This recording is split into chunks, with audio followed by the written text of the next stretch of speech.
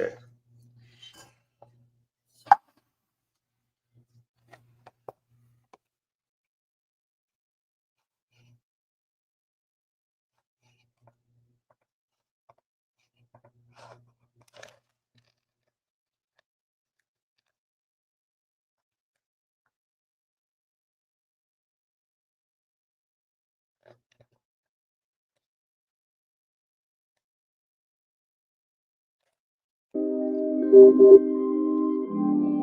Black African power. What's good? What's happening? A well-organized lie. A well-organized lie. It beats a disorganized truth every time. For who we?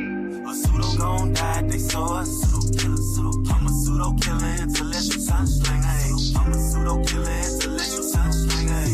I'm a pseudo-killer, intellectual sunsling, hey. Pseudo gon' die, they saw a pseudo-killer, I'm a pseudo-killer, intellectual sunsling, hey. I'm a pseudo-killer, intellectual sunsling, hey. I'm a pseudo-killer, intellectual sunsling. Who do you believe in? People bringing misinformation when that information ain't disinformation, that's disinformation. Gotta know the difference in information, get information. With the pseudo-killer army hunting pseudo, cause you gotta train your mind to fight against them pseudo-judo. People with the scholarship salute, we give them kudos. But the people with that look of shit, we look and see straight through those like telescope. If you ain't speaking fast, we gotta tell them folks and let them know the truth of. You bringing malinformation to blast, then you the Ku Klux. Like say, don't talk me to death, bro, what the proof of? Good juju chillin', why you wanna go way bad juju up? Shalom boy got the tank in the cut. I'm in Sosa world plotting on the kick though with Kent. Come in Tiffany gave me the pseudo names on the list and said went and got the low. Anthony got him in the scope, Gullah and Gozy make sure DNA ain't a problem for them folks. Cause a pseudo gon' die, they saw a pseudo-killer, I'm a pseudo-killer, intellectual sunsling, hey. I'm a pseudo-killer, intellectual sunsling, hey. I'm a pseudo-killer, intellectual sunsling, hey. Pseudo gon' die, they saw a pseudo-killer, I'm a pseudo-killer, intellectual sunsling, hey. I'm a pseudo-killer, intellectual sunsling, hey. I'm a pseudo-killer, intellectual sunsling, hey. We're not attacking individuals. We're attacking the information and attacking the methodology. This is a long time coming right here. Let them know that we right there, running neck and neck with all other communities. We will not be left behind.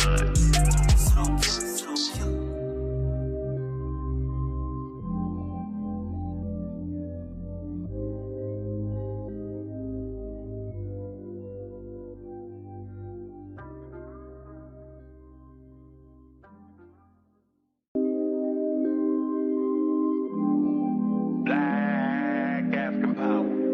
What's good? What's happening? A well-organized lie. A well-organized lie. It beats a disorganized truth every time. For who we? A pseudo gon' die, they saw a pseudo-killer, I'm a pseudo-killer, intellectual sunsling, hey. I'm a pseudo-killer, intellectual sunsling, hey. I'm a pseudo-killer, intellectual sunsling, hey. Pseudo gon' die, they saw a pseudo-killer, I'm a pseudo-killer, intellectual sunsling, hey. I'm a pseudo-killer, intellectual sunsling, hey. I'm a pseudo-killer, intellectual sunsling. Who do you believe in? People bringing misinformation when that information ain't disinformation, that's disinformation. Gotta know the difference in information, get information. With the pseudo-killer army hunting pseudo, cause you gotta train your mind to fight against them pseudo-judo. People with the scholarship salute, we give them kudos. But the people with that look of shit, we look and see straight through those like telescope. If you ain't speaking fast, we gotta tell them folks and let them know the truth of. You bringing malinformation to blast, then you the Ku Klux. Like say, don't talk me to death, bro, what the proof of? Good juju chillin', why you wanna go way bad juju up? Shalom boy got the tank in the cut. I'm in Sosa world plotting on the kick though with Kent. Come in Tiffany gave me the pseudo names on the list and said went and got the low. Anthony got him in the scope, Gullah and Gozy make sure DNA ain't a problem for them folks. Cause a pseudo gon' die, they saw a pseudo-killer, I'm a pseudo-killer, intellectual sunsling, hey. I'm a pseudo-killer, intellectual sunsling, hey. I'm a pseudo-killer, intellectual sunsling, hey. Pseudo gon' die, they saw a pseudo-killer, I'm a pseudo-killer, intellectual sunsling, hey. I'm a pseudo-killer, intellectual sunsling, hey. I'm a pseudo-killer, intellectual sunsling, hey. We're not attacking individuals. We're attacking the information.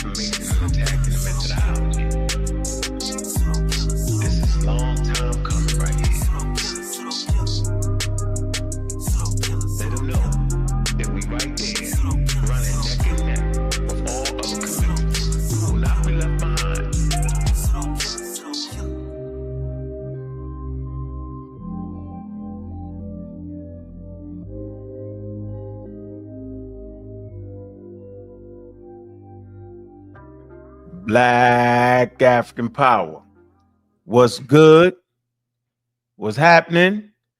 Black African power. What's good? What's happening? A well-organized lie. A well-organized lie defeats a disorganized truth every time. Woo-hoo-wee. Man, y'all already know what it is, man. Y'all already know what it is, man. It's God Killer in the house. And I'm coming to do what I got to do, and I'm going to do what I got to do. I'm standing tall. I'm standing strong. Hey, y'all know what it is, man. It's Bobby Banging Juju. What's good, Juju? What it do? What it do? What it do? What it do? I see you in the capsule. Flying to the cosmos. Unmute yourself there. I be trying not to act up, but you always got to say something. You in the you in the SpaceX? I see you. No, I'm not in SpaceX. Oh wow! I guess that's the only ones that's making it up there, though, right? Nah, Boeing. They crashing up. They crashing. They ain't made it. They crashing up. Right. So I'm not in the SpaceX. Hey, the crash house lately. I don't know who rocket that is that's sending them astronauts, but that one ain't crash out. So I'm in that one. Yeah, you're in that one. So, that. Man, I'm waiting for the cosmic show to come back through, man. What you want Anthony doing, man? You know, we'll be back. All right, okay, just making sure y'all be back in there, man. Charles, I see you. What it do? Fontaine, what's good with you, man? What it do? What it do? Smalls, I see you, man. What it do? I see him in here, man. Where is Black Panther at? Do we gotta get? What we gotta do? Call him. What we gotta do? They might be out two-stepping. You feel me? Saturday night. She bet not be out there two-stepping. What them fans? What them fans? She might be doing that. I don't know. Oh man, she better. That is Texas. You feel me? Texas go hard. All right, so we're gonna get right into it, man. Y'all see the title of the show, man. Man. Boy. First of all, man, let's get this all straight. This episode here. Oh boy. This episode here is brought to you by. I said this episode is brought to you by.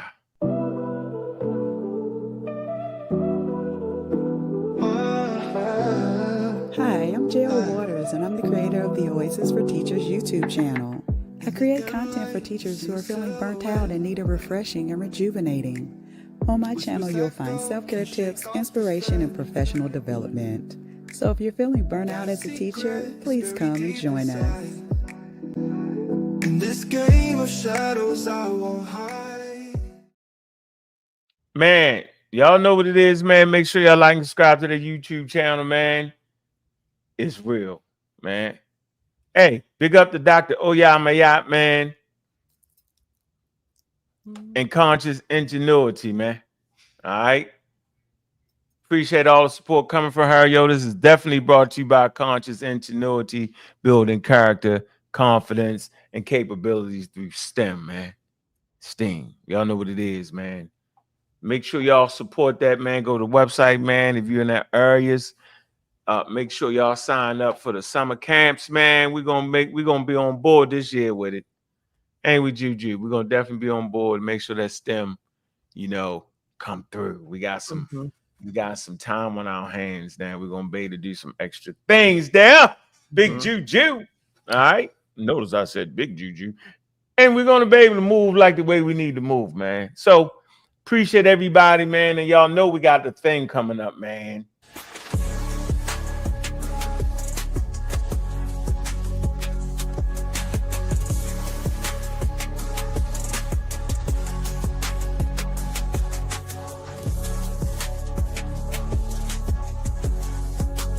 And I'm just trying to get an idea from what the questions I'm hearing is, what would you define then as an African? I don't define an African or the African. There is a matrix of variability that constitutes a description of an African reality. Very different notion. The moment you start defining things with narrow terms and in particular ways, and a non-scientific, for something that's as fluid as this, is the moment that you will get into trouble, because then you're going to be forced to explain things, like I said, with typological methods or deductive methods when they don't fit. Okay?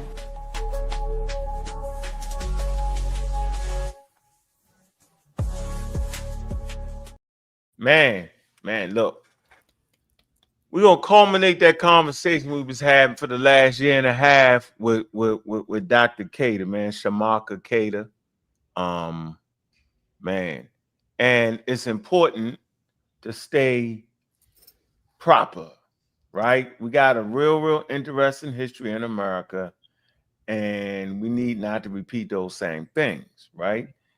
And there were times where it seemed like, we was actually pushing back, right? You would think we was actually pushing back. But in actuality, we was promoting the same thing that our quote unquote enemies was promoting, just in reverse. I don't even want to say in reverse, but we was doing the exact same things they was doing and still being stuck in the muck and the mire of confusion. So we never want to do that, man. So make sure y'all check out the Bioanthropologist. That's just one of his titles. We'll keep it right there.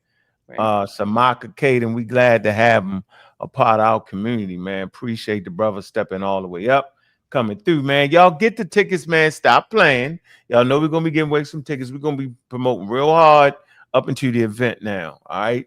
Got a few tickets sold, man. We want to make sure that everybody's in the building, man. Y'all know what it is, man. I'm expecting all the pseudo killers to be there, right? I made it. Let me see, let me read the announcement. What was the announcement, Juju? You see it? Let me see it. Let me find the announcement here. Let me read this. Man, this is a perk for those who are in the server, right?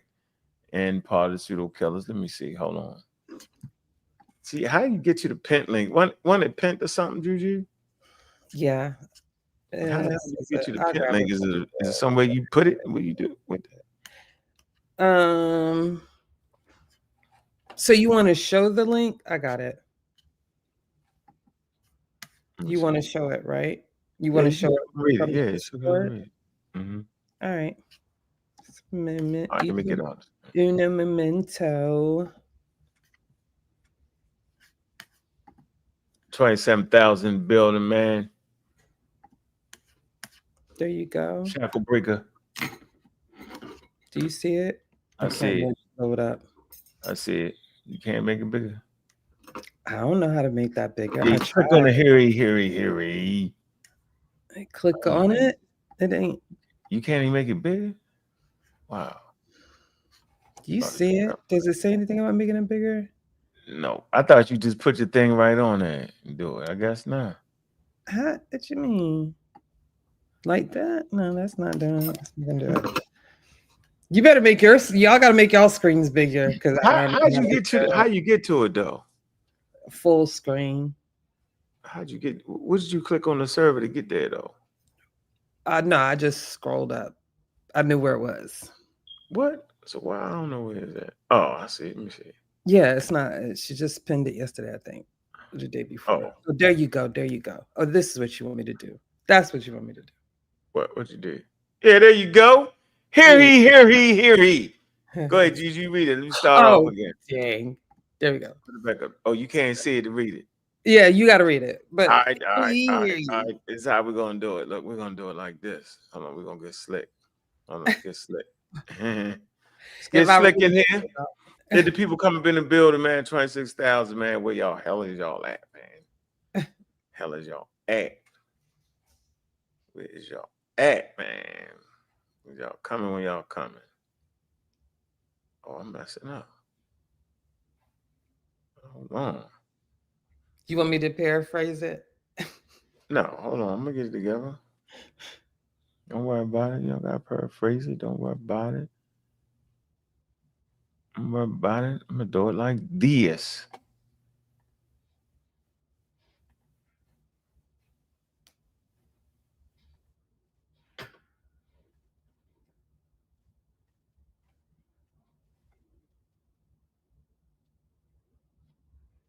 You see it? What you looking at?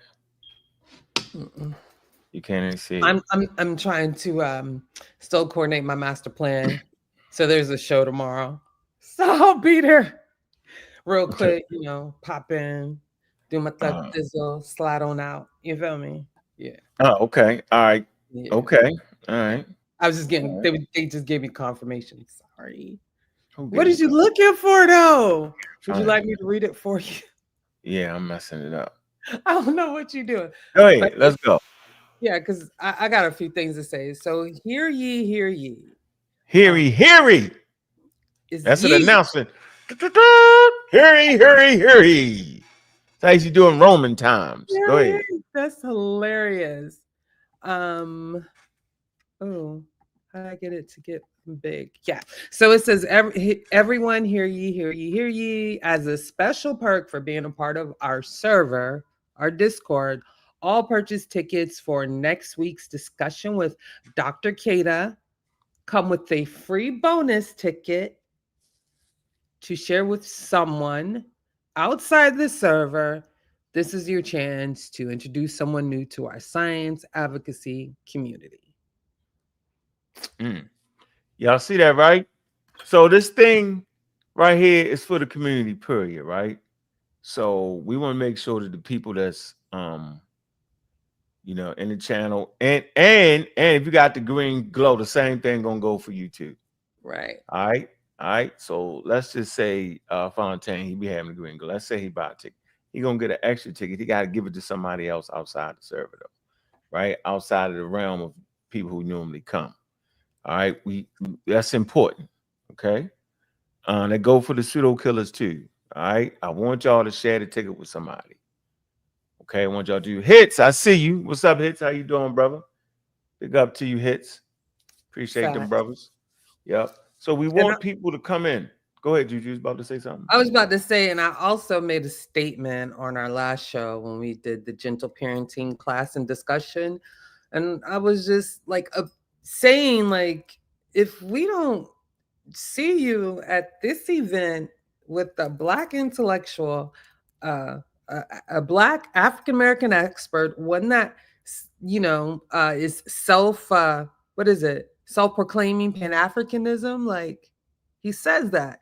If you're not here for this interview, then I don't understand. And now we really have to draw the line of people that we know are serious about Black people and our upward movement, upward mobility, and people who are not. Y'all just still want to be a part of this weird conscious community going in you know, a never-ending circle of just lies and deceit. There's no facts to that. It hasn't benefited the community for the last 60, 70, 100 years. Ain't no Ali been about that long now, 1920s. Yeah. So I mean, if we, it's crazy. Come on, y'all got to get it together at this point. So you need to be at this Dr. Soy Kata interview. It is going to be everything but worth it. Also, a lot of these pressing questions we've had for 10 years or so in this so-called conscious community. Yeah, we're going to be able to put all that to rest. And if you don't accept the information, then you just going to be a pseudo, you know? We know that you just want to be willfully ignorant at this point. We know it ain't real. So that's all I have to say about it. We're going to draw a nice line. We're going to really separate ourselves because we know at this point, y'all not really serious. Y'all not really doing the work. Yeah, well, Brass and them, Hits and them, they already did their thing. They bought some tickets for us to give out. So they did their thing, man. Big up to them and their platform, man. It is what it is, man. They did what they were supposed to do. And supported the event. All right. So I appreciate those brothers for doing that. All right.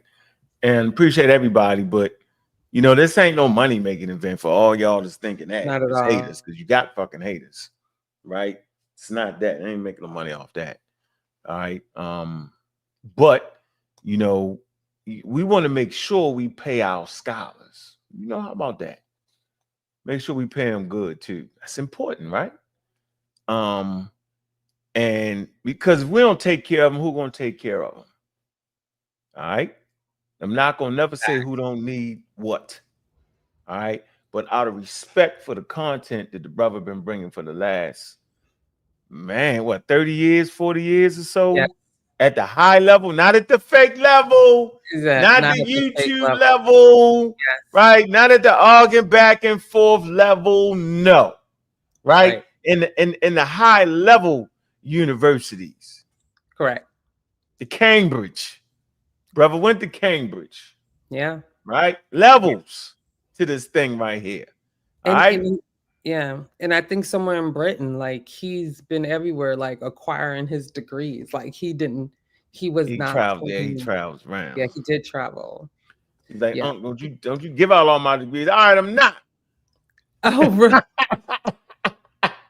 That's hilarious. Yeah, but Tribe Media, I appreciate Tribe Media, you know, for doing their thing. And the brothers, man, they bought a couple tickets for the community, man. All right, and they did their thing. But yeah, so for all y'all talking about Egypt is this and acting like you that and this, that, and whatever, blase, we bringing somebody that's published in the Journal of Science, because he's definitely published in the Journal of Science. Facts. He got all the information you need, all your weapons. He got all the weapons you need, right? Yeah. To attack this thing that we call the Nile Valley culture, bro. He got that. All right. And so, right, if y'all ain't there, right, how do you say be there or be square? Yeah. Feel me? So I'm expecting all the pseudo killers. All right. I'm gonna start calling y'all names out. All the pseudo killers are supported. I'm gonna start calling y'all names out next week. Oh, I gotta get you a list. And it's Tiffany, you got to give them a list. Yeah, and if y'all pseudo killers ain't supported, I'm gonna say Brass and them got y'all. Ha! How you let Brass and them get you? How? Yeah, playing and get them people roused up. I mean, King gonna cuss me out. Yeah, he is. I wanted to say though, I think it's funny because when you read about people like John Henrik Clarke and other scholars that are praised in the conscious community, I've said this a couple times, but they fail to realize that the things that they were pushing back on was for African presence or for African contributions to be celebrated in academia. In academia, not on the corner of the street. And this, I'm not dissing anybody, you know, and I'm not talking about certain people. I know people, you know, they think of one person. What I'm saying is you can't keep pontificating, you know, with these circular arguments and not be in the setting where it mattered. And our elders knew this. If you read about them, especially like John Henrik Clarke and Mary Lefkowitz, it was always getting, you know, in academia to accept Africans' contributions, whether it be to Egypt or other parts of history, okay? And academia is the key word. So when you're walking around just claiming we everything but what we're not, you're doing them a disservice. You're doing them a disservice. Yeah, you're doing them a disservice. Like, and y'all got to stop that. is bringing the academia part that has been respected by these so-called racist entities. Yeah. So there's like really no excuse. Yeah, they very well might be that, but you can't holler and scream, but you got to show and prove that that's exactly what they are. That's for sure. Yeah, that's it. You can't just act like it, can't talk it through, right? Let me drop the link for the event, right? Didn't do that. Drop the event. I appreciate the mods and they're working, because if you got a damn wrench, you're definitely working, and I appreciate that. We're gonna have a meeting. You said it's the review period. Yeah, yeah. So you gotta be help promoting and all that. And then we got the first cash app of the day. Big up to the ghosts. Appreciate you. Appreciate you. All right. Ghost man, appreciate you, bro. Some love right there. All right. And like I say, join the channel. It's $5 a month. Join the channel. Right. I'm gonna have some extra videos coming out for y'all. And like I said, if you're on the channel already, then you're gonna be able to get that ticket, that free ticket too. So Man, we want everybody to come in here, man. This is about education. Yeah. For me, it's a culmination of a lot of things I've always been wanting to do. I wanted to bring some black academia in here. I was able, through Garfield to secure some European academia, some white academics. They were very cordial. They were very cordial in understanding of our position. Correct. And was more than welcome, right, to state their position. We didn't coach people like we coach them. I'd come out of nowhere and surprise them with the stuff, right? When I throw, you know what I'm saying? When I would throw Smash thing in there, I was really trying to give Smash some love. Right? Nah, what's his name? I forget his name. What's his name? Crash. See, I'm trying to Crash Brickwell. What? That's a good one. Crash Brickwell. Yeah. Crash Stonewell. Trying to, you know what I'm saying? Like, because I feel like that if you could really do that, then do that. Right? If you really that dude, then do that. Yeah. Do that with them, not with us. Right? I'm just here. I'm chilling. Yeah. So that's what it is, man. Brooklyn D, I see you. All right. You got a 48,000 building, huh? Mintu Sun and Artifacts Clothing for sure. That's see you, James.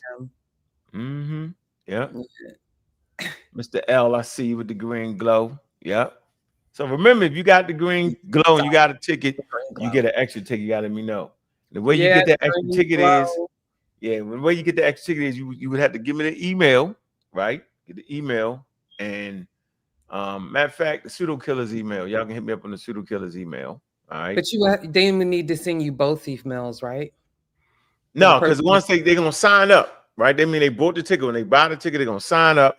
So I'm already gonna have their information. Oh, so you need the second email later. Yeah. Well, I think the email will. I might be able to just send that ticket through that email, and you gotta get that link to a person. They're gonna have to sign. They're gonna have to give me that email so I can send them out their ticket. All right. That was confusing. So you're gonna send them. The email is your thing that you're gonna be able to get it. All right. We got a new member. Appreciate you, Brooklyn D. Shout out Brooklyn D. Thank you. Thank you, Fontaine.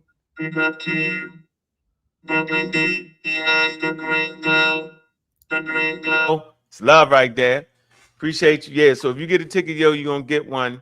Buy one, you'll get one to give to somebody that's outside of the community, man. All right, get them up in here, man. Where they at? See if I can go ahead. Then we're gonna have this is not the end of it. You know what I'm saying? This is not the end of it.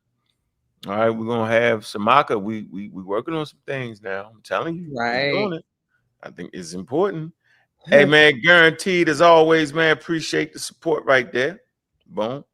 All right. Appreciate you. Where else we go? So that's what we doing, man. I know as African Americans, Black Americans, we like to wait till the last minute to do anything. Facts. All right. 20 minutes before. Yeah, appreciate you, Fontaine, man. You got one of them tickets, man. But I'm at the let me see. I think your email is gonna be in here. All right. So we're gonna have to send us that email. You send us that email. All right. You're gonna send them the link so they can get in free. That's what we doing. We doing it like we supposed to. So what in the hell is today's show about, man? Was Christianity ever black? Man, that was the calling card in the 50s. Nah, not the 50s, but the 60s. But I got a source, Juju. Let's start off with that source, right? Yeah. And so we can talk about how far we've came with this whole black thing and making things black. Now, I personally remember being in a situation where you was trying to make Christianity black and you was proud of it. Making the Egyptians black and you was proud of it. You didn't care about the historical accuracy or nothing, right? You was trying to make the Egyptians black and you was trying to make them African. That panned out to be right and exact. Mm-hmm. All right. The Christianity thing fell on his face. It was none of that. It wasn't black, social construct up, and it wasn't African. It wasn't none of that. That fell on his face and died out. So if you still promoting that Christianity is black and African, then you scamming at this point. All right. Juju, you had your man on the show and he was talking about the Christianity. I didn't catch it yet. We're gonna have to do a critique of that. We're gonna do a critique on this Christianity. now his program that he was promoting about parenting, right? That was good. That was the parenting part was good, right? So if y'all ain't seen that show, right? Gentle parenting. I don't like the name gentle because I just think it's just good parenting. I think the name kind of take away from what it's really doing, right? It's making you a responsible parent, right? It's ways you do things. So you right? want it to be called positive authoritarian parenting skills? No, just good parenting, because that's what it is. Really, it's really good parenting skills. I would know. I'm a parent of 5. I'm a parent of 5, and you know. And the funny part about it is we all grew up getting them lickings, but we ain't hit our children because we might not have thought that made no sense. Think about that though. Exactly. Automatically ain't do it. So there's something else you have to do. If you're not gonna beat and bang on your kids, then there's something else you can do. You have to use your words. You have to use your stir. You know what I'm saying? Use your stir. Use your words. Right. Be serious about what you're saying and what you're doing. Right. You got to command and respect. You don't have to ask for it. You have to command and respect. You feel me? Yeah, and it takes 2 to make the thing go right. Right. Whether you married, whether you're not, right? The mother of your children not married, it takes 2. Right. You know what I'm saying? Always be in their life, right? If you got a strong family, your family, even when you slide off, your family gonna slide right in for you, right? They got to know you serious though, right? And it's a whole thing here in raising these kids. So the father shouldn't raise the kids by themselves. The mother sure as hell shouldn't raise the kids by themselves, right? The mother and the father shouldn't raise the kids by themselves because there's a grandmother and grandparents, and there's aunts, okay? All that played a role in my raising who I am. Very important. Now I went against the fucking grain, excuse my language, right? But I had something to come back to. And that's what y'all see today. Y'all see the comeback to version right here. All right. Got way out there, was at the end of my rope holding on, and I'm like, I got it again. It's my family. That's how my family want me to be. Right. Came back into it. There you go, Black Panther. We was looking for you. She's the hardest working moderator in here. She's the lead. She is. But the brothers was in there holding it down, though. Fontaine, I appreciate you, bro. Was holding it down. I said that to Juju. I say Fontaine be holding it down. He be holding up bad. Small's a little tap. You know what I'm saying? But all y'all, the rest of y'all just sitting there with a wrench. I'm getting out of there. I'm getting you out of there. You don't need a wrench trying to look good. You got to be that's a little work there. It's a little support of the channel there. All right. Okay, so back to the thing. We on this black thing for a minute.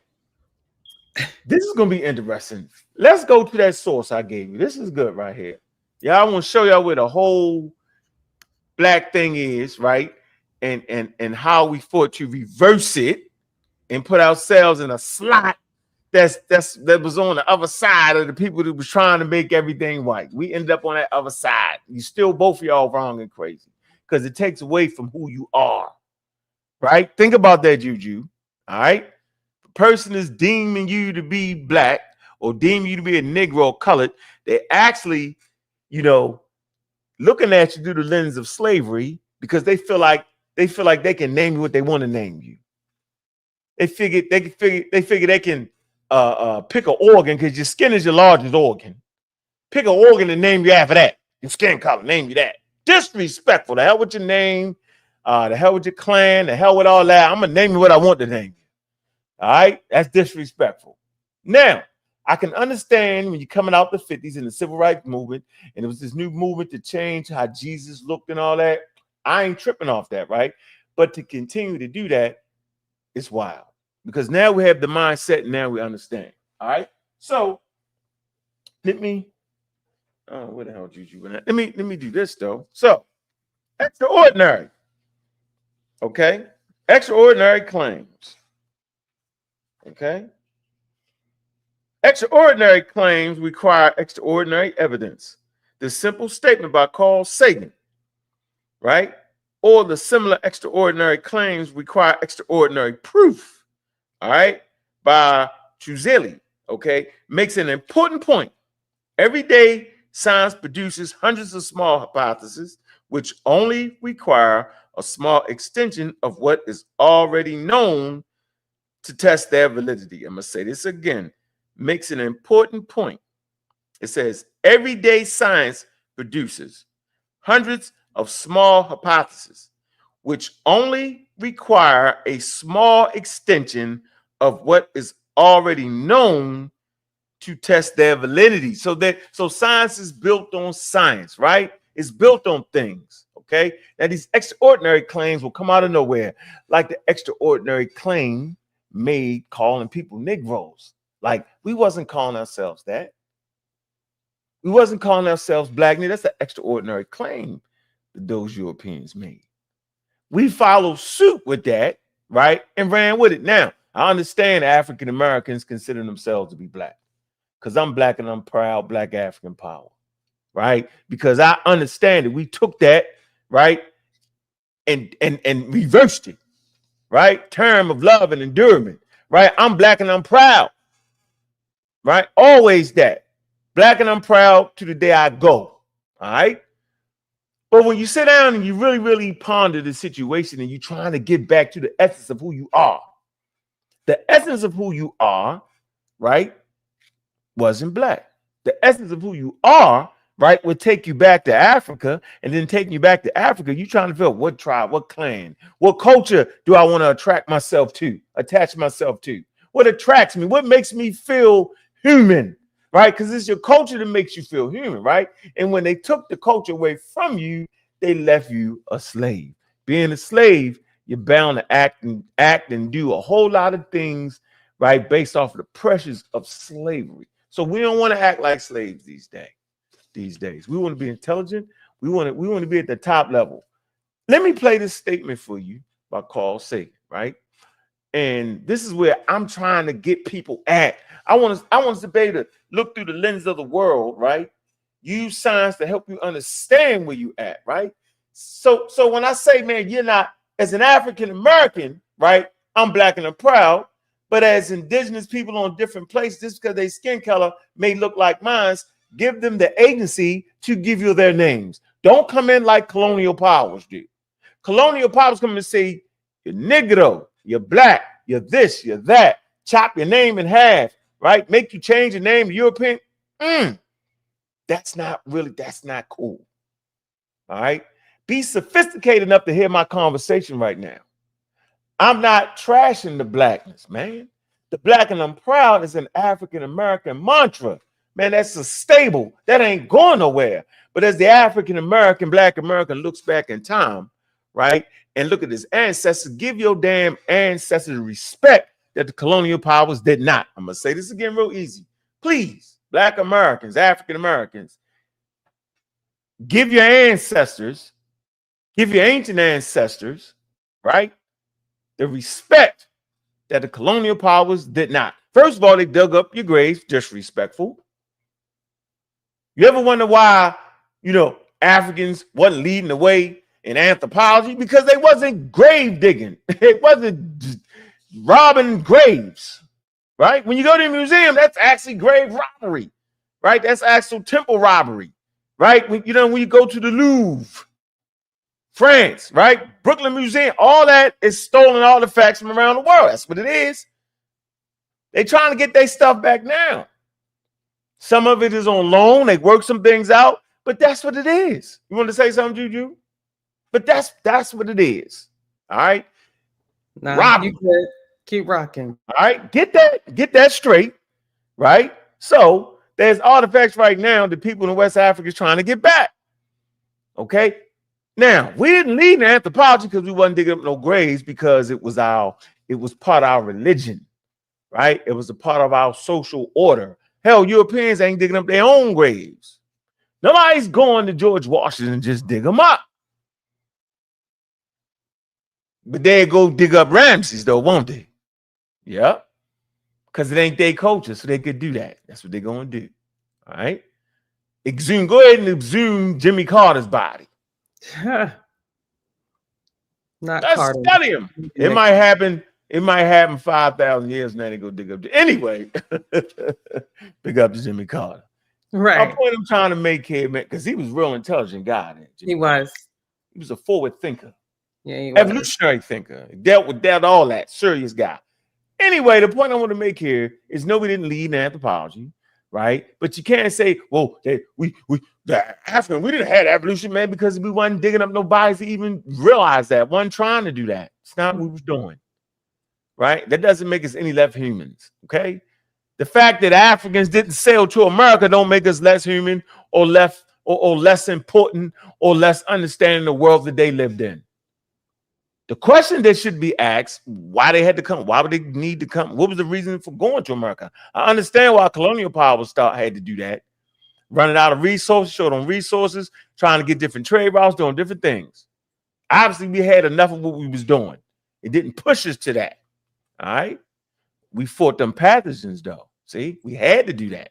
So we did that, right? A lot of them things you did in the pandemic, like wearing a mask and social distancing, come right out of West Africa.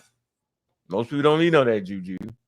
Social distancing is a West African thing, all right? Wearing mask, covering your face is a West African thing. The thing that would lead to vaccinations, a violation, is a West African thing. You would find it later on in vaccines, Edwin Jenner in 1775. All right, you would find that technology, all right, coming from Africa. So this is where we at. But let me play this with Carl Sagan. It's a good one right here. It's important. Listen up. And then we're going to get back into the Black experience. We're going to talk about they was fighting, right, to be Black, and they was proud because some churches had them white Jesus in the 50s. We want to overturn that. But I want y'all to hear what Carl Sagan is saying, all right, about reading and literacy and science. Important.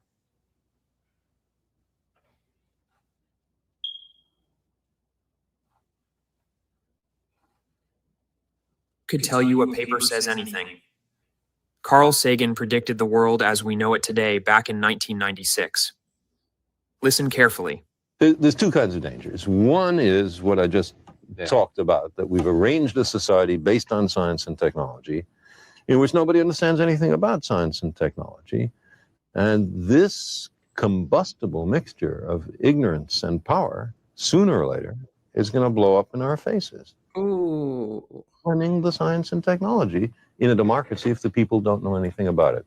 And the second reason that I'm worried about this is that science is more than a body of knowledge. It's a way of thinking, a way of skeptically interrogating the universe with a fine understanding of human fallibility. If we are not able to ask skeptical questions, to interrogate those who tell us that something is true, to be skeptical of those in authority, then we're up for grabs for the next charlatan, political or religious, who comes ambling along. It's a thing that Jefferson laid great stress on. It wasn't enough, he said, to enshrine some rights in a constitution or a Bill of Rights. The people had to be educated, and they had to practice their skepticism and their education. Otherwise, we don't run the government. The government runs us. You don't want the government running you, do you? Get some literacy. Look at it now. Robert F. Kennedy Jr., charlatan. People wasn't scientifically literate enough not to let that man in there to do what he's doing. Go think about that for now. Big up to Kick Door Low, who dropped that video. I think it was Kick Door Low. It was either Kick Door Low. Was it Kick Door Low? Big up to you. Let me see. Let me say who that was. Was that Anthony? That might have been Space Age Anthony, yo. Hold on, that might have been Space Age. Let me see. Who was that? That was a fire video. Fire right there. Need to keep that. That was Space Age Anthony right there. Yeah, you got to play that beginning of every show now. That was spot on. Yeah, I'm taking Space Age African stuff. That's all right. Our galaxy and beyond to take it. We'll play it beginning of every show. And I like the idea. Big up Slim Bay, man. Appreciate you, bro. All right, so we got that out the way, right? This is why we practice scientific literacy. The very foundation of the United States based off of that, right? Jefferson and them, they fought for that, So if they fight for that, you better follow that guy they're gonna lead on that. All right, you better know what's going on. All right, know what's going on. Okay. All right, what that source said, Juju, because we want to roll back to the 50s. Okay, we want to end up at the White 50s. Jesus. With the white Jesus, right? And we want white to talk Jesus about white Jesus. Yes, is we do. grounded in colonialism. Black Jesus is Hold rooted on. in liberation. Yeah, that's the name of the article, right? Hold on, man. Black Jesus, white Jesus. Will the real Jesus please stand up there, y'all? I'm Pakistani. I'm the Pakistani Jesus. Funny. Ah, Something wrong with you, Juju. hey, that ain't any more Pakistani than anything. One in somewhere around in there. And then I got a nice video to kick off with y'all too, man. We gonna have some fun today. Do I be knocking stuff off the screen? What the hell? Man, Juju. I don't know. White. Okay, is it this one? What's the title? What's the title of it? White Jesus is rooted in colonialism. Black Jesus is rooted in liberation. Broad view. All right. Let me share that. All right. We will proceed from here. All right. All that was the lead up to this. This is where we at. All right, here we go. I'm gonna drop this in there for y'all. And this was the thinking. This is what they thinking. All right. White Jesus is grounded in colonialism. Of course it was. White Jesus is rooted in liberation. Of course, we thought it was, but it really wasn't because it put us right back in the same trick bag. Had us doing the same thing. Yeah. All right. You still didn't ground us back in our culture. See, that's the point. Come on, Doug. You're going to shut up. Zeus. Yeah. Look at him. Run his mouth. Don't do Zeus. Talking that dog talk. Sonic, what's up with you? So there we go. Then he got a mustache. God. Why we gotta put the mustache? And freckles. He looked a mess. Wow. Mustache, freckles. Wow. With some long hair. That look a mess. Wow. Stop. We can't talk about that picture because it was the artist's rendition and it had some type of symbolism. Yeah, it did. Yeah, I don't know what it was. Go ahead.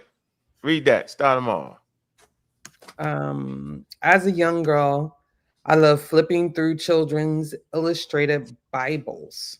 I'd often accompany my grandmother and aunt to the Christian bookstore, where they peruse the aisles, picking up materials for Sunday school lessons and other church activities. I was always happy to pass that time in the kids section with Bible characters coming alive on the page. Following one such sojourn, we visited an older lady from church. On the way home, looking around her living room, I noticed a painting and asked who the subject was. The lady told me that it was Jesus. Later, as we headed back to the car, I turned to my grandmother and I asked in a bewilderment, why is her Jesus white? As an African American who grew up in the Baptist church, I always believed that Jesus was Black. I grew up surrounded by people who believed the same. In fact, nearly every African American Christian I have met shares this belief. In my household, all of the descriptions of Jesus centered around a savior whose skin was the color of mine. My favorite piece of art in our home was a large painting of Black Jesus benevolently watching us from above the fireplace. His tight, jet black curls falling softly on his shoulders. But it wasn't until I was an adult and I came to understand the long path tread by many to bring that framed image of Black Jesus to our home. In 1924,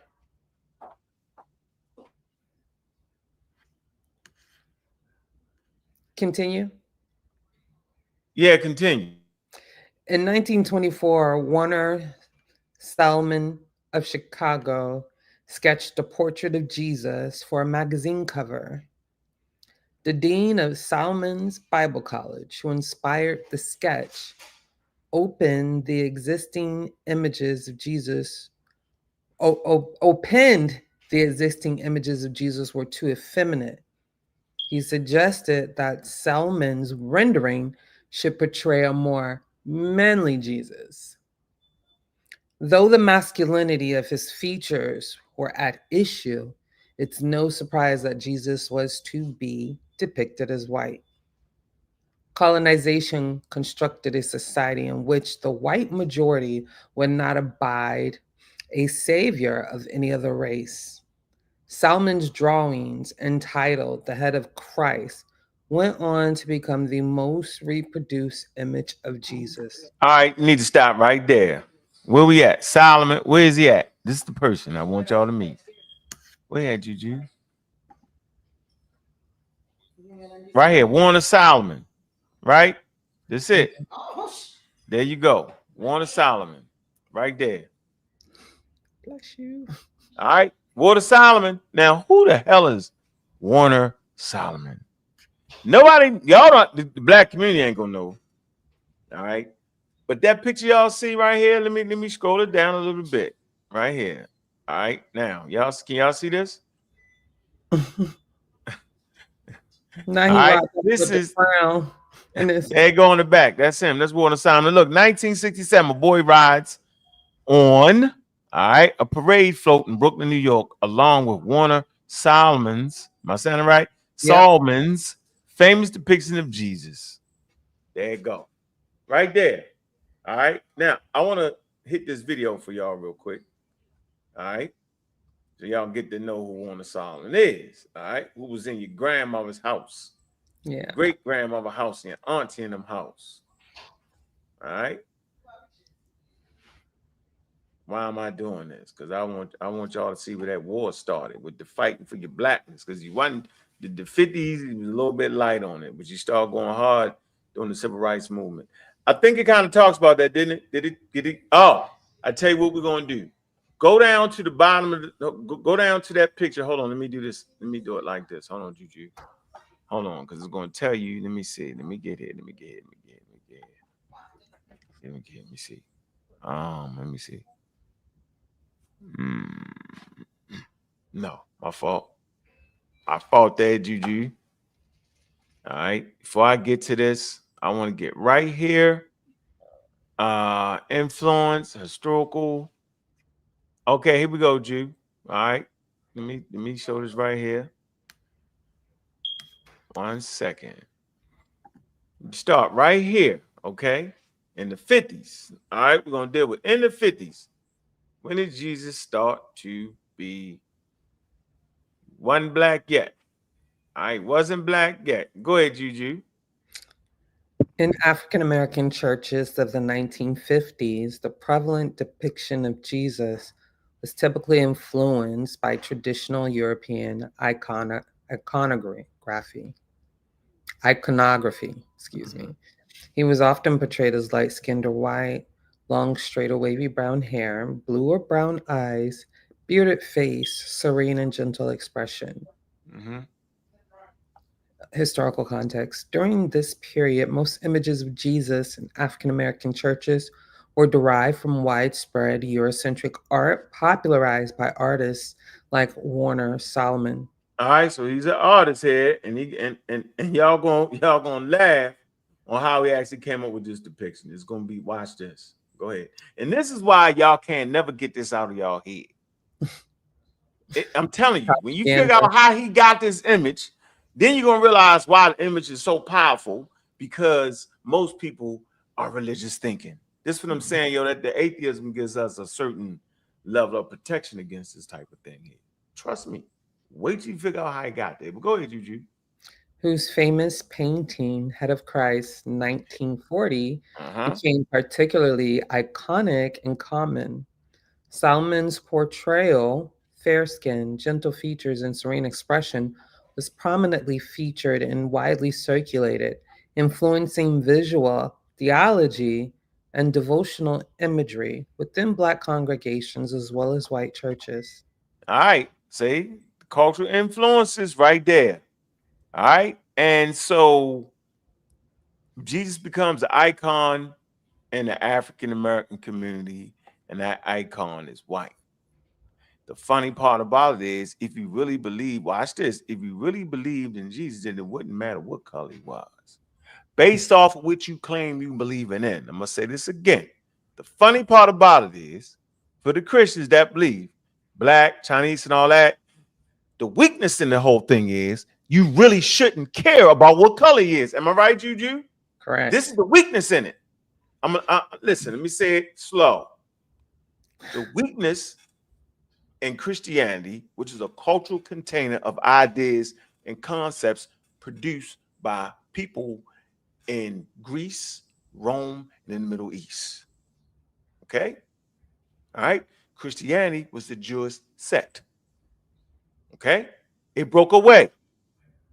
Third generation Greeks, Hebrews, right? Hebrews, third generation went to school, right? So you send your kids to school, their kids go to school, their kids go to school. Third generation, right? They was well-versed in Greek.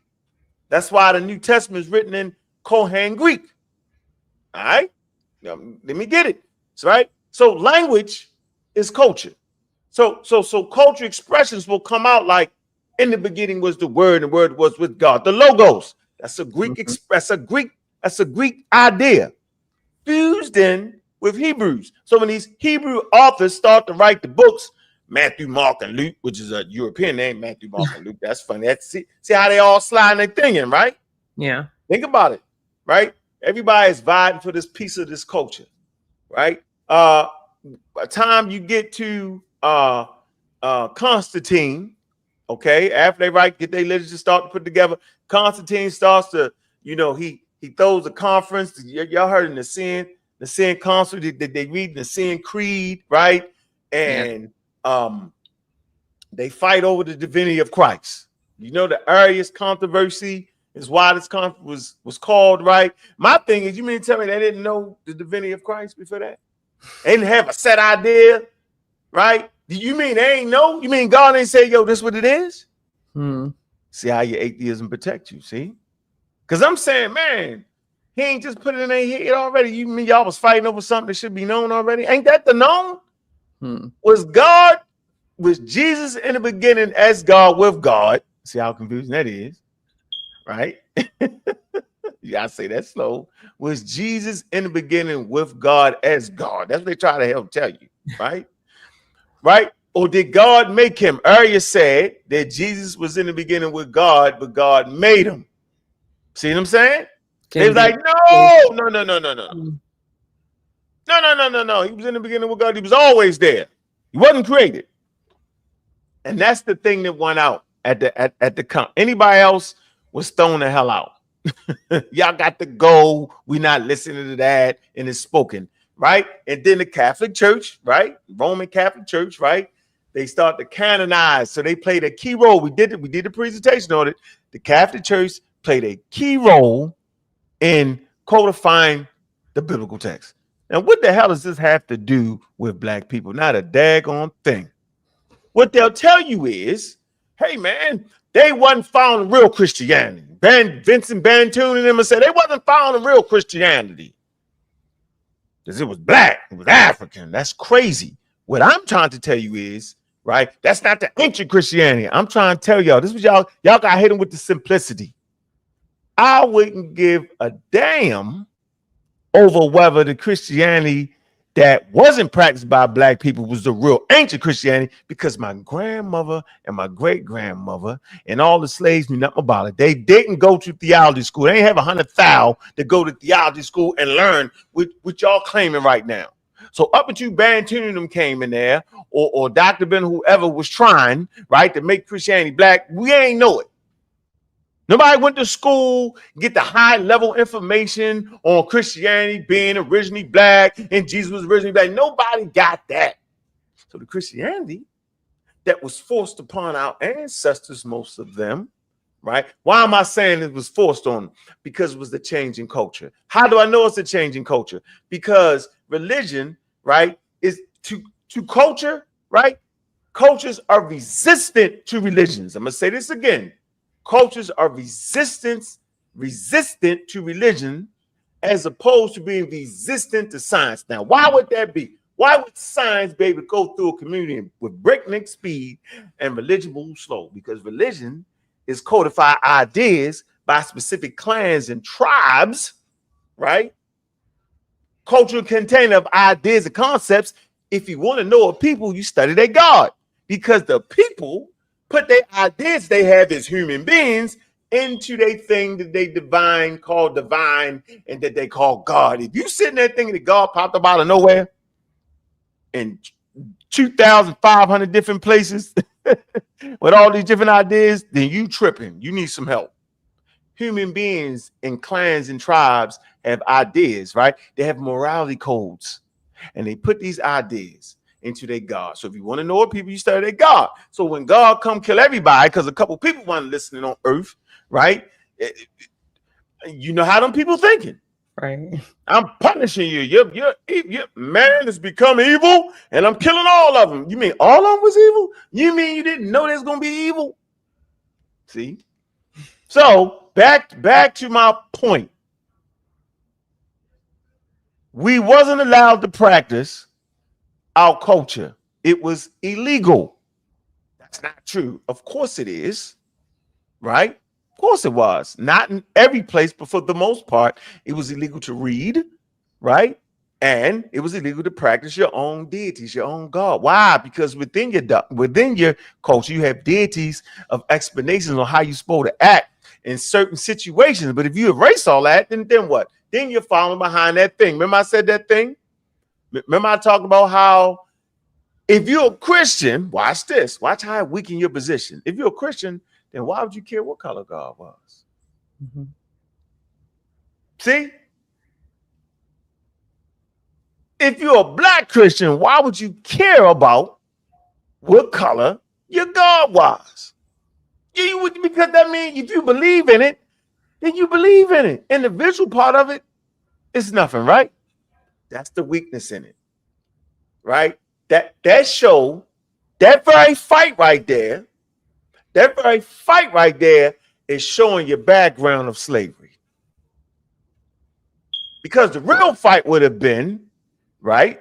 And a lot did try, would get your ancient African culture or get your, the culture that you were stripped from. That would have been the real card to play.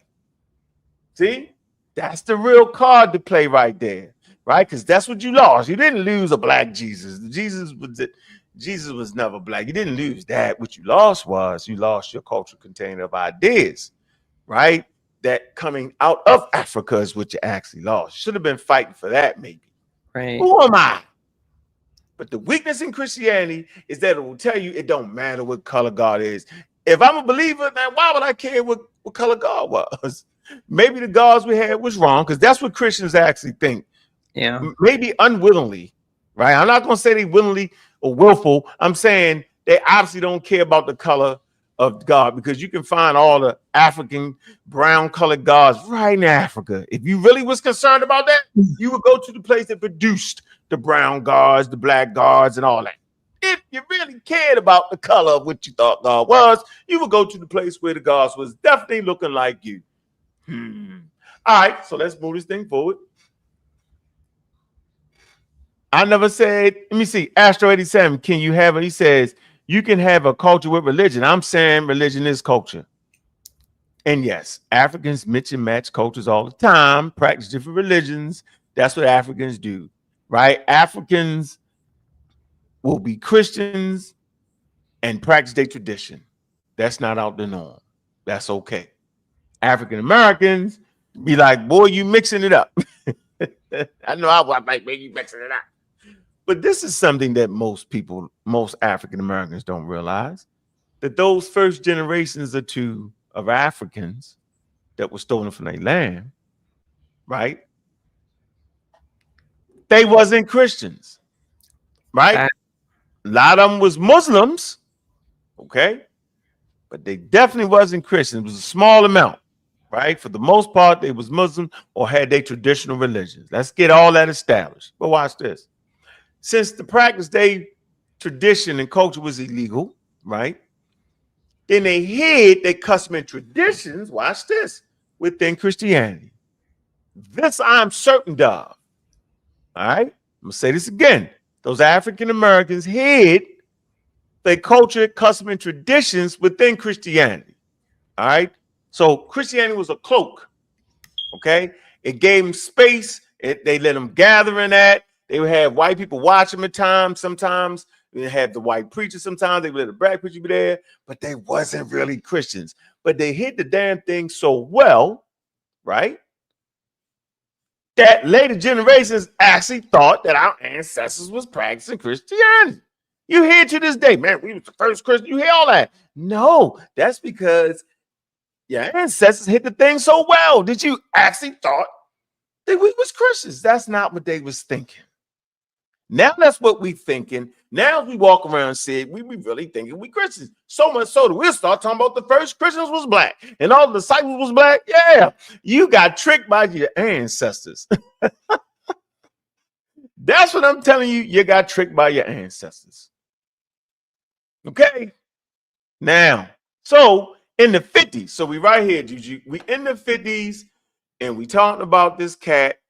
All right, and we talking about the black churches. We talking about in the black churches, most of them had the white images. Now, go ahead. Cultural, social influence. Go ahead. Although these images did not reflect the ethnic identity of congregants, their widespread acceptance resulted from a complex interplay of historical, racial, and religious factors, including internalized racism and colorism, which was pervasive in American society, reinforcing white imagery as standard and authoritative. Limited access to alternative or ethnically representative religious art. Social pressures, as mainstream religious materials and curricula predominantly depicted Jesus as white. Shift in imagery. Go ahead. It wasn't until the Civil Rights Movement, late 1950s, 1960s, that significant shifts began occurring in how Jesus was visually represented in Black churches. By the late 1960s and into the 1970s, images of Black Jesus became more common, often explicitly connected to these themes of liberation theology, social justice, and Black empowerment. Where we at? You got The Color of Christ, The Son of God, and the Saga of Race in America by Edward J. Blum, University of North Carolina Press. Thus, during the 1950s, despite the significant African-American presence in churches, the commonest portrayal of Jesus predominantly aligned with Eurocentric image, only gradually evolving in response to the increasing influence of Black theology and cultural affirmation in later decades. All right, so that brings to here. Do you know African Americans still will do that? You think I'm making this up? They'll still do it. Here you go. Here's a good one for you. This is called the Watchtower. That's Jehovah's Witness. Jehovah's Witness. Look, all the king horses, all the king's men is definitely white. Look, Jehovah, they don't care. All right, you start talking to Black Jesus, them they're gonna look at you with a stare. Yeah, because they don't care. And I remember we used to fight with them. You mean tell me how Moses and them gonna be white? They ain't white, they black. They don't care. So they just believe. They don't care what color he is. See, crazy, right? All of it's crazy. They even have an argument. It's like descendants of slaves arguing over a bunch of nonsense. When in actuality, you should have been taught that this was your culture and this is what happened and this is where you at, right? That God is a cultural container of ideas and concepts. Simple. All right, a set of beliefs, shared beliefs and struggles to develop the daggone system. But the Jehovah's Witnesses don't care. There you have it, right? And both sides arguing it, when I used to argue against them, was just as wild. I'm arguing for the black Jesus, black more, they arguing, it don't matter. So yeah, crazy, right? And look what they got. They got us arguing craziness and nonsense. So here you go. Let's get it started right here. Let me play this little trailer for you. All right, on your man. All right, let me get him queued up real quick. All right, get him queued. Here we go.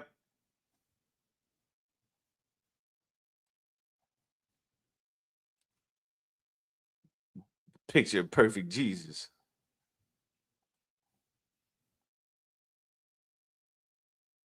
Issue. All right, so Warner, he got a deadline on when he got to put this picture together of Jesus. He had a writer's block. You know what a writer's block is? He can't come up with nothing, so he went to sleep. Now, remember I talked about a little bit earlier why y'all never gonna get past this? Because they got a religious flavor to the daggone picture. All right? They put the religion's flavor behind the picture, which gives it power. And until you find somebody that pop up out of nowhere and say they had a vision and Jesus was black, you're not gonna believe it. You're gonna be looking at it, you know, close your eyes, and Jesus gonna stay white. That's how religion works. Right now, you can say black Jesus 1,000 times and close your eyes. Once you see that picture, you're done. Jesus will never be black, not unless you get like the light came in the room and hey, go, and Messiah came down. I seen this, he was black. If you don't get that, then you're in trouble. Here you go.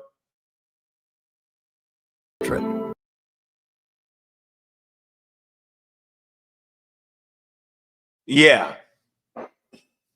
Not a that vision. whole black Jesus you thought you had in your head is gone official. And it's because of this vision, right? It's why that picture was so important to white America and black America.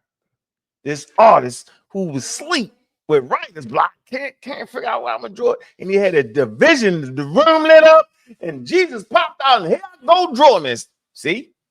Until y'all have that, y'all ain't gonna never in your heart think that Jesus was black. You got to find somebody that got a vision. If you find a person that had a vision, you got YouTube now, you got TV, it's got to be believable now. You got to have that vision, because his whole thing was national right there. He was coming up with that's the image you've seen in all the Bibles. Yo, Ed, that was a national thing right there. You got to go national with your black Jesus. Because right now, you got to type in black Jesus in Google. You can't just type in Jesus. It's got to be black Jesus. That's how you know Jesus ain't black. Anyway, it's your man, the artist, though. It's the thing that permeates through the community, the white community, the black community. That's that image right there. Right? That's it. And remember, if you really believe in God, then why you care what color he is? I used to argue, man, the image you draw your strength from, it should be black. That's your thing. No, just go back to your old, the thing that you come from, then, if that's the point. Don't try to pencil in and blacken it down Christianity and Egyptianize Christianity. We trying all kind of ways not to get away from Christianity, but to hang on with it.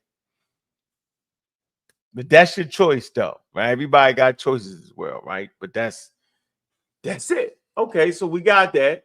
Now, what am I talking? How am I tying this together? What am I doing?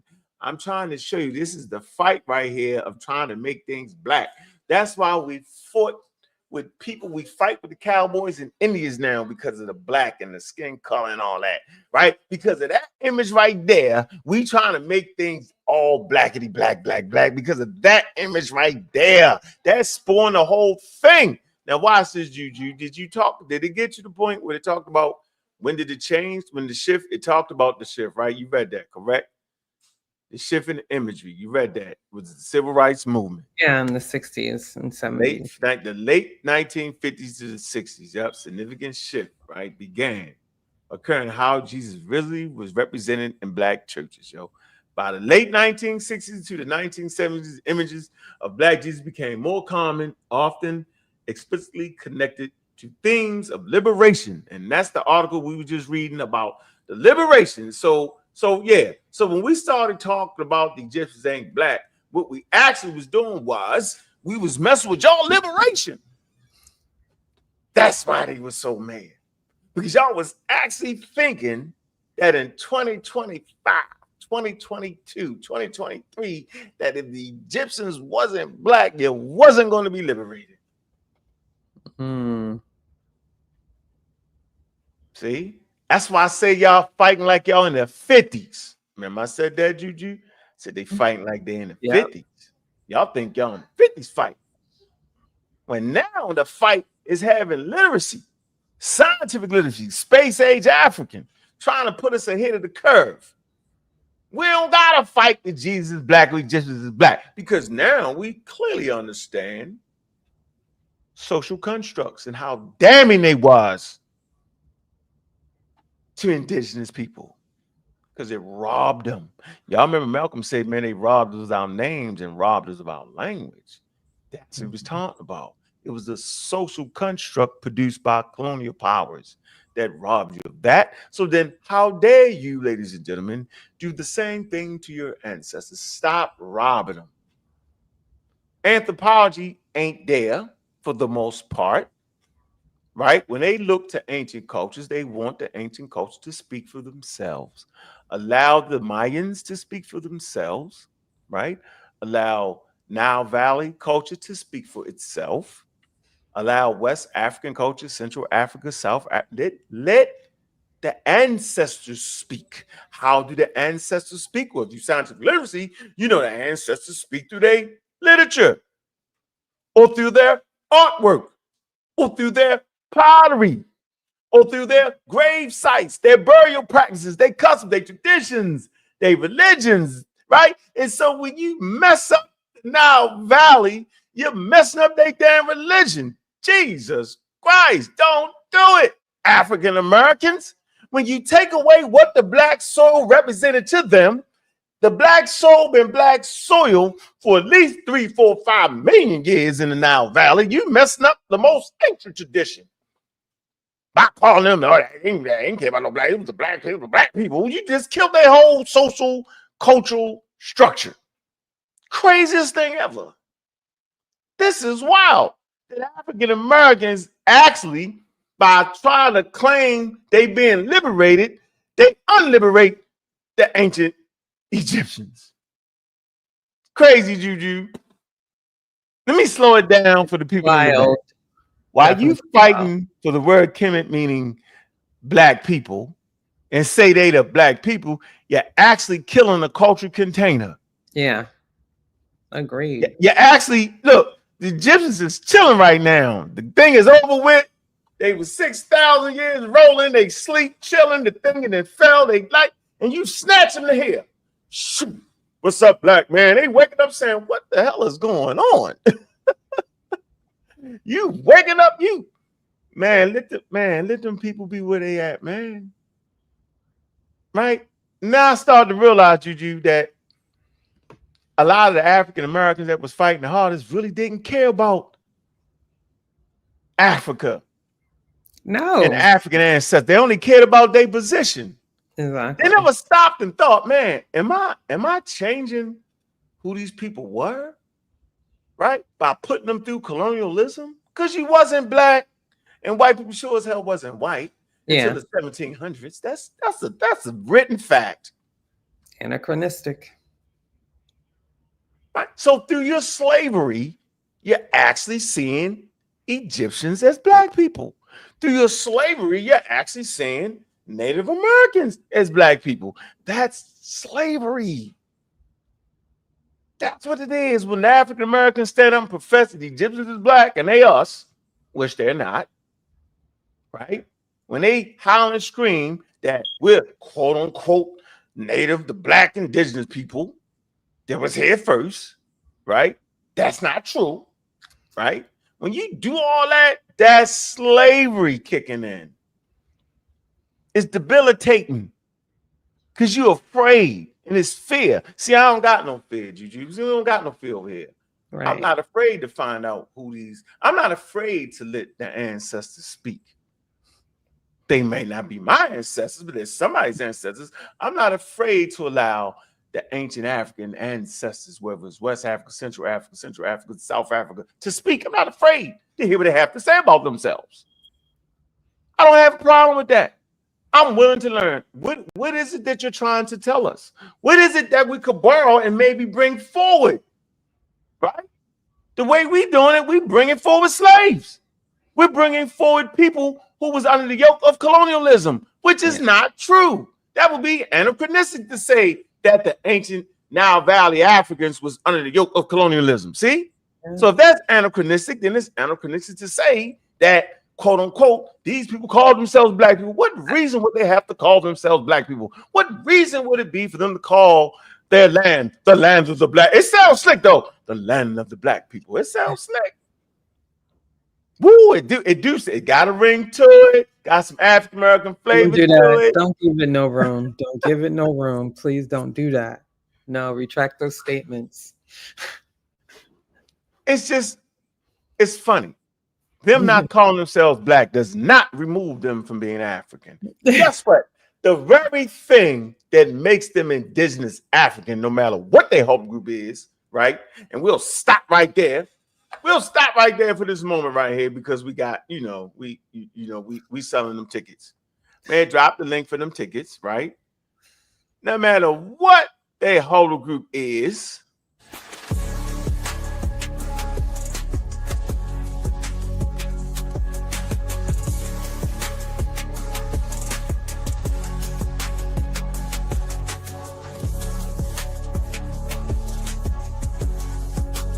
and I'm just trying to get an idea from what the questions I'm hearing is, what would you define then as an African? I don't define an African or the African.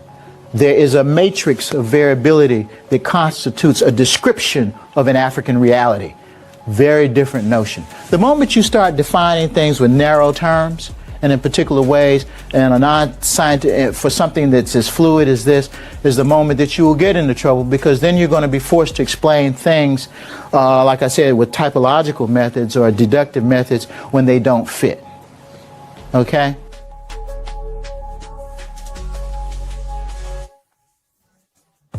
hey man, get them tickets, man.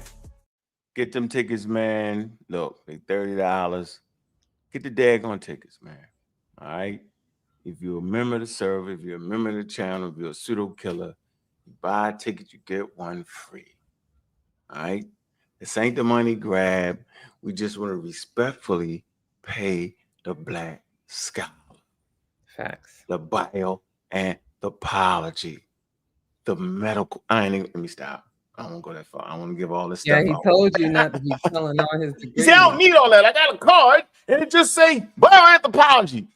He's the ultimate nerd. Let's get that straight. Yeah, You think we was nerds? We're nowhere there. Yeah. We're nowhere there. You're nowhere close. That is my favorite guy. Not there. Okay? Man, he the one who's promoting Africa. And there's no one way to look African and all that. That's him. That's his work. Right? Him. Now you see, now it's growing. Now it's there. Now you go to the Brooklyn Museum, you read that. Right? Yeah. All right. Now you go to the Boston Museum. Thank you, Sister Juju. You read that. Yeah. He helped curate that exhibit. I think this exhibit's in Boston. Didn't we read that? Yeah, you read that? Yeah, sure did. Yeah. So is he still in Boston? Is he in Boston? I don't know where that. How about me not saying where he live at? Okay, that's fine. That's fine. I mean, it's the state. I mean, you ain't giving no address, but I get it. That's find him in the state. So yeah. So okay. So back to no matter what their Hubble group is, it was forged and nurtured in Africa. And so when you take away on the continent we call Africa today. Right. When you take away the black soil and they call their land the land of the black people, you didn't kill their whole culture. How'd you kill their culture? Because you killed their religion. What is their religion based off of? It's based off of the flooding of the Nile, man. It's based off of a geographical feature that helped give rise to their religion. What am I talking about? Well, things die in the ancient river. Stuff been dying in the river since it was a river. Dying. Animals die, humans die, plants die. They all die in the river and they decompose. These people don't know all that. All they know is that it floods annually, right? And when it floods, it brings this thick black soil, which is life-giving to that which you presuppose was dead. Now, they don't understand. They say it's magic, whatever it is, because I could have sworn the bulls died in that. I could have sworn Tutankhamun died in that. I could have sworn the alligator ate them. But when it flooded, stuff just grew like magic. Life. So out of that, they start to understand life and death. That's why you'll find Osiris green and you'll find Osiris black. Not to be the sacred black person. No, it was giving reverence to the black soil, the magical principles. They didn't know about the natural elements yet. Yeah. Wasn't there. They didn't know about the company. They didn't know about that. All they know is things just came back to life, regenerated again. And this is an annual thing. They could set their watch by it. They Rolex, they ain't no watch. Let me stop. But the point I'm trying to make here, that is a part of one of their most ancient religions, is that dirt, is that annual flooding. It's the religion that gives rise to the culture, because that's what hunter-gatherers do. They didn't just pop up building pyramids. They don't build a pyramid today. No, that's not how that happened. You got to dig a hole first before you can build a pyramid. You got to throw some dirt on that hole. You got to put a body in that hole and throw some dirt on that hole for thousands of 2 years. And then all of a sudden, somebody say that hole is slick, but I can make it a little bit slicker. And then you make the hole a little bit bigger and throw a little bit more dirt on that. Another person, because you know how we do. You know how those African people do. I think I can make a little bit slicker. Let me put a little covering over that hole. Yo, you put a cover over it, then the next year I'm saying, ho. Let me not just dig a hole and put a cover over it. Let me make a bigger hole and smooth out the sides with some mud in this hole. Let me make the hole bigger, right? And throw some dirt in. The next person there, hold on. Let me dig a hole. Let me make it smooth around there with the brick, the mud. Let me take some mud and build a little thing. Look at that there. Next person say, no. Right? Now we at the master bars, right? Where you got these nice little wood, mud structures, right? Getting a little bigger. Somebody say, shit, I'm going to use some stone. You ain't slick, Ralph. Ralph, you think you're slick. I'm going to add this. I'm going to throw a lot of stuff in this hole. I'm going to do all that. And I'm saying before you know it, yo, you had the mud structures, right? Yeah. Going on. I showed y'all the mud structures, right? You master, but the big giant, where is it at? It's in Abju, I believe. Got these big ass, what is the name of this? What is the name? Where are my Egyptomaniacs at when I need them? Because right? I don't know. All these mud structures is in the first dynasty, right? And I believe it's Abju in that area, right? Where you find these big walls. You think they big walls, but they actually the big giant burial complexes, right? They come out of digging that little hole back in the day, right? Come out of that, right? And then they started the step pyramid routine, right? Shit fall down. I know that one. They do all that. So you're going from these holes to these great pyramids. And that's how we know that those pyramids was built, because we know everything is built on each other. That's why it's called science. That's why they end up being engineering, because you got to dig the damn hole first before you even get to build the pyramid that don't fall down. Right. You got to start in mud first, right? Be able to do that, to be able to get the stone, to be able to, all that take time. That's their thing right there. I don't know why I said all that. It sounded good for a minute. It was good. I like that. I was trying to get y'all to see the evolution of things. I was trying to let you know that this is an African thing right here. Yeah. This building thing, that it didn't just come out of nowhere, that it took time. I was trying to show you that was their religion. I was trying to show you that the life and death, yo, is what the religion is based off of, the heaven and all that. That's coming from Africa. The first sign of anybody resurrecting and coming back to life is in Africa. Going to heaven. That's an ancient Egyptian thing. Going to heaven and living forever, eternity, life, everlasting. You feel me, right? Life. That's why you wear religious symbol. No, in the glyphs, it just means life. Yeah. I'm saying that hopefully what I say, instead of bringing death and destruction, right? Because that's the life I used to live, destructive force. I hope to bring life to the community. Well, how do you bring life to the community? I bring life to the community by giving them foundation called science. By giving a thing that's counterintuitive, because I say Charles Darwin, automatically, you like, oh, well, you deal with the racists.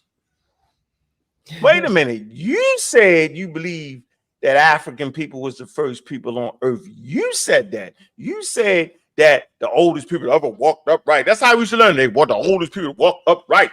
Yeah. It was in Africa.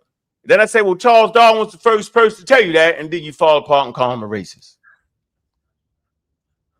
Crazy. You said Charles Darwin believed in a monkey. No. You said that you believed that the Africans was first. Yeah. But the only way we know the Africans is first is because of the work of Charles Darwin, who circumnavigated the globe. It wasn't flat, because if it was flat, he'd be still trying to get back. Like that, you. He'd be still riding. Right. He done fell off or something. Fell off by now. We couldn't even get back to Africa. Yeah, he's the first person to purport that right there, that Africa was the homeland of humanity. That's that guy work. Man, the Outer Africa theory, you put up the Outer Africa theory, we scroll down a little bit, gonna say, yeah, he's the first person was saying that, because he found some anthropoid apes. He say, hey, whenever I find some ancient bones, that be the progenitor of the thing that's here today. Mm-hmm. He made a scientific prediction that Africa was the homeland of all living humans in a time that sure as hell wasn't fashionable. Right. You say what? They didn't come out the Garden of Eden? You say what? They didn't come from a mound somewhere in Ethiopia? You say what? They didn't come out of the Amazon River? The great God made it? You say what? Man, that man held on to his theory for damn near 20 years, man. He didn't want to offend nobody. And one of his colleagues was about to put out some material, and he said, I got to get it published first. Man, so that's how we get here arguing over Egypt. It's because of that Jesus picture that made us fight for our blackness and put and changed it there. That's how we got here. How do I know? Let's go on to the next video. So we got my man, we got the artist guy who had the vision that beat y'all. His vision beat all y'all. Y'all ain't gonna be able to make Jesus black. Yeah, it's over with. Y'all just know it's over with. Yo. You gotta have a vision. All right. Yeah, you gotta have a vision from God himself. Yeah. If you don't got a vision from God, yo, you're not gonna be able to do it. We're not gonna believe you. Funny, bro. We're not gonna believe you. Not gonna believe you. All right, let's hear this from this sister real quick. Ethiopian. Let's see what she gotta say real quick. And bring the sisters in here real quick. All right, here we go. All right. See what she got to say.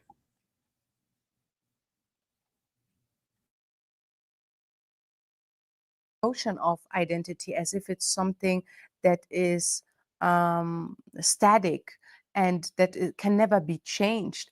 But of course it can change. Identities, because they are shaped by collective memories, are fluid and constantly changing. We can see it everywhere. Right now, I'm witnessing a shift in the United States where African Americans reject the label African and identify as what they call foundational Black Americans, right? That is also like a result of narratives that unfortunately I feel are very divisive and causing a rift among people of African descent of course, I agree with the demand of foundational Black Americans to be compensated. She in Ethiopia. See how dangerous that is, y'all? See? See how that conversation is starting to change our racial identity? Yeah, See? definitely. See? She in another part of the world, yo, saying it, yo. See? And then we know it's based off of complete foolery. Right. You feel me? That's the point, though. Stop playing. Because now you got people picking up on that. Right? You think that African Americans don't recognize other African groups. Of course. That's not what we doing. Of course they do. We're not being divided. We're not calling, what they call them, tethers and feathers. What's the game? What's that? I don't know. I don't Man, know. you can fight for your own thing, yo, and not disrespect somebody else's thing, man. Facts. You They feel call me? other people tethers, but they're the tethers. What the hell is a tether, though? Like a feather? Is it a I feather? don't know what a tether is. I guess it's, I don't know. I don't be caring because it's weird. Everybody, they probably don't know. You say the tethers. Okay, so let me see here. You look it up real quick. ChatGPT. Nah, we're gonna go. We doing this. You know, we rolling. Oh, she's on point with that video though. Yeah. Yeah, she is. She giving it up. She did cook quickly. She cooked. Cooked and got him out of there. That's what she did. Really quick. Hold on. Let me see if I'm gonna come to you. Hold on 1 second. Let me get you for y'all. Before I play this, I'm gonna bring a little Clyde the Glide in this, because Clyde the Glide got all y'all glide. Oh my goodness. Glide, glide. Mr. Winters. Yep, Clyde. I should bring him on. He was like, "No, you gonna get to fight me on air." No, I'm not. I think I might, huh? Yeah, I don't know what to say with that. Yeah, I like Clyde too much to bring him on here, man. Yeah, boy, don't get him hurt. Nah, I won't do that to him, man. Gozy got him first. He was the first person called pseudo in the community. I know, we don't want to be disrespectful. It's too late now. He's trying to. Yeah, it was terrible. You let him go. Yeah, I'm gonna let him get away with that. Oh, is this it? Shoot, come on, Juju. Is this it? Nope, that's a Jesus picture. That's the no. I have no idea. No. Is that it? No. Nope. I'm never gonna be able to find that. Funny. That's all right. I'm gonna do this though. Let me see. While he's looking for that, make sure y'all check out Pseudo Killer's latest show, which was a class and discussion on gentle parenting. Make sure y'all check that out. I'll drop the link in that. And don't forget to get those tickets to Soy Queda. Y'all don't want to miss it. I'm telling you. You don't want to miss Soy Queda. And I believe we'll be doing a show because Jim Jones made a video that triggered a whole bunch of people last week. And we're going to talk about it. I think he said something to the point that gangs and fraternities were the same, exactly the same. So we're going to talk about what he meant in those implications. And of course, we're going to source up. So, oh man, that's Jim Jones. I'm not listening to Jim Jones. Of course, you got to listen to Jim Jones. But when I said source up, I'm not sourcing Jim Jones, though. So, yeah. Did I say I was going to stay out of that? Don't fall off the thing. Don't fall off the thing. See? See, I ain't got nothing to say. Yeah, man, Jim Jones, man, he's your local scholar, man. Let that man rock, man. No. There's work being done on that, and it's something I've been saying for years, since my college years, about the idiocracy of hazing. What type of sense does that make? How are we perpetuating the same abuse that slave masters did to us onto our own people? That's how I look at it. It's weird. If you'll get assault charges for hitting a person in public, what makes you think you can hit a grown adult? Or, I mean, And I understand people do that stuff voluntarily, but they're losing their lives to be a part of something, to be a part of a group, to be a part of a family. Same thing they do in gangs, right? It's just it's so from my studies, there's a lot of similarities in the two. And I'm not dealing with people's feelings. I'm dealing with the facts. So, and does that make me against sororities and fraternities? Absolutely not at all. So, I'm just saying it's going to be an interesting discussion. I don't want people to be afraid to speak their point of view. That's what we want. And yeah, make sure y'all come join us for that. In the chat right now is the link for Gentle Parenting. Let me do it again. Make sure y'all check out that show. I'll pass this link on to anybody who is a parent, especially a new parent. This was a really good show, very clean. The professional that we brought on, Gabriel Hannes, Gentle Parenting coach. And he's a special education teacher. And he has some other certifications. He also has a website that you can get some more information on. He does gentle parenting coaching. So yeah, please check that out. He's still looking.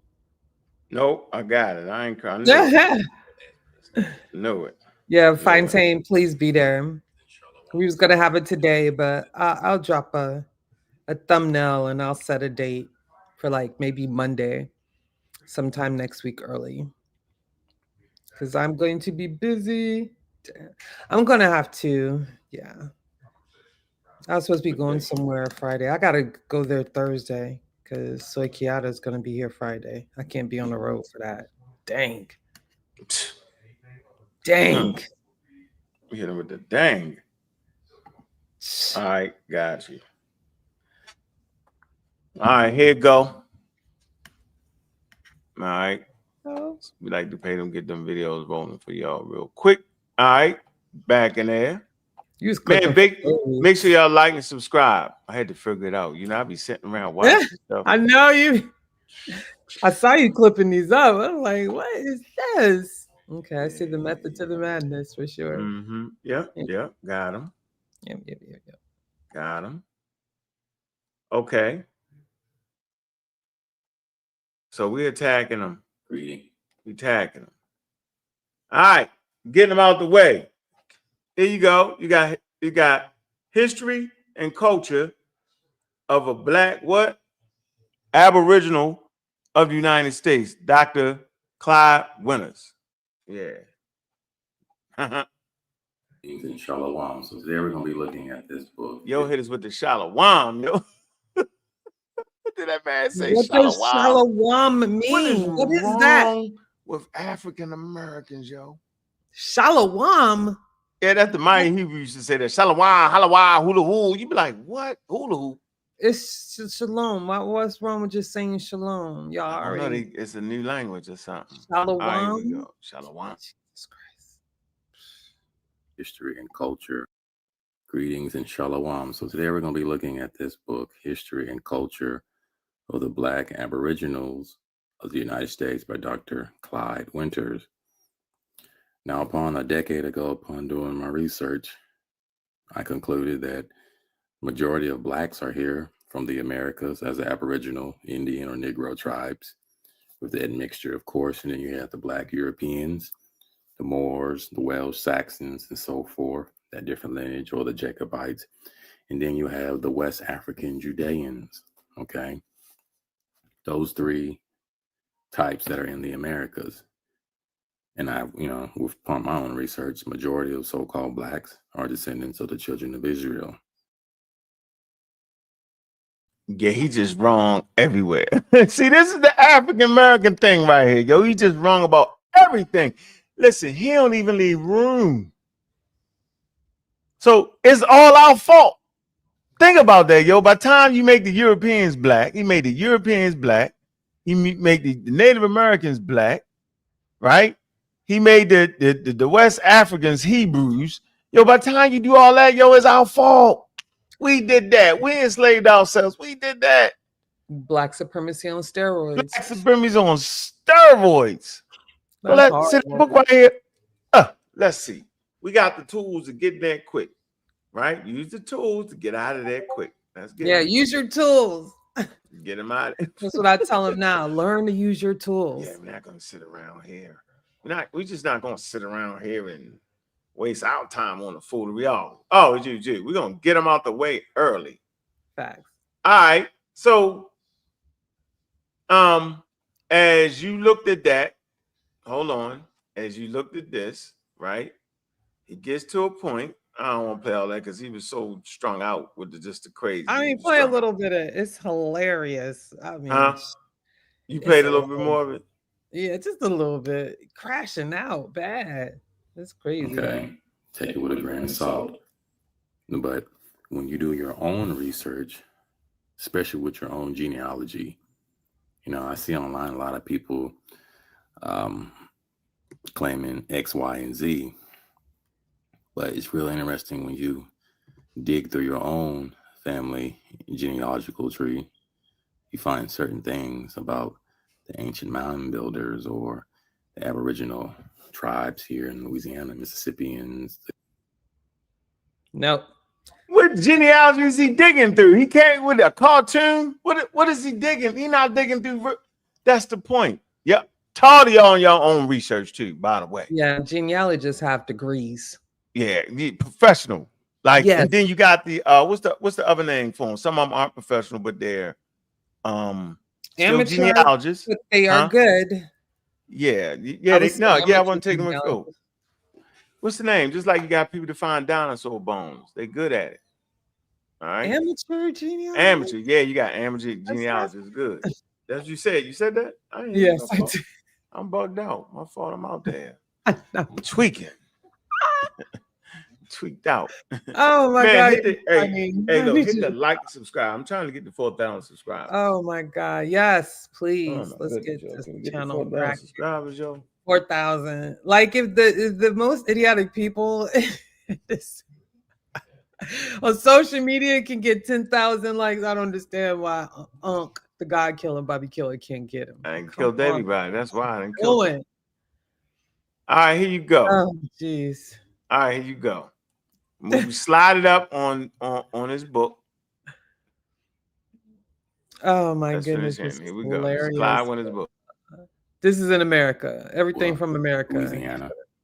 Now, in the book, it states the white supremacists had to deny the original settlement of North America by Aboriginal Black Indians who possess the cultural elements associated with the mound builders. Okay, they had to deny that Aboriginal Black Indians were the indigenous people because it falsified the concept of the manifest destiny of the white man to rule North America, because the archaeological evidence made it clear that a former civilization had already spread across the United States prior to the coming of the European, the so-called Black Europeans, and the white Europeans as well.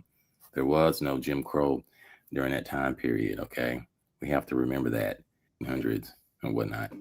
So right here it states, this view of the Black Indians as slaves resulted from the fact that tens of thousands of Aboriginal Black Indians were made slaves who worked on the plantations of white planters in colonial America in the Caribbean beginning around 1646. Remember that date. Aboriginal is defined as the people inhabiting or existing in a land from the earliest times before the arrival of the colonists. Right here it also states, thusly the Black Indians are called Aboriginal, while the Mongoloid Indians are identified as Native Americans. Now we're going to... Lord.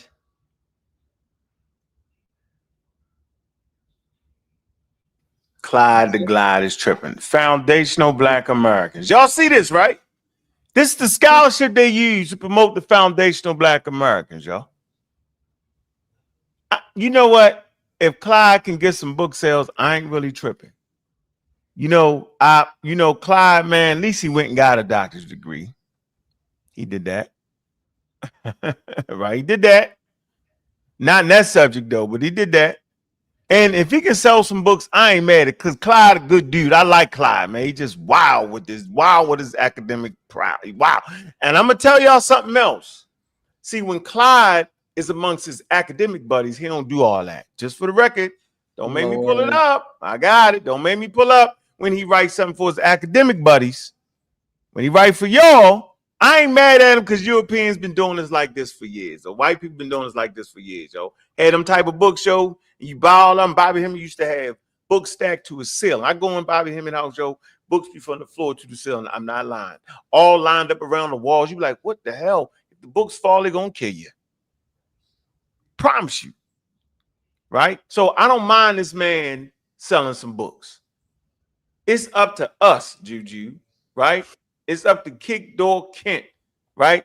It's up to Chilembe. It's up to Miss Tiff. It's up to you, right? It's up to the pseudo killers, Melvin and Marcus and everybody. It's up and it's up to y'all to make sure we educated in advance. And everybody, it's up to us, bro.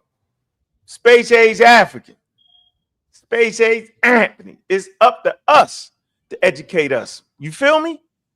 Now, our tools will allow us to put this page in there to see how accurate it is. See, this is what we're doing. It's 2025, right? And we'll definitely be the first group to really use the shit the way you really need to use it. And y'all already know I got the training from there. Big up the hit show. He definitely trained me on. So y'all see the page. Go ahead, Juju. You want now we don't gotta reread that again, right? I mean, what part where you want me to start? No, this you can see it. Yeah. I can see it but just now. That's it. We just seen it on the screen. I just put it in there. All right. Okay. So where you want me to start? This part, this Start view? right here. Go ahead. Now read that. Go ahead. Do you want me to? Yeah, read it. That's the statement in the book. I just want everybody to know. Hold on, just so y'all know. Look. Let me see. Oh shit. Don't mess up. Just let me read it. All right, go ahead, read it. Go ahead. Because you gonna mess up. No, that's the statement in the page we was reading, right? That's actually the statement in the page. Yeah. All right, I put it in there. All right, go ahead. This view of the Black Indians as slaves resulted from the fact that tens of thousands of Aboriginal Black Indians were made slaves who worked on the plantations of white planters in colonial America and the Caribbean beginning around 1642. Yeah, that's supposed to be 1642. Go ahead. Aboriginal is defined as the people inhabiting or existing in the land from the earliest times before the arrival of colonialists. Wow. All right, that's wild. That's super wild. All right, but that's what they promoting in the FBA. So all y'all is claiming you FBA, you're wild. Because you can't get away from this. You cannot separate that. Go ahead. FBA Aboriginal peoples are the indigenous peoples who lived throughout the Americas before Caucasian and Mongoloid people came from Eurasia to colonize the Western Hemisphere. Thusly, the Black Indians are called Aboriginals, while the Mongoloid Indians are identified North Americans, Europeans, Native Americans.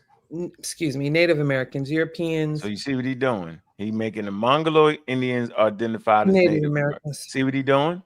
He's saying the Black indigenous are called the Aboriginals. You see the game he playing? This is written in print, and this is what they use against you. Keep going. But they all don't agree, though. Europeans use divide and rule to dominate the foundational Black American FB Aboriginals. All right, here you go. These statements reflect a pseudo-historical narrative that does not align with academic scholarship in anthropology, history, or genetics. Let's break them down critically. See? I want y'all to see this, right? It does not agree with academic scholarship in anthropology. Anthropology is what? Study of culture.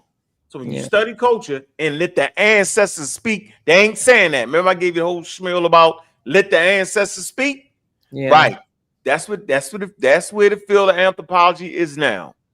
Working on allowing the indigenous people to speak. I'm not saying they do it all the time. I'm saying that's what they work towards. Yeah. The history and genetics, none of that. The history ain't that. Don't show up like that, nor does the genetics prove that. Let's break it down, y'all. We breaking it down. Go ahead, Juju. Tens of thousands of Aboriginal Black Indians were made slaves on plantations in colonial America and the Caribbean beginning around 1646 or 42. Reality.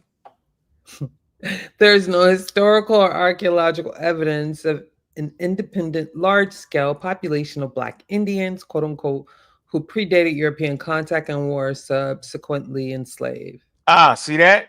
That's reality. Now, y'all want to live in fiction? Go ahead. Let's deal with historical fact now. What really happened?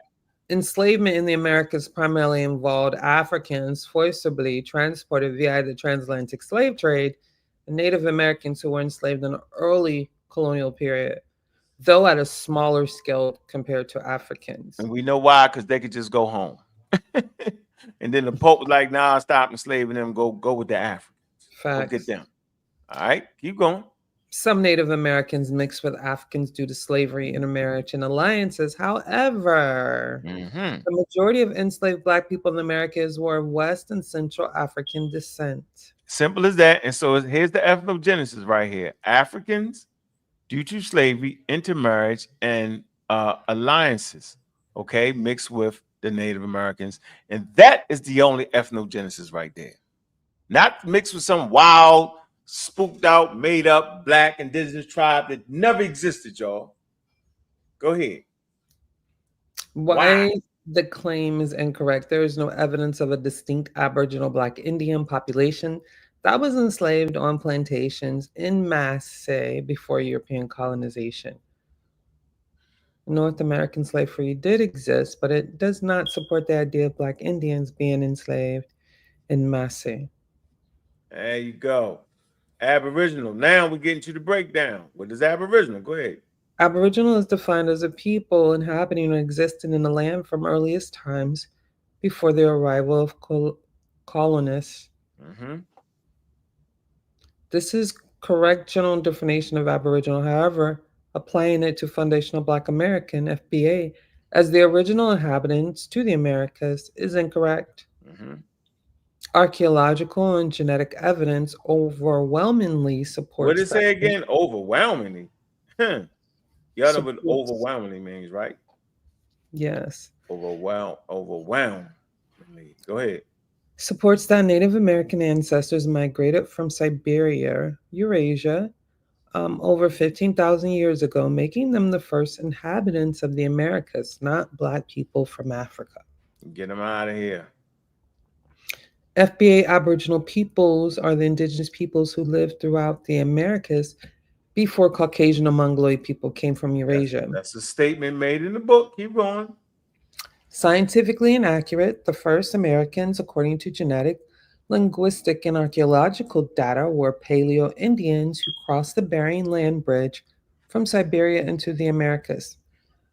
There is no genetic or skeletal evidence of a pre-Columbian Black population indigenous to the Americas. None. Misuse of Mongoloid and Caucasian. Mongoloid is an outdated, problematic racial classification that is not used. Why is he using it? Why is he using it like that? See, why is he using that in his book? It's outdated. Remember I talked about us actually promoting the thing we claim we're fighting against? Yeah, that's right. That's language that was used in race science for sure. Go ahead. The term the term Native American refers to actual indigenous peoples of the Americas who descend from Paleo-Indian ancestors, not a separate Mongoloid group that came later. There you go.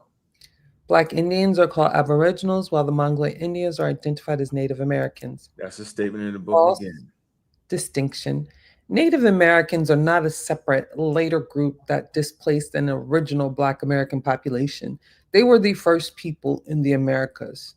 Period. Some African Americans have Native ancestry, but this does not mean that they were originally indigenous or the Native Americans are later arrivals. How much we got left? All right. 5. Well, we have 5, right? Europeans used divide and rule to dominate the foundational Black American FBA Aboriginals. Divide and rule was a colonial strategy, but the premise that FBAs were Aboriginal is incorrect. Enslaved Africans and Native Americans were often divided against one another but this does not prove an prove an original Black Aboriginal population.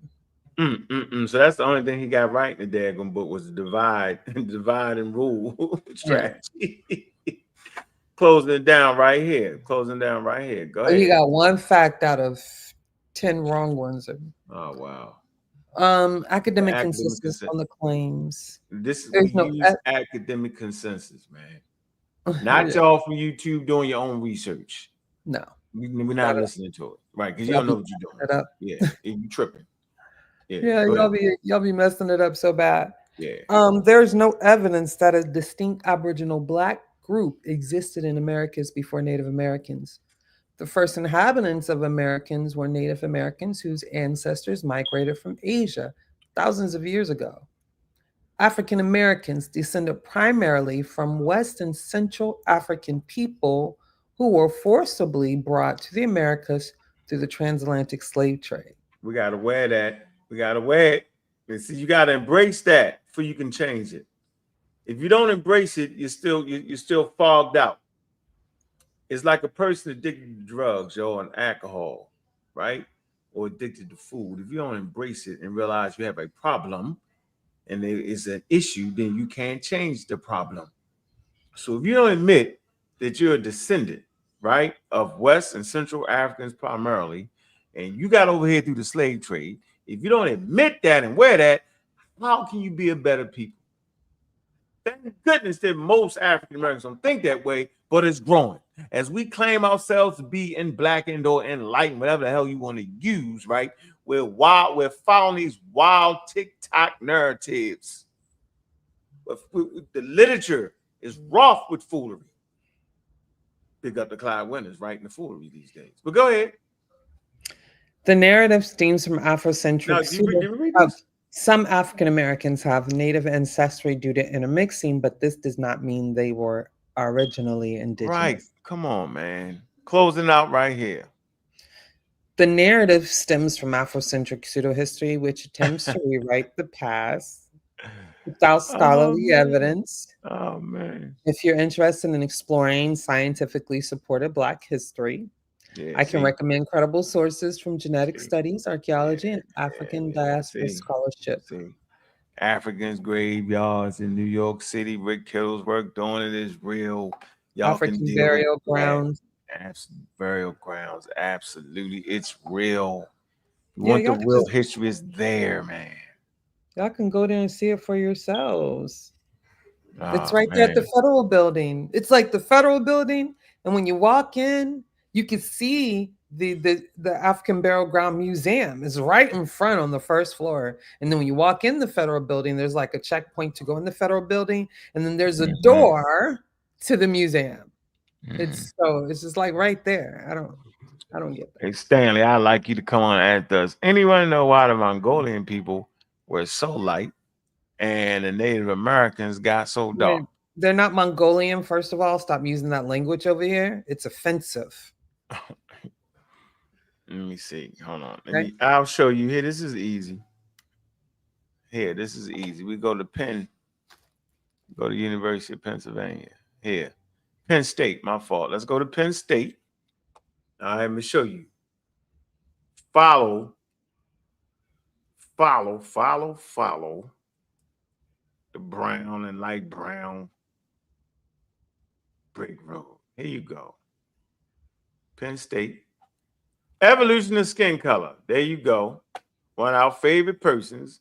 Nina Jablonski. Yeah, Jablonski. I always say her name wrong. No, I do. You just did it right. Jablonski. That's her. Yeah. All right. Serious. She comes up with the first comprehensive theory of why your skin is that color. That's her work right there. Her and her husband Chaplin. Yeah. Nina Jablonski. All right, here we go. Watch the evolution of skin. Well, here you go. Here's the map. I'm a skin mapper. I'm a skin mapper. All right. So they come into the Americas this way. Glacial stage. What stage was that? 1-6. That's 106,000. 10,000 BCE. All right. After that, that water level starts to drop. During the ice age, my fault. During the ice age, the water level drops because a lot of it is taken up in the ice, the glacial ice. Okay, that would expose land, y'all. As it exposed land, the damn humans don't know what the hell is going on. They just migrate and following the herds, man. All right, they don't know the land popped up out of nowhere like that. All right, once again, they don't know the land just popped up because it takes 1,000 years for it to get exposed. And they're following the herds. And as the herds travel over these areas, they travel too, and they end up in America. So they're coming in lighter because they're coming in this area. See that? Lighter. All right. Right. Remember, Canada, all right, is covered with the Laurentide ice sheet. Y'all don't believe me? Okay. So they're lighter. And as they migrate down, all the way down into South America, you see they darken up. So as they go through different geographical regions with harmful UVA and UV rays, right? Their skin has to adapt, have to transform. Those who fit the environment better gave rise to valuable offspring. This is why their skin color changed based off where they lived at. As the Native Americans stayed in Canada, they would have been lighter than the Native Americans that you would later on find to be the Olmecs and those in Mexico. All right? It's called evolution. So that is the answer to your question. There you have it. Environmental pressures. Environmental pressures. There you go, Stanley E. All right? There you go. There you have it. That's how we do that work. So we did that. So, next video. All right. I know I got you for 20 more minutes, Juju. I got you. Why you say that? I'm still perky. Perk. She's the perky. The perk. All right, let's see. Right here. Let's see. All right. So you're gonna have to address the Inuits because I knew it was coming. They did that? Somebody asked that question? Yeah, all the Inuit people are darker than the European people. You know, Inuit people and I think the Eskimos are related, aren't they? They Native Americans. Eskimos and Native Americans. Mm-hmm. It was their diet. Right. Rich. That's what I'm saying. You got to explain that. Their diet was rich, right? And vitamin D. Vitamin D. Salmon. Vitamin D. All right. So there was no need, right, for their skin to lighten up. Okay. Vitamin D. Now, the reason your skin lightens up in areas where it's not a lot of sun is to absorb the vitamin D. Now, Louis Farrakhan says vitamins in the sun. Ain't no damn vitamins in the sun. All right. Ain't no vitamin D in the sun. Ain't no vitamin D in the rays of the sun because it's radiation. You got to tune in the Space Age, Anthony and Juju show. They did a whole show on the sun and the elements and how they produce. Best show. You know, that's my favorite right there. All right. No vitamins in the damn sun, ladies and gentlemen. But though that radiation causes the vitamin D, my fault, to synthesize in the skin. So vitamin D is actually produced in the skin, right? Based off that radiation hitting it, it's synthesized in the skin. All right. He says vitamin D and Sunny Delight. I'm sorry. They was drinking Sunny Delight, boy. Y'all funny in that That's chat, yo. funny. Y'all funny. Zane is hilarious. Zane funny. That's funny, yo. That's funny. They did used to say fortify with vitamin D and C. You saying you made me miss my day. What the hell I'm was I at? sorry. I was somewhere with the did that. synthesize, went too far. Okay, I don't even know why I started that because I was answering this question. Keep going. It was good. So okay. So if you're in an area and your skin is darker, right? Then you blocking out the harmful UV rays and UV rays of the sun. All right. But if you blocking it out and you're in an area, right, where there's not a lot of sun, humans do need sun though. See? All right. And so if you blocking that out, now you're not producing that vitamin D. Now you're starting to get rickets, right? Things are starting to occur. So those whose skin lighten up will have more valuable offspring. All of us had valuable offspring. Everybody in the show, everybody listening had viable offspring, had viable ancestors that gave rise to viable offspring. How do I know? Because we're here. They all made it to the age of reproduction. How do I know? Because we're here. They reproduced. That's how we here. Okay. But back to that question, the Inuit or the Eskimos, misnomer the Eskimos, right? They skin, you know what I'm saying, stay that color because they got enough vitamin D based off of their diet.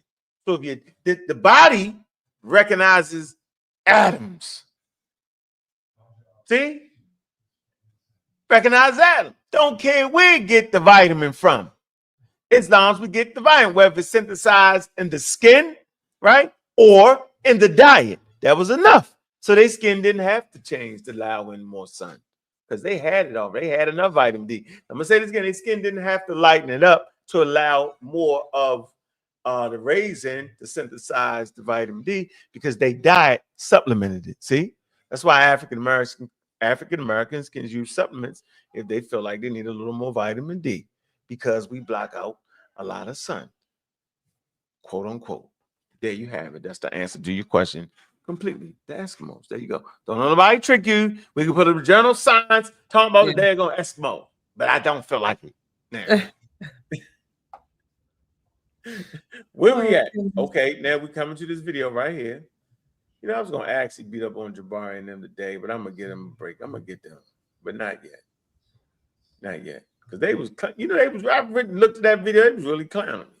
So here, we had a problem with people understanding this. So y'all gonna think they be saying something they saying. You know what? I'm gonna lay off that. I'm gonna come to the John Recall and I'm gonna open up the panel real quick. I'm gonna come to my favorite right here.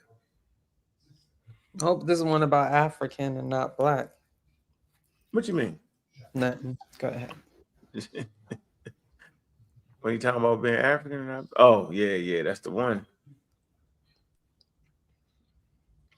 Now, speaking of information, Rogers has alleged some very startling things, and we're using that word because I think in the context of having had only white history, anything black is startling, and so I'm saying it in a positive way. That some of his information has said that there were a number of American presidents who actually were black, that there were a number of prominent Americans that history has treated as whites, who by his criterion or criteria of who is black and white, according to society's definition, were black. Oh, no, not according to Rogers' definition now. Understand, and this is the irony of it all, and this is the trap. Black people have never written any definitions of race, any definitions of what a people mean, has been. I mean, they have never said that these people with these kind of traits belong here, because modern racism had its development in the pseudo-scientific development of intellectual Europe after the 15th century. And they began to say that certain kind of people belong to certain kind of race, and they created the concept of race and racism itself. Now, according to the laws that's still on the statute book of the United States and some other parts of the world, one drop of us makes you a whole. Now, this ridiculous law and stipulation and measurement has given black people a lot of white people according to that law. Now, it has given us Beethoven, who was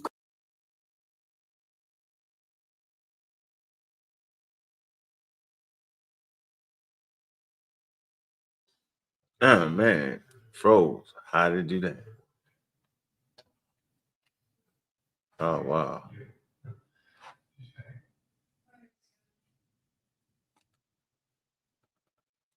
You hear me, Juju? Hear you loud and clear. Oh man, did it? Oh, my computer acting up? Is that time of the day? Lord. Dang, he must be in. Dang.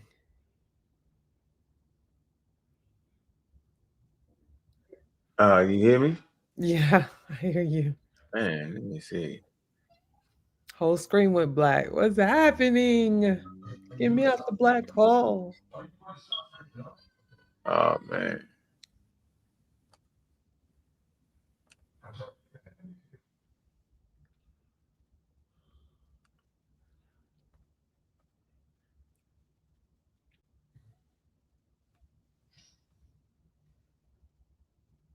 He said it's the wind outside.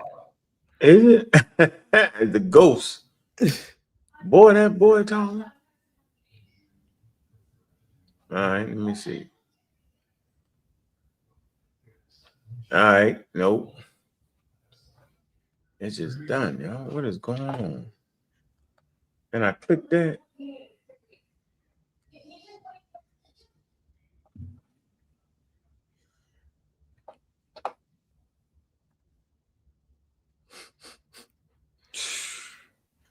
Boy, we was on a roll too, Juju. Yeah. Ain't none of that working. Anyway, I dropped the link, man. I think we had enough on that, and I ain't gonna be able to get that off. Dang. Computer not working. The thing is going crazy. What did I download something? No. You need to close some of your windows out or something. What? Yeah, I'm doing all that. Yeah, go ahead. The link is in the chat. Yeah, it's in the chat. Hit the link. Y'all want to get on? So much to say in the chat. We right here. Yeah, we right here. We not afraid of y'all. Not at all. I got a good shirt. Hey, Gigi, I got a good shirt right here. This is one I want y'all to get this shirt. You take a break. Get this shirt right here. Let me see if I want you to read this, Gigi. All right. Can you see it? It's coming through. What it say? I want you to read that. It say, we'll cuss you out. Read it. Look up there. Look, what's that? I can't see what that is. The eye? Yeah. Now read it. All saying I will cuss you. Just say it. Later be called Egyptians. Oh, I can't read that in deep there. within. You gotta make it bigger. No, it ain't nothing to read. It's just an eye. The eye will cuss you out. Is that what you're trying to say? Yeah. You hilarious. Somebody say make a shirt, I'll cuss you out. I cuss you out? Yeah, I cuss you out. You know how I say I cuss you out. Keep on. Funny. Keep it up. Keep playing. I cuss you out. Yeah, I cuss you out. I got you. You got it, right? You funny. I cuss you out. There you go. All saying I cuss. Look, I'll cuss you out. I cuss you out. Yes, you will. I will cuss you out, but I'm gonna put the I cuss you out. All right, back to him. That was a joke. Hey, man, hit the store up though, right? Hit the store. I get it. Shoot, late. I got it though. I cuss you out. Cause you sure will. Quick. Yeah, trying not to these days. I swear, trying to keep the content. You've been doing good. Trying to follow suit. Learn how to stay out the chat. Yeah, I learned how to. I don't even pay chat no more. I feel like if you don't got no heart to jump up here, you tripping anyway. Yeah. So where was we at? Africa. Right maybe here. Ethiopia and Somaliland. And they kept good relationships, good and bad, like all families, with the people to the south all of this time.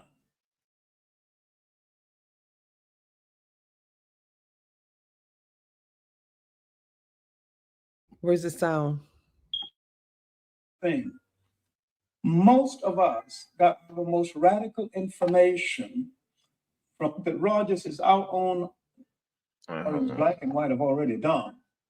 The southern origins of Egypt. But I don't see it. And that the people who would later be called Egyptians came from deep within Africa, maybe Ethiopia and Somaliland.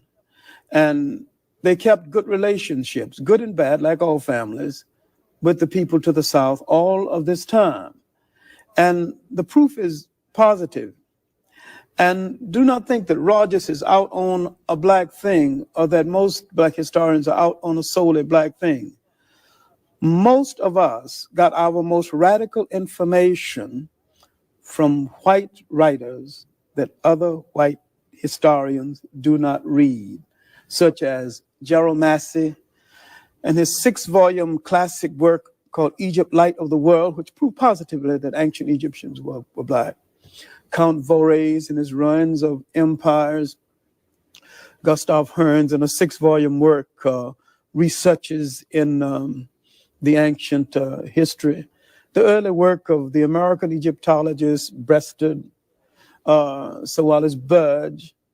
And so we are going to radical historians, especially Massey and his Natural Genesis and the Book of the Beginning, establish behind them the black perspectives in history. And if white historians accept the black perspectives in history, they would have to admit that the white perspectives in history is wrong. And I'm afraid they're not quite equal to that right now. Well, what is the, if there is a black perspective in history, there is a white perspective in history. Mm-hmm. And you're saying, I'm assuming that history is being manipulated for an end.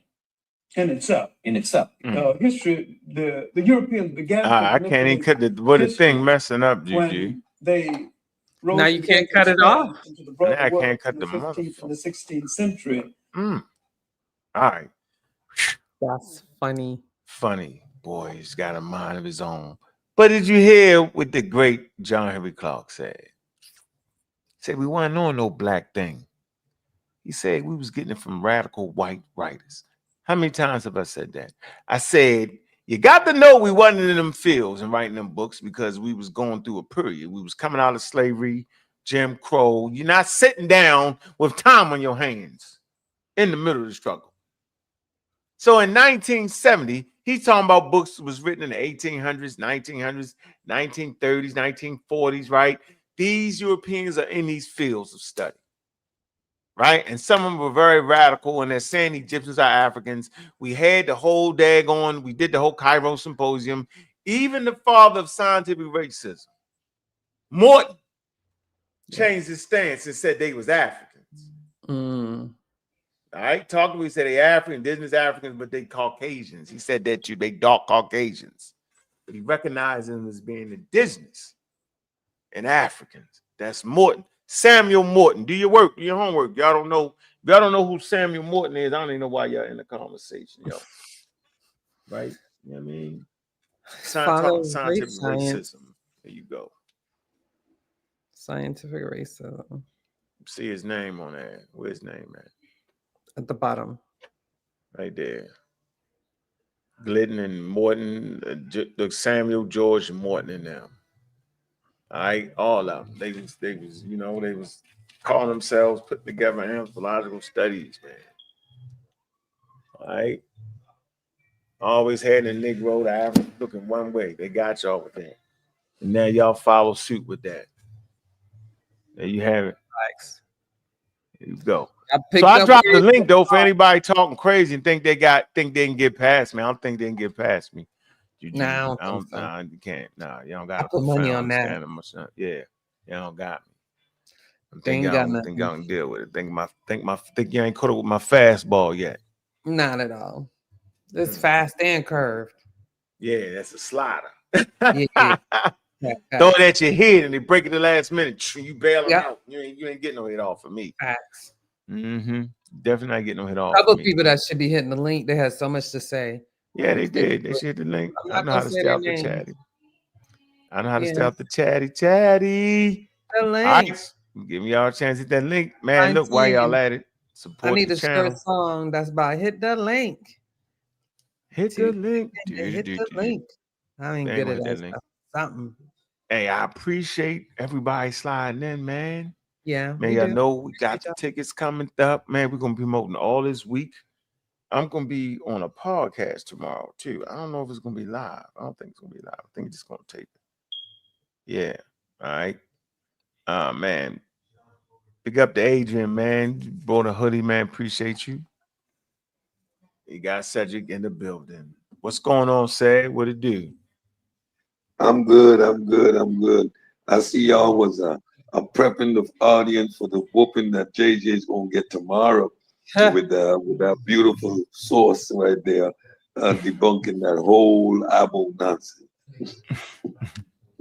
What time is it? 6 o'clock tomorrow? 6:30. Yeah, 6 o'clock Eastern.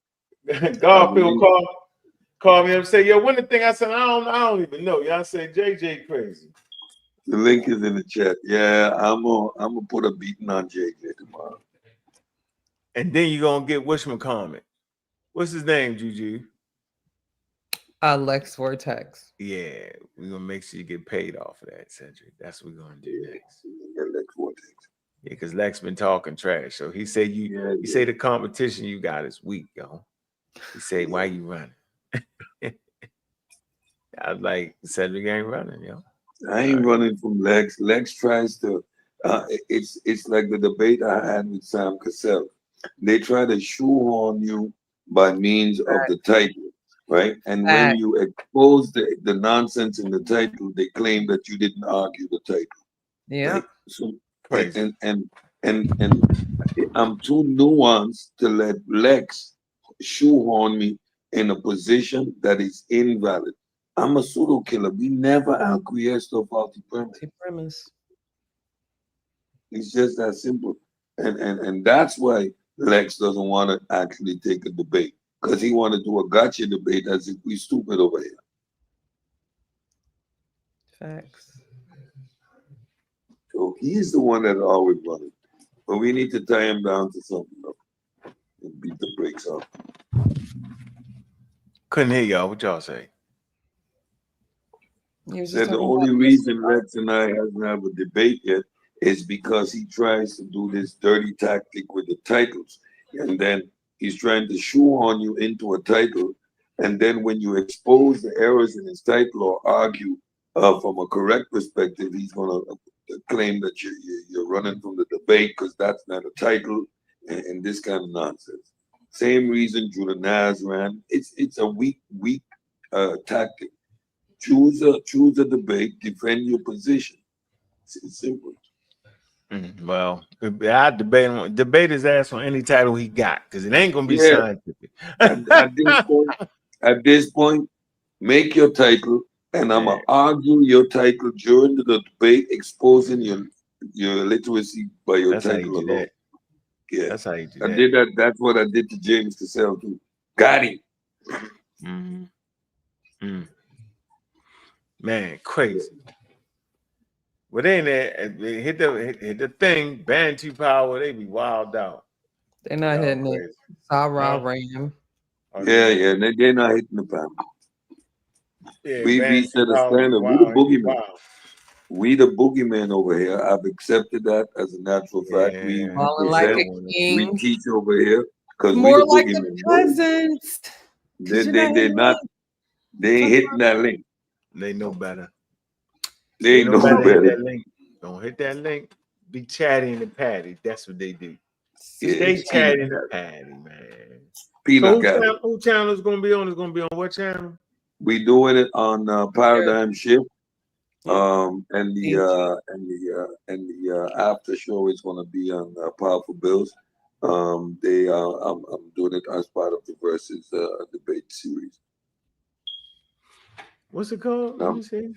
It's called the Versus Debate Series, and I'm the official representative of the pseudo killers male side. Juju, you got get in that ring with me. Get in the ring. What's the name of the channel though? Paradigm Shift. The link is in the link is in the Discord. The link to the channel, to the debate, everything. JJ decided to debate you instead of me. What? Yeah, that I didn't know that he challenged you on the debate.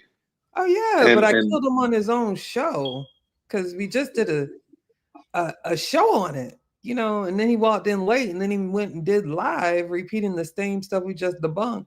So it's like, really, my guy? Oh, you sound silly, you know? Yeah. I'm on the gold tip spears. Yeah, it's silly, but It's you know, the whole thing was he tried to ambush Ankh on the on powerful bills when Ankh was trying to have a powerful bill. But I knew why he did that. I figured it out afterwards. Yeah, These that's why. These so-called sources that he had that you ask him to pull up, they are fictitious. They're fake. They don't exist. Yeah. I was on the channel, I was on there. Yeah, that's the day I jumped on there and I got at him. That was this channel. This was this. Hold on, Henry. No. We were on powerful bills that time. The debate is over here though. Oh, you mean Super Wavy? Okay, yeah. Yeah, remember that time? Yeah, I saw that. Yeah, he ain't ambushed me. He was talking ambush, shot himself in the head. Yeah. Get out of here, yo. Come on, bro. Man, think about it. I talked to the goddamn motherfuckers that make the claim and write. Clyde Winters. I got all the Clyde Winters books, yo. Yeah, exactly. Stop it. I can call Clyde. I can get Clyde Winters on here tomorrow if I wanted to. Come on, yo. Yeah, with sickle cell claim, you could have a particular gene that emerges based on covenants, right? And based on these same environmental pressures, but it's the haplogroups that would indicate migration. So you can't use singular genes as an indication of contact. I met this dude in Costa Rica talking about his daughter have sickle cell. And I was like, oh, so you're Afro-Costa Rican? He was like, no. But her mother has really curly hair. That's how he said it. You know, and she's darker. That's how he said it. And his daughter has sickle cell. And I was like, she's doing okay. He's like, yeah, she's doing fine. You know, and she does her medications or however they do it, and she's doing good. But he was just explaining how, you know, watching his child, you know, go through that pain, how heartbreaking it is for him. Yep. All right, well, there you go. That's the channel right there, man. Paradigm shift, man. Yeah, JJ, he lost my JJ 2000. He tripped. Drunk 7,000. Yeah, telling lies. What's up, Solar Man? What's good? What's good? Cedric. Cedric running. Running. What's good? What it do?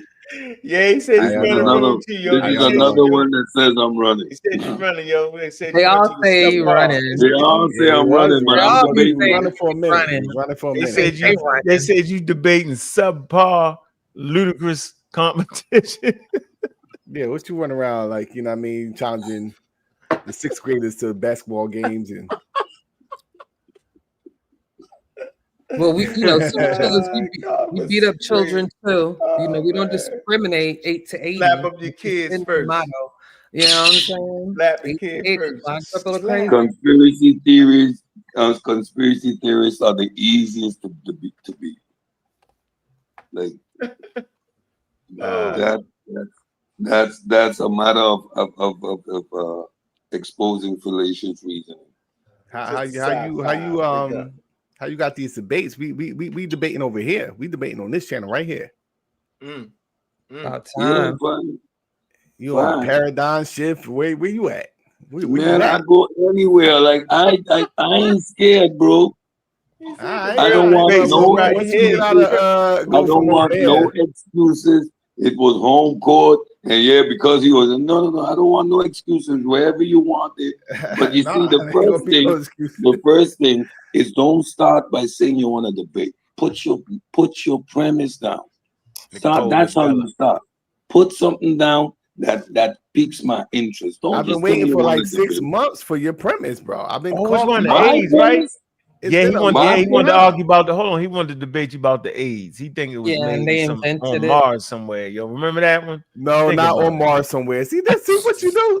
Right there. We gotta stop you every time you try to, cause that'll go in like, you know what I mean? Yo, take And that then you'll be debate. titling Yeah. it AIDS Take from that right Mars there. or Tell him he can have his own title, yo. Say have your own title. Whatever your title is. All right. Let's go. you gonna say it too.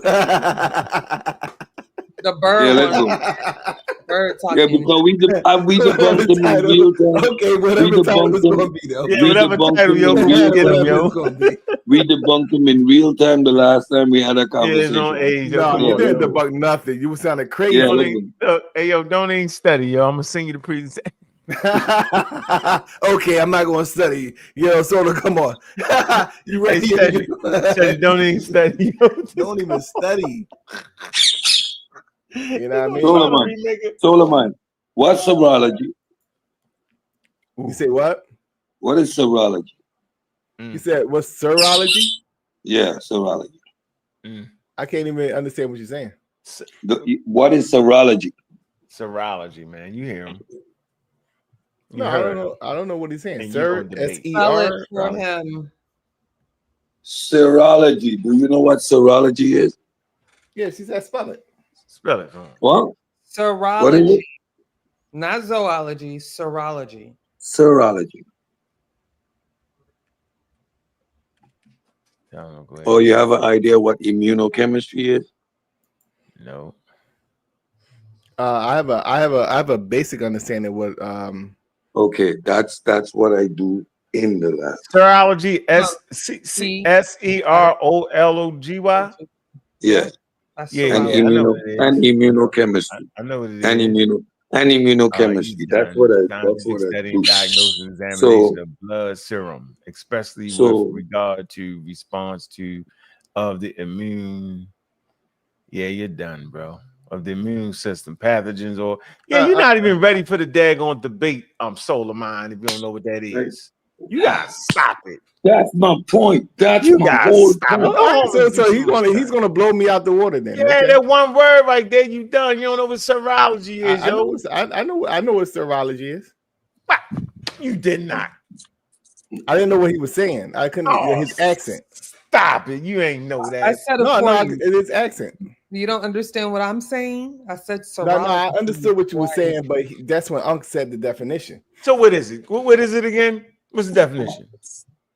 I think it's like the study of blood in the context of stop it. Well, you see, you only want to hear my definition. I don't want to hear that because you just made that up. I learned at the same time you did. Hey, Cedric, we learned at the same time. Me and Stolemon learned it today. At least I'm honest. But I ain't debating Cedric. You should know that, man. That was a good one. I like that one. Y'all funny, bro. Yeah, Solomon, man. Kent, what's going on, Kent? Clark Kent. Peace. What it do? What it do? Clark Kent. Kick dope. Going No, on, he ain't kicked door no more. He ain't kicked door. Sorry, I'm late, man. You know what I mean? Come on, walk through the back door, Kent. Nah, hell no. I got support Robert empathy F. now. Kennedy Jr. I got empathy now, Drew. Ever since I got the empathy in my heart, man. Empathy for what? Robert F. Kennedy Jr. He for the think that man pseudos. not an anti-vax. For the pseudos. I said, you said what? Oh, see, you be lying now. What? He said, I don't think you're a pseudo. That what you said? No, you think it's pseudo, but you think that man is supporting vaccines some kind of way with his wild statement. It's not. But go ahead. Nah, so you be misrepresenting No, you I'm doing off. the I'm off sunchild, that. man. I'm off I that. said, He's got to be some friendly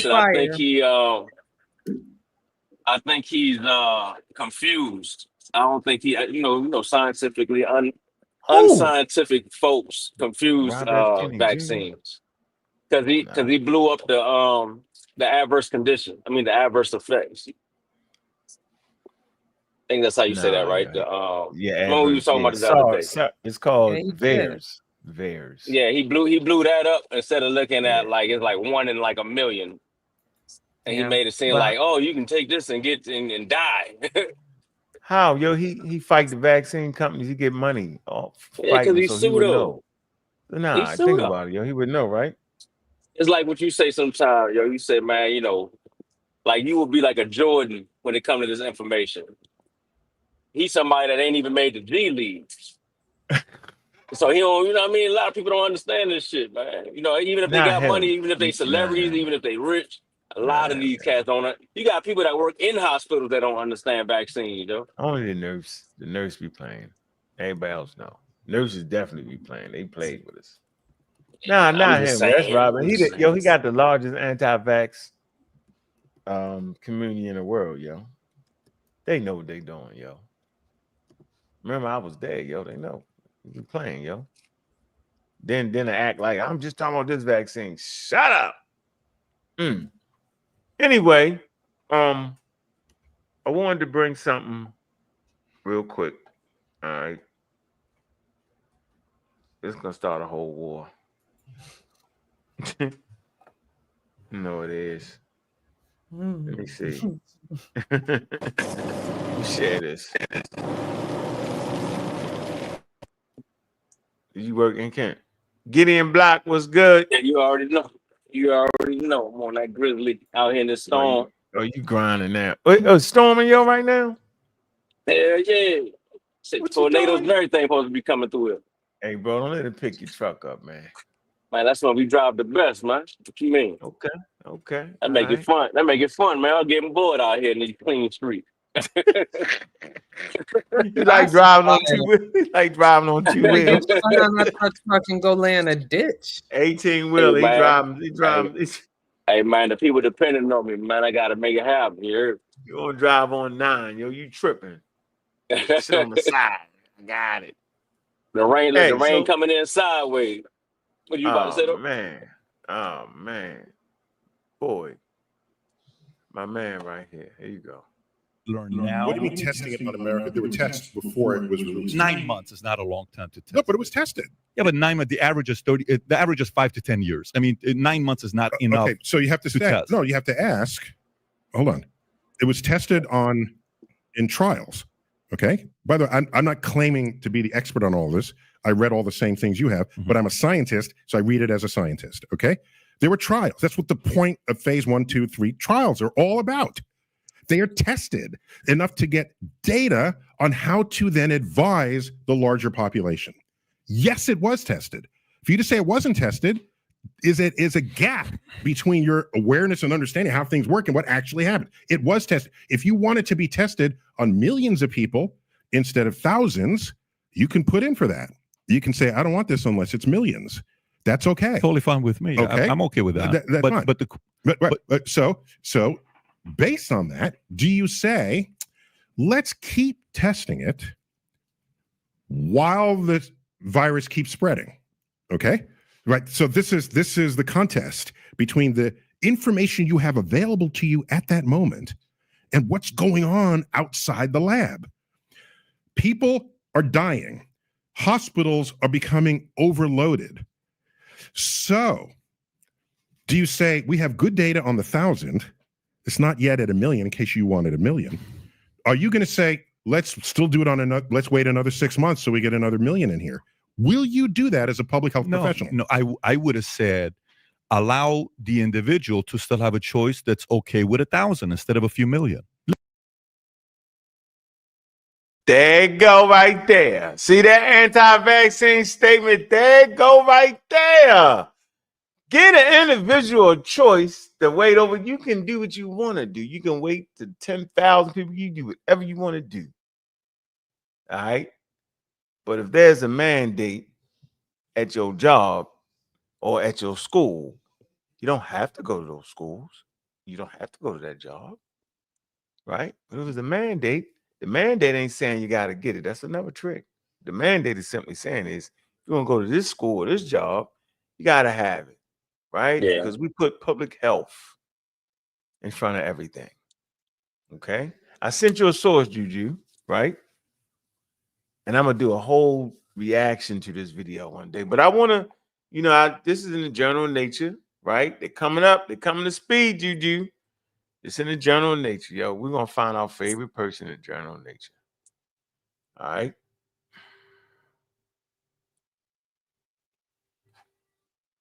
Journal of Nature. There you go. The origin of vaccines. There you go. YouTube, don't strike me. I'm going to the Journal of Nature. Y'all heard me talk about Jenner. All right. Okay. I said, oh man, Edward Jenner, let me see, what's the date on it? When did he do that? All right, Juju. I want you to move. That's the one that invented vaccines right here. Yeah. Position. All right. 1749 to 1823. But we want to know how he got here. All right. Okay. Let's slide down. Hold on, Juju. I'm gonna let you read it. Believe it's not the first paragraph, the second paragraph. The third is the third. As I say, it's the third paragraph. Let's see. Here we go. Read the third paragraph. But how? You probably start up here. Nevertheless, no, we can't start right here. Hold on.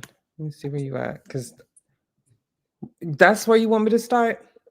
Nah. Yeah, start right there. The following year? Yeah. Okay. Hold on. Let me find That it. don't make no sense. Do you want me to?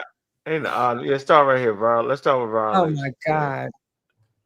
All right. Violation, because we talked about violation, I got right? you. That predates vaccines. Go ahead. Right. Virilation. Violation. Variolation had been popularized in Europe by the writer and poet Lady Marie Wortley Montagu, best known for letters from the Ottoman Empire. As wife of the British ambassador to Turkey, she had first witnessed variolation in Constantinople in 1717. All right, remember the date. 1717. All right, go ahead. Which she mentioned her famous letter to a friend. The following year, her son was variolated in Turkey, and her daughter received variolation in England in 1721. The procedure was initially met with much resistance, so much so that the first experimental variolation in England, including subsequent smallpox challenge, was carried out on condemned prisoners who were promised freedom if they survived, and they did. Nevertheless, the procedure was not without danger, and subsequent prominent English variolators devised different techniques, often kept secret, to improve variolation before it was replaced by the much safer cowpox vaccination as described by Jenner. But how did variolation emerge in the Ottoman Empire? It turns out that at the time of Lady Montagu's letter to her friend, variolation, or rather inoculation, was practiced in a number of different places around the world. In 1714, Dr. Emmanuel Timonius, resident IRT, Constantinople, had described the procedure of inoculation in a letter that was eventually published by the Philosophical Transactions of the Royal Society, London. That's big. That's the Royal Society in London. Keep going. I heard the Royal Society. Go ahead. He claimed that the Circassians, Georgians, and other Asiatics had introduced this practice among the Turks and others at Constantinople. His letter triggered a reply from Cotton Mather, a minister in Boston, USA, who reported that his servant Onesimus had undergone the procedure as a child in what is now southern Liberia, Africa. All right, now freeze. All right. Now, where is Onesimus at? All right. Where's Dr. Emmanuel Timothy at? All right. These people can't set the noble, but Onesimus is where though? In Africa. He's in America. Well, yeah, he's in Boston now. He's in Boston. All right. So when we talk about what gave rise to something in America, we start with this. All right. The Royal Society, you know what I mean, was getting letters from different places. All right. Okay. All right. And Cotton Mathis, all right, the minister from Boston, right? He actually wrote to the Royal Society. It might have been Boylston. My fault. Boylston, which was a surgeon. No, Cotton Mathis actually wrote. My fault. Matters. Boylston, yeah, Matter. Yeah. He actually Matter. Yeah, he wrote the Royal Society. But keep going. Who reported, look, that his servant. Dang, I just lost the spot. Give me a minute. Oh, it's right here. Oh, you lost the spot. And the procedure in Africa. Moreover, 2 Welsh doctors, Perrot Williams, and Richard Wright, reported that inoculation was well known in Wales and had been practiced there since at least 1600s. Patrick Russell, an English doctor living in Aleppo, part of the Ottoman Empire, described his investigations into the origins of inoculation in a letter written in 1786. He has sought the help of historians and doctors who agreed that the practice was very old, but was completely missing from written records. Nevertheless, it appears that at the time inoculation was practiced independently in several parts of Europe, Africa, and Asia. The use of the needle and often pinpricks in a circular motion was a common feature, but some places had other techniques. For example, in Scotland, smallpox contaminated wool, a pocky thread, was wrapped around a child's wrist, and in other places, smallpox scabs were placed into the hand of a child in order to confer protection. They left out the China, they used to crush up the scabs and blow them up your nose. But go ahead. Despite the different techniques used, the procedure was referred to by the same name, buying the pox, which implies that inoculation may have had a single origin. 2 places in particular have been suggested as the original birthplace of inoculation: India and China. In China, written accounts of the practice of insufflation, blowing smallpox material into the nose, date to the mid-1500s. However, there are claims that inoculation was invented around 1000 AD by a Taoist or Buddhist monk or nun and practiced as a mixture of medicine, magic, and spells, covered by a taboo, so it was never written down. Freeze. You can just freeze it right there. All right. And so if we come to the history of science and technology in Africa, right? All right. And the reason I focus on Africa, because none of the people you just mentioned was in North America and Boston during the time of that, where they bring together these studies. All right. And so we come to medicine right here. It talked about West Africa and the Sahel. I know I didn't send this to you, but can you see it, Juju? On the screen, or was it too small? I was still trying to read the rest of the article. I got it. Do you want? Oh, you still want to read the rest of it? We can move past I'll that. read myself. I'm good. All right. Okay. All right. Here you go. So, West Africa and the Sahel, the knowledge of inoculating oneself against smallpox seems to have been known to West Africans, more specifically the Ankh. A slave named Nemesis explained the inoculation procedure to Cotton Mather during the 18th century. He reported to have gotten the knowledge from Africa. Okay, so you see humans all around is trying to figure out, how we going to deal with, the smallpox. Our humans are just not sitting around getting picked apart. All right. Anti-vax movement actually started during these periods in America and in England too. All right. And they just basically started because they were saying that they didn't want to do this right here, this particular procedure, which is vital in the development of getting there to the point where you can get vaccinated. So for the life of me, why people are still stuck in the 1800s is wild to me.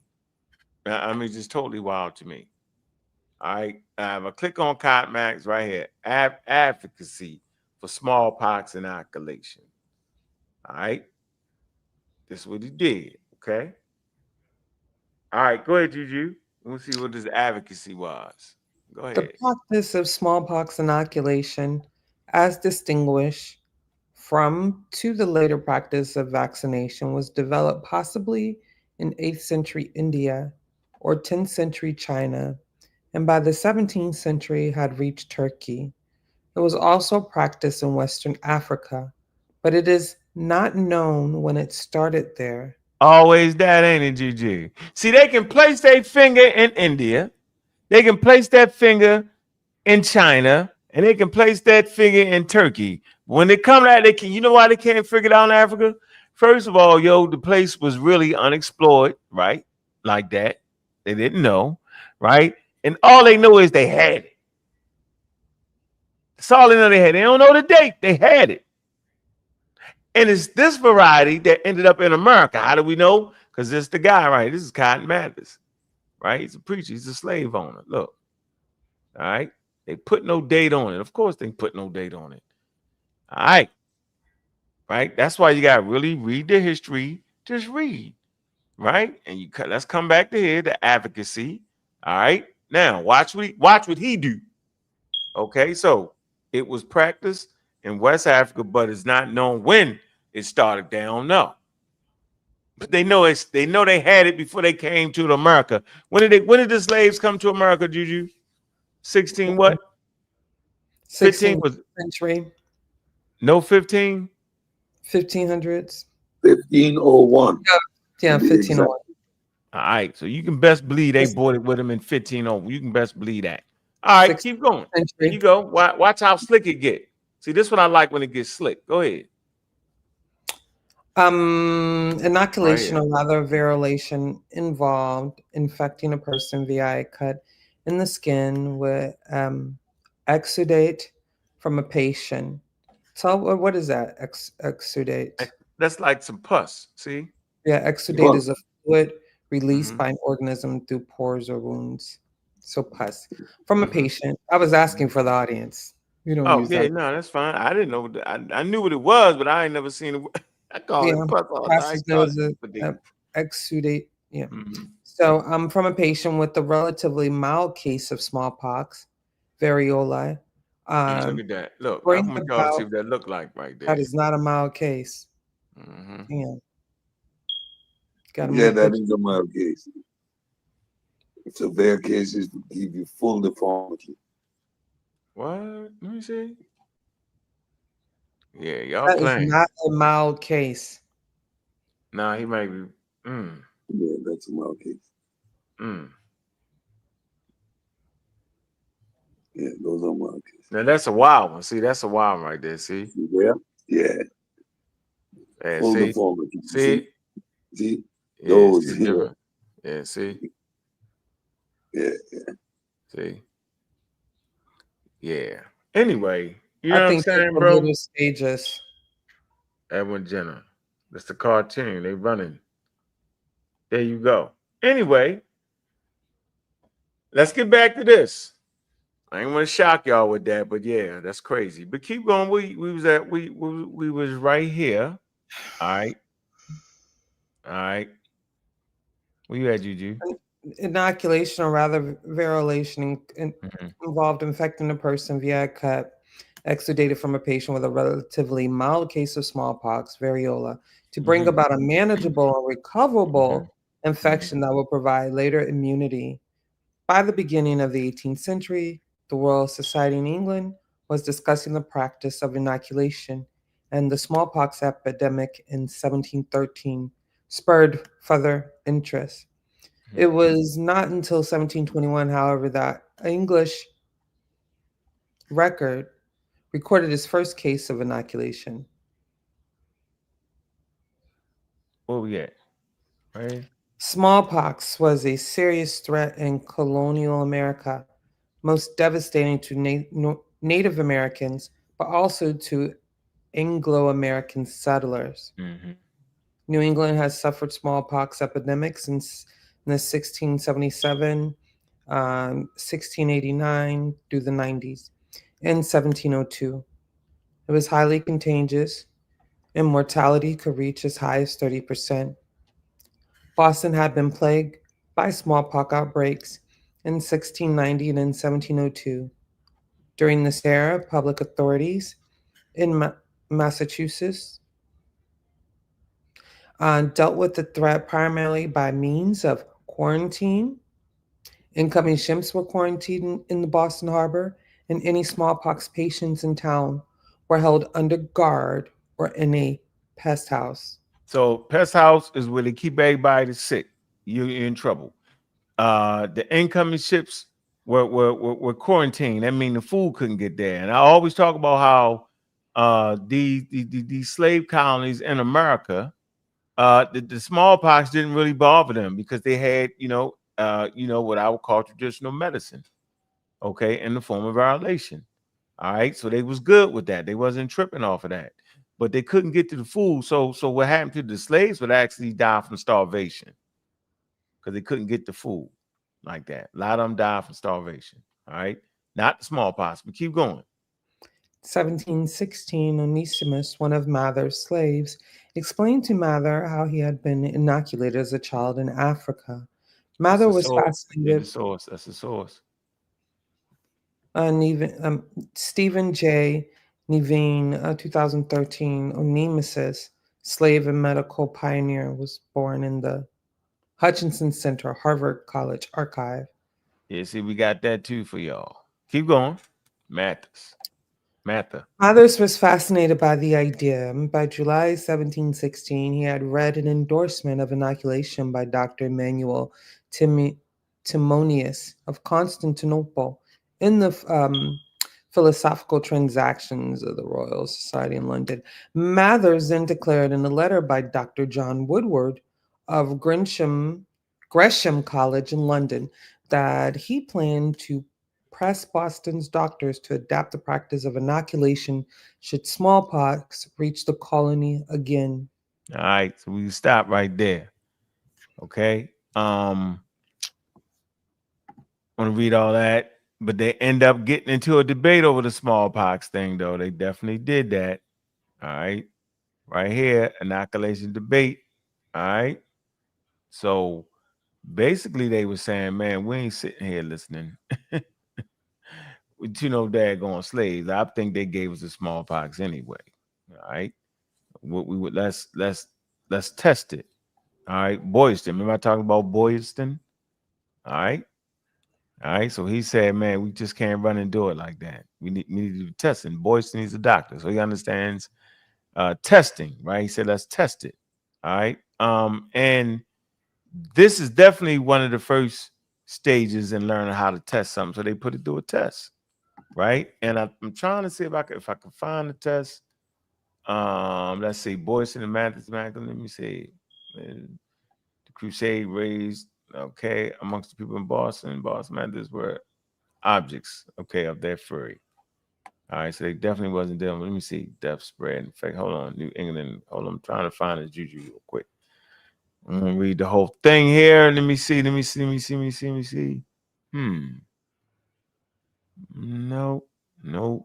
Oh. That's a long read on that, ain't it? Let me see. Increase Mathers. Father joined the. Hold on. Oh, they was trying to pray to God to get it out of them. Let me see. Hold on. Let me see. Let me see if I can find it. Let me see if I can find it. Okay.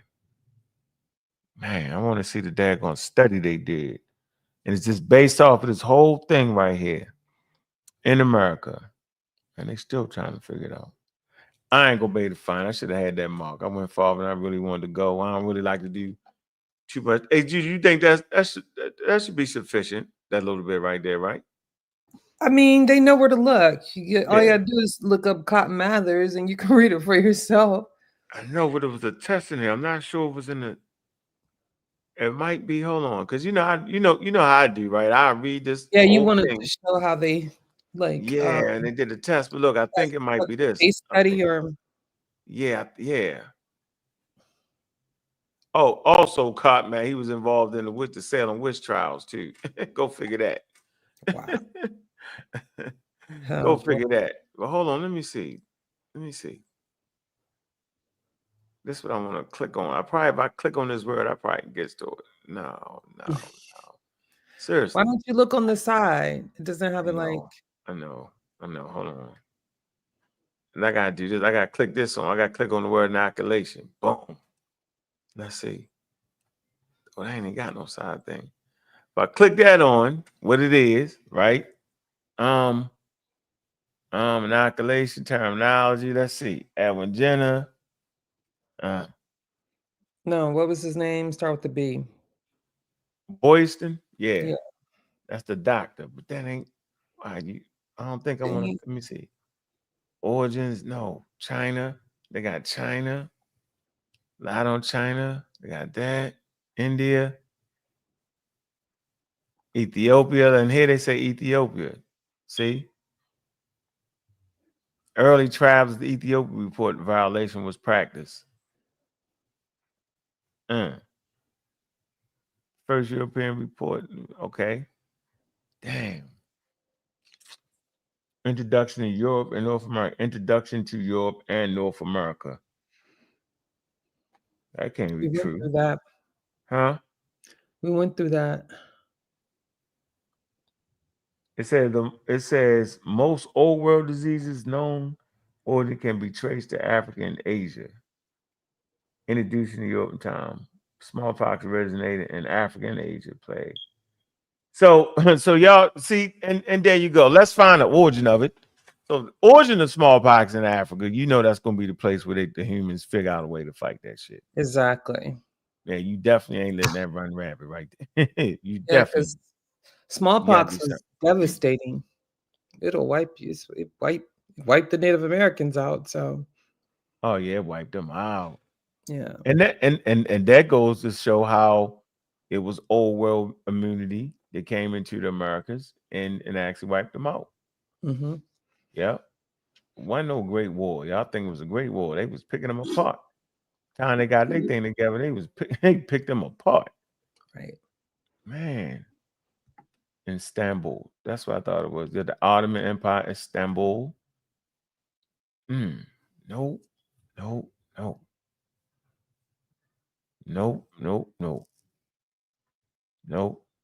You know what? I'm just going to find that one day. Cowpox. All right. We get out that framework. Anyway, that's what it is. Jesus Justice League. Why not pop in the chat? Jesus Justice League. That's crazy, right? Hey man, I appreciate everybody sliding through. You want to add something, Cedric, or Kent? No, I just was going to say that's another yet more evidence of no pre-Columbian contact, because old world met new world post Columbus, and that's when the local population was decimated. By the time Hernan Cortez came back into South America, the Aztecs and the Incas were decimated by disease. There was no Great War. No, it wasn't no Great War. Yeah, the disease beat them up. Wasn't no Great War, yo. You feel me? Yo, they came back and the coast was clear. Come back ready to fight, and no Nobody one there. It was crazy. Hardly anyone. Everybody dead. Yeah, that was crazy. That the coast was clear. All the tribes that lived on the coast was done. Done. Crazy. Oh my goodness, bro. Yeah, I remember what it was. We had a thing about what's that? When he said I encourage people to get the vaccine and that it stops the spread of disease. That's what made me be like, okay, hold on. Yeah, but he might be just confused. Like something he ain't all the way. You know what I mean? He It's is. like, That's what I'm I trying wouldn't to get you to expect see. I wouldn't expect a anti-vaxxer to encourage people to get it or to say that it helps stop the spread of the disease. That's what threw me off about it. They threw you off because he wasn't really saying, he didn't mean to say it that way. He said it, but then he undo everything he said. It's like when your man say the Egyptians is African, but then explain that everything about them is European. They come from Turkey, they come from Russia, they come from that's the joke. Yeah, so he's saying get it, but then he tell you everything why not getting it. You get it? Go get the vaccine, but you know it's gonna kill your mother and your father. It's gonna be you. It's crazy. See, like a dude like him, I would expect him to, especially in his position, I would expect him to stand 10 toes and like ban vaccines or something. You know what I mean? Like, because they got that power now, right? You got the power to then kind of make choices, make decisions. That's too hard. He can't go that hard. You know what I mean? He just see. They ain't gonna let him go but so far, right? No, but he already too far because the daggone shit is outbreaking now. Measles, he's too far now because we shouldn't even have no problem with measles at all. Was that due to a decision that they made, or that was like one of the little communities out there that don't get vaccinated or whatever? No, it's due to low vaccination rates. Okay. It's starting to take hold. You feel me? The pandemic scared people. The anti-vax information just really put people in a wow. And they're not getting vaccinated as often now. They think you can take some crazy oil or something. Wow. They got them little communities or them little small country towns, man, and little groups or whatever, people that got their little religion or whatever, and they don't get vaccines and all of that type of shit. They end up being the ones that had the outbreaks. That ain't what that is. That's what I'm trying to tell you. That okay, happened with the Jewish community in New York. Remember, the Hasidic Jewish community, they wasn't getting vaccinated, and it broke out, and they got it. And they went on and took that, knock it off. So I get that, but that's not what's going on in Texas. Though. Okay. Yeah, because that did happen in New York about 2 years ago. Absolutely. Yeah, that's crazy. Oh, it's super crazy, bro. I cannot believe I can't find the daggone studies, y'all. This is wild. Man, would it be smallpox? No, it wouldn't. I don't want to read no smallpox. No. I don't know. What study you was looking for?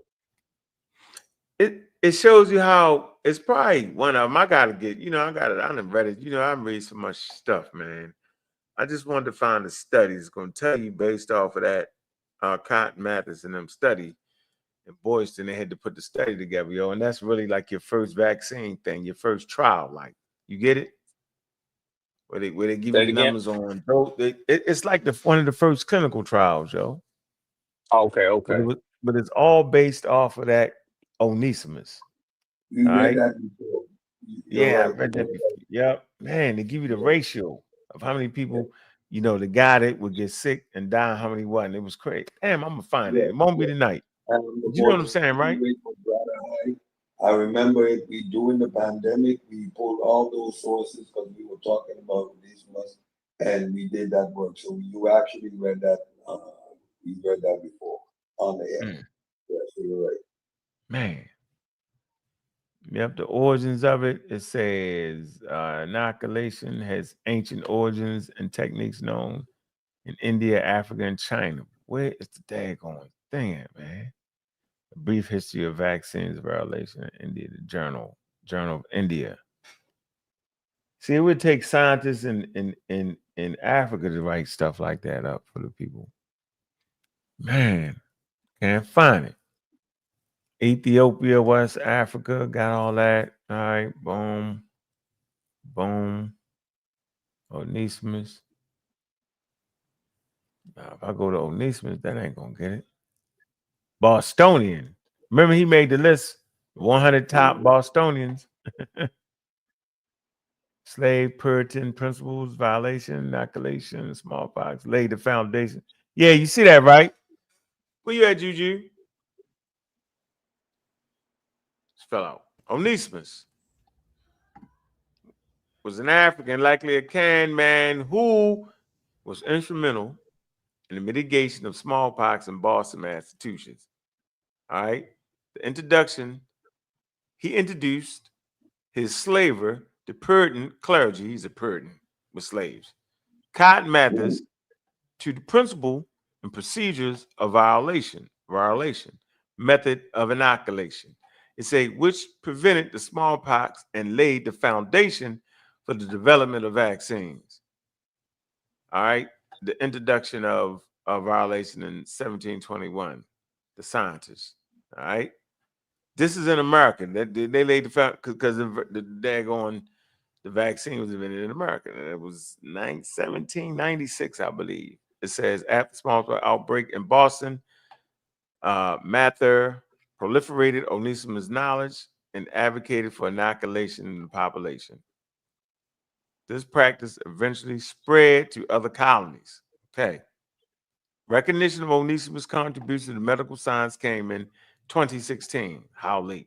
When Boston Magazine declared him amongst the 100 Bostonians of all times. The historian Ted Widemere of Cunny, all right, what is that? Malcolm Honors College noted that Onesimus revised, am I saying it right? Reserved many of the colony's traditional racial assumptions. Had a lot more not reversed. Did I say is it reversed? Oh, fuck that. Oh, excuse me, not excuse that. Had a lot more knowledge of medically than most Europeans in Boston at the time. Of course he did. Yeah, that was high level science right there at that time. But I want to find a daggone man. I think I'm getting high, and I'm getting close. I think I'm getting close, bro. Yeah, getting close. Yep, I think this is it. I think I'm gonna be able to find it. After struggling to do that, I think I can get to it. Smallpox outbreak. Let's see. Onesimus. Let me see. Citing Onesimus when Boston experienced smallpox outbreak, Mather promoted inoculation. All right, hold on. Let me see. Doctors and ministers and laymen and Boston officials. Boom, boom, boom, boom. The Africans. Boom, boom. The Act reserved Boston included race-based punishment codes to prevent slaves or servant uprising. Let me see. Nevertheless, it described invoking. Let me see. Sticking a needle into the. Let me see the pus. The infected person. That's the whole thing. This the one y'all want to read. Hold on. I think I'm getting. Ah, here you go. I got. Where you at, Juju gone? Anyway, I got it. Found it, Juju. You know I was gonna be just persistent. I mess up the whole show. Here you go. I just couldn't stop. I knew I read it. This on Onesimus page. I'm gonna drop this for y'all. All right. There you go, Juju. You can do it right here. Start right here. Nonetheless, a physician, Boyston. Abdil Boyston, carried out the method Onesimus had described, which involving sticking a needle into a pustule from an infected person's body and scraping the infected needle across a healthy person's skin. Dr. Boyston first inoculated his 6-year-old son and 2 of his slaves. 280 individuals were inoculated during the 1721-22 Boston smallpox epidemic. The population of 280 inoculated patients experienced only 6 deaths, approximately 2.2%, compared to 844 deaths among the 5,889 non-inoculated smallpox patients, approximately 14.3%. An inscription on his tomb incorrectly identifies Boyston as the first to have introduced the practice of inoculation into America. You cheating. You're cheating. You just took it from an African. That's wow. They did the same old thing. That's that same old thing right there, huh? Same old thing. On his daggone tomb. Man, get it. Somebody go get that. Go shoot up that gravesite. Man. They always shooting up our gravesites. Let me stop. Anyway, this is the thing to read. Y'all want to read this right here. That's some numbers right there I was talking about. 'cause it and gauged the the procedure percentages. is definitely, you know, in America, no matter where else they had it, it came with the thing that got it introduced into the Americas was based off of those slaves. The legacy. Go ahead, read the Right. legacy right here. Boston and London. Boston and London in 1726 and 1722 respectively performed trials on citizens, and on average inoculation decreased the mortality rate from 17% to 2% of the infected population. 1796, the inoculation methodology Onesimus introduced was replaced by Edward Jenner's development of vaccination for smallpox and cowpox. Thereafter, vaccination became compulsory in Wales and England, and variolation was banned for its side effects. In 1980, the World Health Organization declared that smallpox had been completely eradicated due to global immunization efforts, making it the first and only human infectious disease for which this has been accomplished. So how great was those Africans that came to America? How great was Onesimus? He gave rise, right, to Edwin Jenner technique called vaccination. That's how great he was. Here go the trials right here. They give you the numbers right here. For them to have these numbers, they looked at, they wrote it down. It decreased the mortality rate from 17% to 2%. All right. There you go. Of the infected population. All right. It said inoculation methodology when Onesimus introduced was replaced by what? Vaccines. Edwin Jenner, 1796, he invented the first vaccine. He used the pus, dry pus from the milk maidens that actually used to milk the cows. They would get these blisters. All right. All right. It's called cowpox. It's in the pox family. Smallpox, cowpox. All right. It's not as vicious as the smallpox is. They get them blisters. So they dried it out and they put that in a solution and put it in a vaccine. And there you go, all coming from the slave. So no matter India, no matter China, the experiences that we have around the world now is based off this man right here. How great was this African right here, y'all? There we go. That's there you go. It spread to Wales and England and all that. And they was playing over there. They was reading it in the Royal Society. They was playing. But right here in Boston, they started to put them numbers together and seeing how it affected the population. They be like, bet, we're going to work with that. And here you go. So there you go.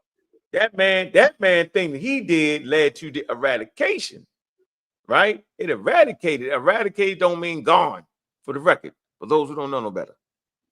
All right? There you go. Globally. So, yeah, how great was this African? For the European to actually put it on his daggone tombstone, say he did it.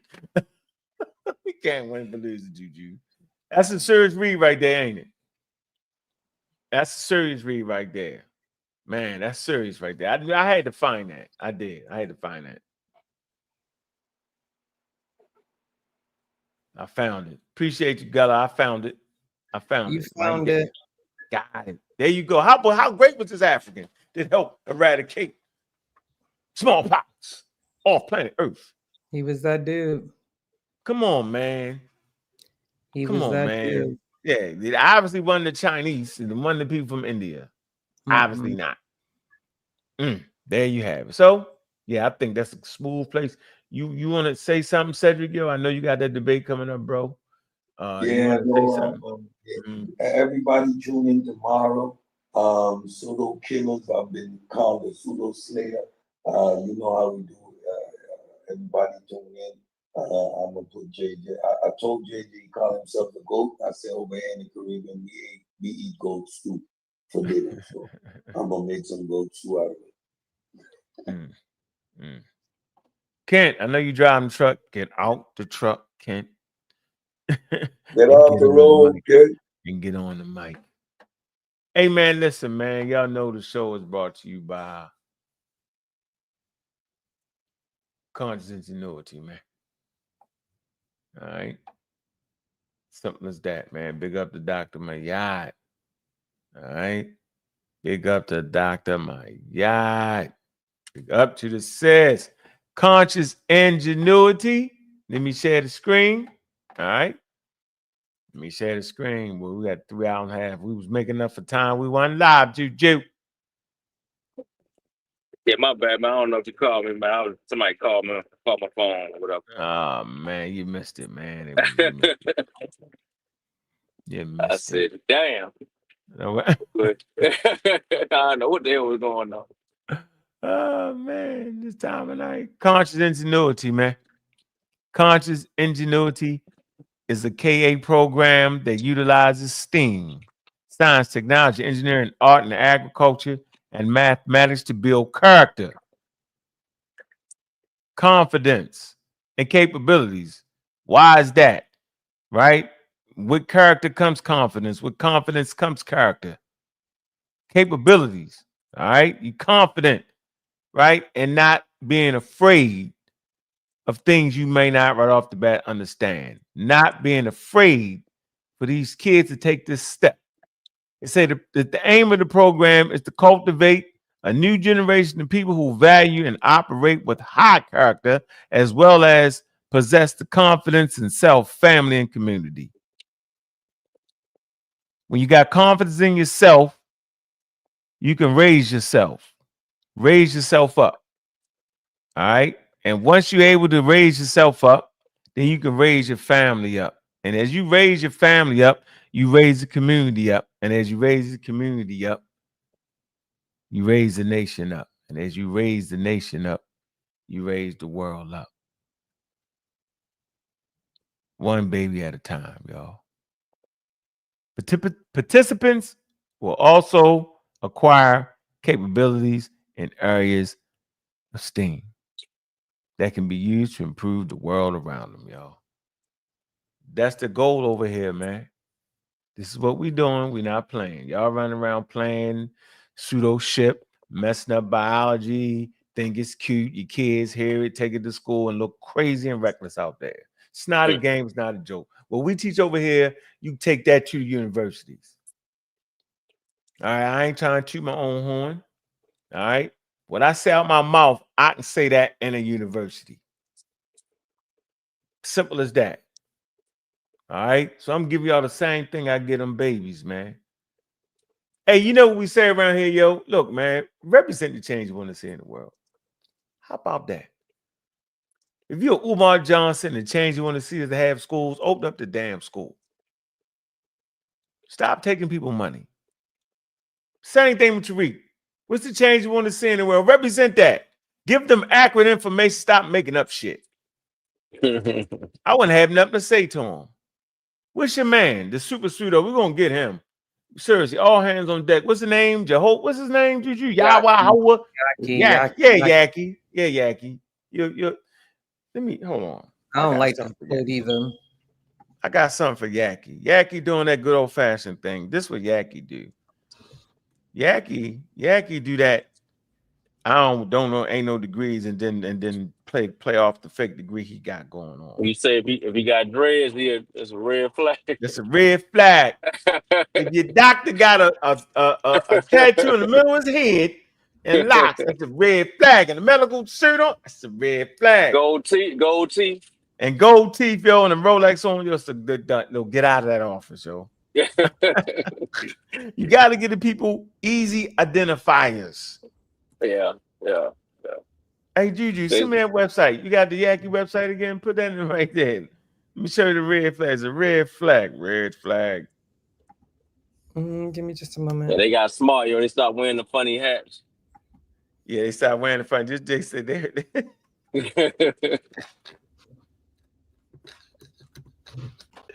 What the hell was I looking for? I'm looking for something. You're looking for Yaki? I'm looking for something else. Why not? You was looking Yaki. Huh? I want to look the Yaki. I know the Yaki, tacky. That ain't what I. Oh man, something else. I got it. Got red flag. No. Yeah, we're gonna put it here. We're gonna. You put it in the thing. Just give me in the private chat. Oh, you want me to put it in the private chat? Yeah. Oh, yeah. See the Let me do red it like flag. that. Can't do it like that. All right. Yeah, I can't. Yeah. Go ahead. Scroll it up. Got the thing in the middle of his head. What's that? I got you. What he got in the I got you. I got you. Hey, Kent, what he got? Oh, I know what I'm looking for. Blocking the third eye. I got you. I got you. Oh man. Here. Here's it. It's in a private chat. No, that's fine. Go ahead. Move it up. Scroll it No, up. you have no. Go ahead. It's in a private chat. Because you can't scroll up. Your computer not working. Yeah, I can scroll up. That's too much work. You're not paying me for all that. Oh shit! Is that what? Where you want me to go?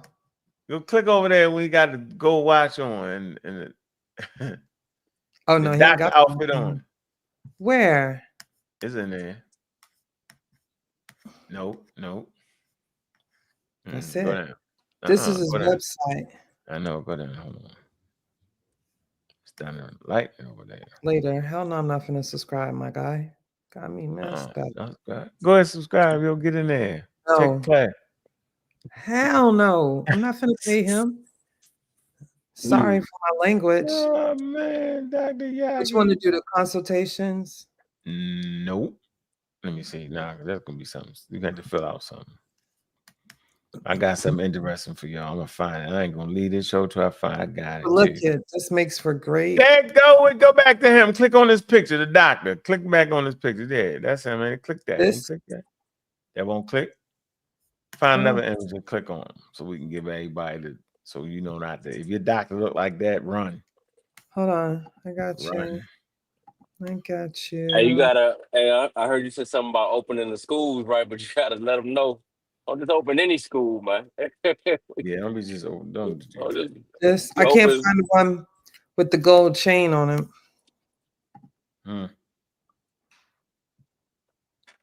Yaki is hitting people. Oh, there you go. Oh, my fault. Oh, you can't.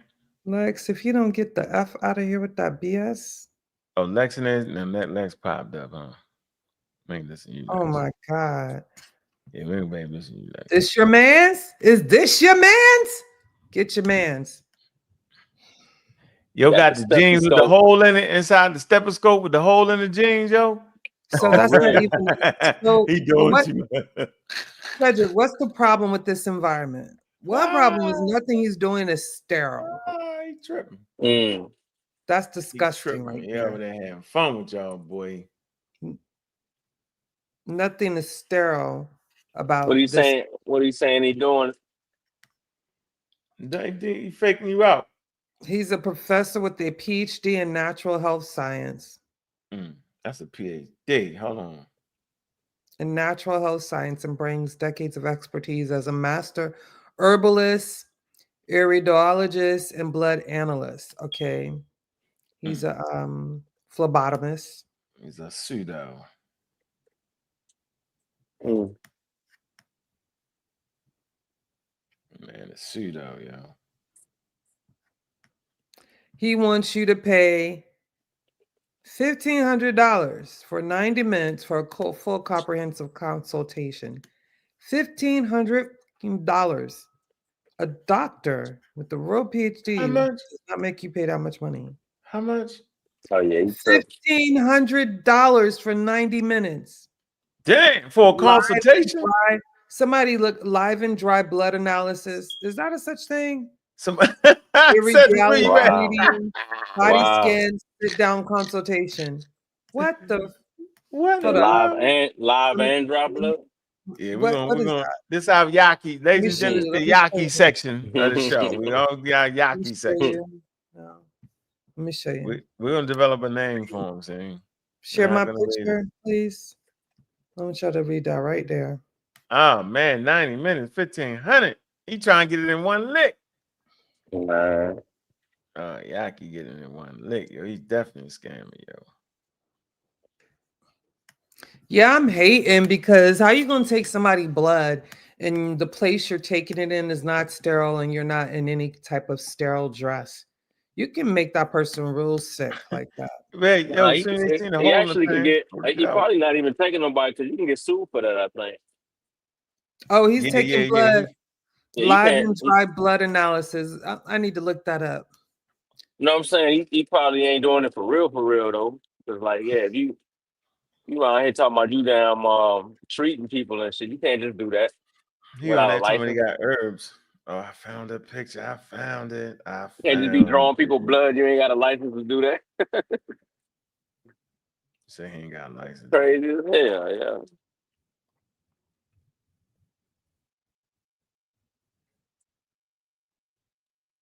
So They got here bloodletting, yo. So live and dry blood analysis refers to a holistic health assessment tool that involves examining a drop of blood under a microscope, both in its fresh state, live blood analysis, after it dries and clots, dry blood analysis, to assess potential health imbalances and patterns. Is it pseudo? You ain't put it in there? Nah, I was just really reading what up, but I'm gonna ask ChatGPT. I don't have this on here. Oh man. All right, we got him. We got him. Ladies and gentlemen, this is our Yaki, the pseudo doctor section of the show. We're going into all shows with Yaki. Sorry.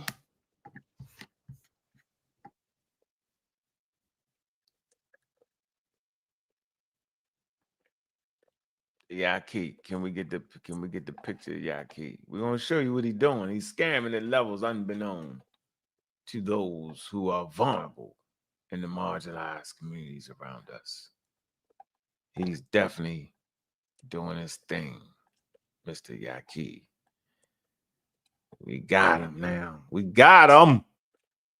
Should we take a picture of this degree? If a man got Dr. That, oh man, we got him. What you doing, Juju? We got him, Juju. We got him. Here you go. Wait a minute. Let me read this real quick.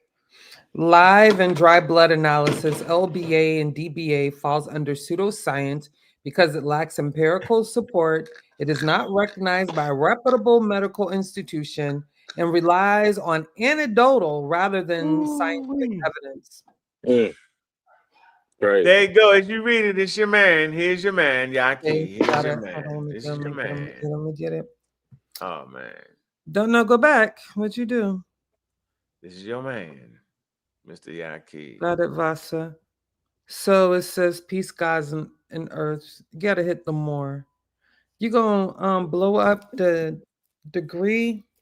It ain't gonna let me get it there. He mentioned some of the 5%. You know to save the picture? Yep, I just did it. But cannot send it to me and I'll do it for you. Send me the picture real quick. Ooh. Please and thank you. So I can get up. I got it. Hold on. Here you go. Look, I'm gonna do it like this. Bam. You get everybody in the game. Here you go. Now I gotta share the screen. Oh man. All right, now I gotta hit the thing. Let me see if I can get it, Juju. Let me see if I can get him. This man is going too far, ladies and gentlemen. This is the Yaki special. Too far. He been gone too far. He's definitely too far. He's out there. Everything you're doing is pseudo. Cedric, where you at? Did you not see how he was dressed? Cedric sleep. Is he? All right, we got Yaki. Do we see it, ladies and gentlemen? Can y'all see Yaki? The big head. You gotta blow it up. It is blown up now, ain't it? No. What? I can't see nothing on that degree, my guy. Oh, let me see if I can. I'm trying to see the degree. All right, I can't read that. What is that?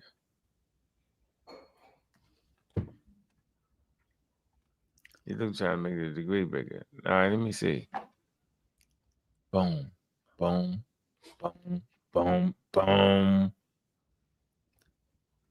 Oh man, we can't. There you go. There you go. They got it. If you got a degree with Yaki on there, yo, your non-real name, yo.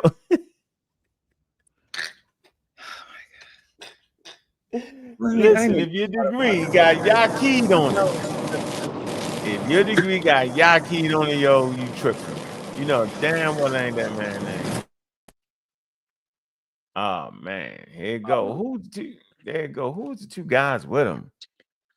That say Christian worship. What that say? What? Y'all see that? Y'all see that? He trying to get the Christian money. Oh man, this guy's better than I thought. The Christian Fellowship, really? Can y'all you see that, Juju? Open a little more. I can make it bigger. Yeah. Yeah, I don't see the let's say Christian Christian University. Fellowship. So we gotta do something Christian University. They're playing with y'all, man. Come on, man. They gotta stop it. 52,000 likes, yo. Look at that, yo. Yaki. Crazy. Yaki. Look, who the two people beside him? Look, he had to pay for that. That's the Royal, what did it say? The HCO Royal School. Man. Oh, that say HCO, right? Oh man. Put that in the chat GTPT. Ladies and gentlemen, what is the Royal School? What is the Royal School here we're looking at here? Is that HCO? I gotta say you. Gotta be a U, ain't it? Huh? Gotta be a. You think so? You think it's a U? Gotta be. If it's the Christian University, what was the first word in that on that certificate you got? Let's see. I think it's Royal. No, that's Harvard. Christian University? Oh man, Harvest.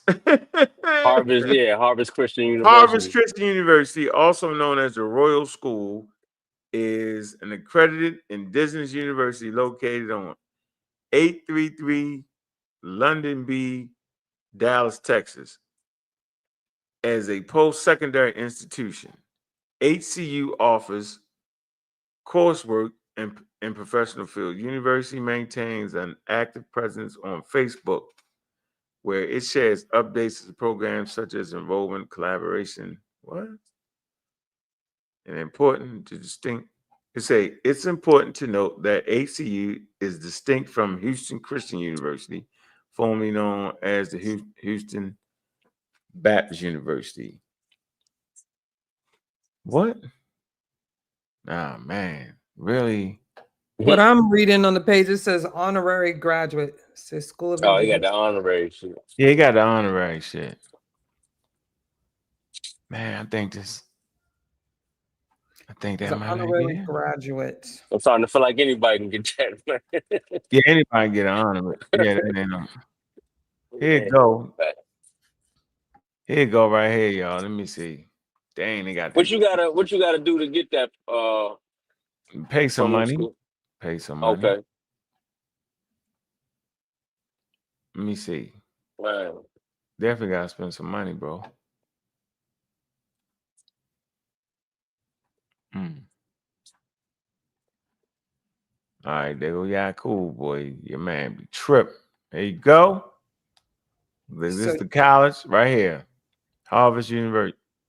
Harvard Christian ChatGPT University. say Harvard Christian University offers a Doctor of Ministry program designed to advance individuals engaged in Christian ministries to the highest level in the field.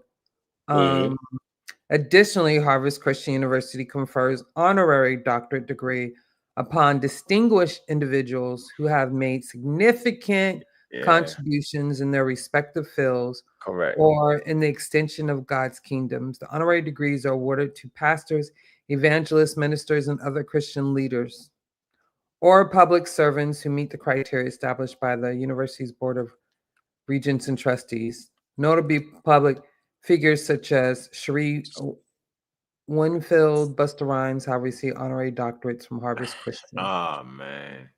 Is it Busta Rhymes? There you go. That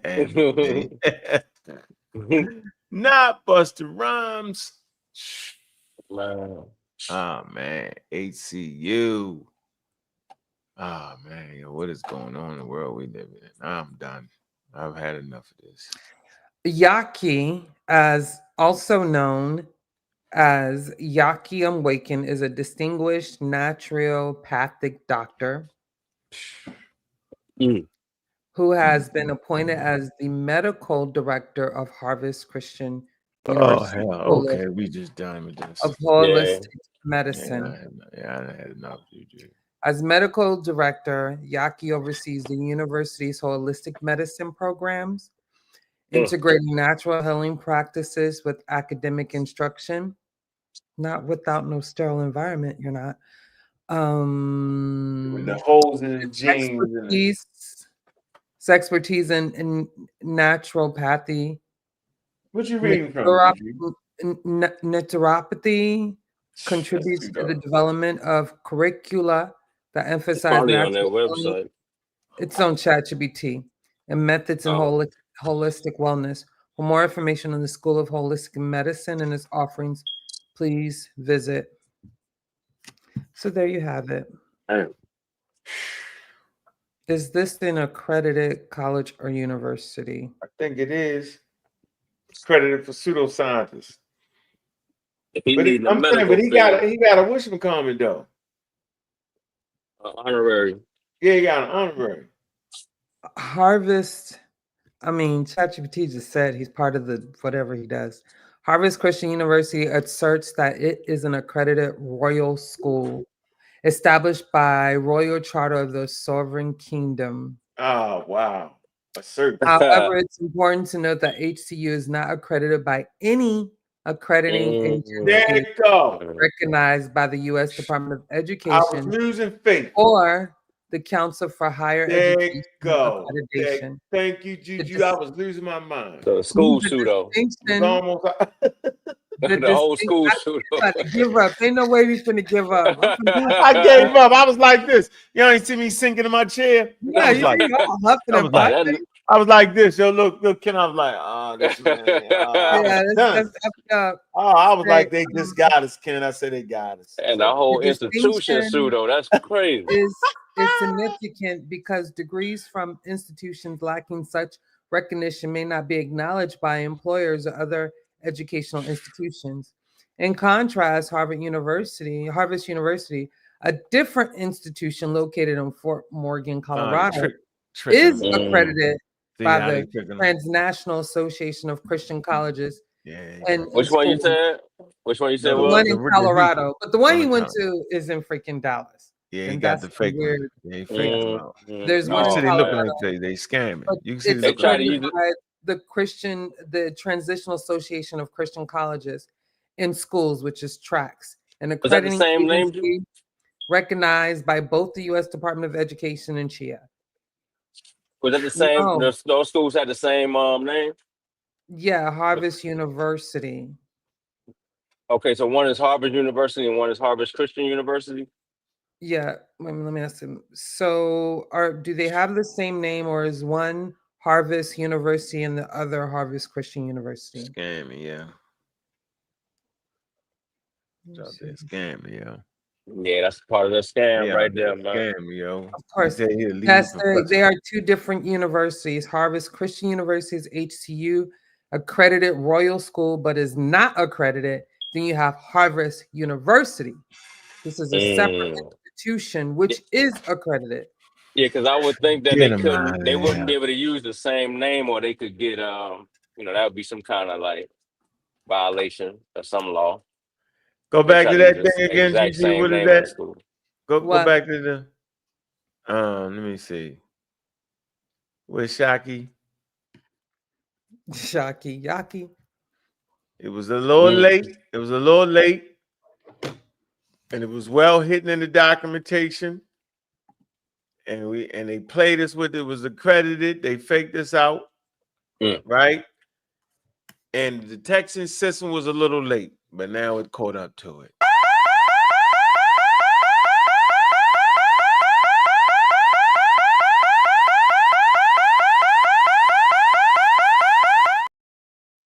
Yes. Yes, ladies and gentlemen, the fake accredited university they went to has a pseudo alert. Man. Absolutely, positively.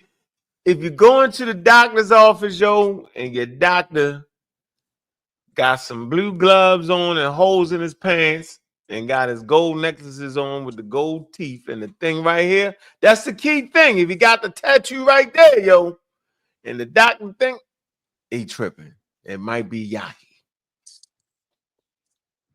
Not for no $1,500 for no consultation. $1,500, got you $1,500. He trying to get the full grill on y'all. What black yo. people can really afford that? Oh, So you're these not people even do it trying all to the help time. us. Are you taking You're trying to get the money from them other people that They got take that. their type- food stamps money. Yo, some people Oh, get $1,500 in food Yo, stamps. he taking your blood with a black tee on and dreadlock. Come on, man. Come on, man. With some Air Force Ones on, yo. He got an Air. Kid said he taking blood and Jordans. Yeah, you can't trust that nigga, man. Hey man, if your doctor got on Air Force Ones, yo. The black ones, though. If you got the And the black ones, third nah, eye get up out of tattoo there. right there. The third eye tattoo with the forces on. Get Man, up out of there. you probably And a getting Gucci- and a scammed, yo. Gucci Get up belt. out of there, yo. And the Gucci belt, yo, you probably getting scammed, yo. What is it? Hold on, let No, me don't see. do that. No, don't put that on Gucci. Do not put that on Gucci. Man. Don't do that. We gotta give him something to look for, yo. Some Don't do cues, man. that. No. What he got? What got? Oh shoot, he got the he already third got eye. the tattoo in the middle of his forehead. Yeah, yo, this here it go. Look, here it go. I know And what that gold is, beads yo. and ish in his dreads. You know If what? that Hey, ain't look, enough, you know I what? don't know what to tell you. Listen, the man is selling herbs, and when you look at the herbs, they look dry. So you know he's getting them by bulk. I want to Look, here see it go. garden. Look. Hey, look. He's selling dry herbs with a Look, Kent. Look, Kent. $150,000 watch on. Make that make sense. Hey, man, you know what? Now I see why that pilot got so much flack, yo. Because at first I was like, yo, the man, you know, he just climbed the plane and he can do what he want to do, whatever. But nah, you can't. The dude, the pilot that had the gold teeth and everybody was mad at him and shit. You don't Oh remember yeah, that? yeah. The black dude. Nah, but a he couple of weeks went to ago. a pilot school. He got the degree you needed to fly the plane. If the people were worried about, no, let me finish. If the people wasn't worried about how he was dressed when they hired him, mind your business. Yeah, but that's No, I don't think he dressed like that when This he is a whole when he got hired. different situation. Hold on, I don't think he dressed like that when he went for the interview. I'm saying I can see why people were mad because like the same way we looking at this dude with a tattoo on his You don't forehead. really see the pilots. Oh, look, They could have got that off just a picture that he put on his Instagram, just flogging. You know how they say. No, He I probably wasn't wouldn't even use dressed in like that that page. flying the plane, actually. Come on. We got to make sense of this. Hey man, if you Hey, look, stand he was on in the that airport. plane, He was in the airport with the gold teeth, man. I don't know. That's right. He was in the airport. See, he wasn't even on the plane flying. That man was probably off of work and can do it the heck he That man wants. was Leave at that man work. and He his was on the gold premise. teeth alone, okay? He was on the premises, man. Don't. Why are you associating him with Yaki? He probably went to Emory Little, which is highly accredited. Not Yaki, No, look, my guy.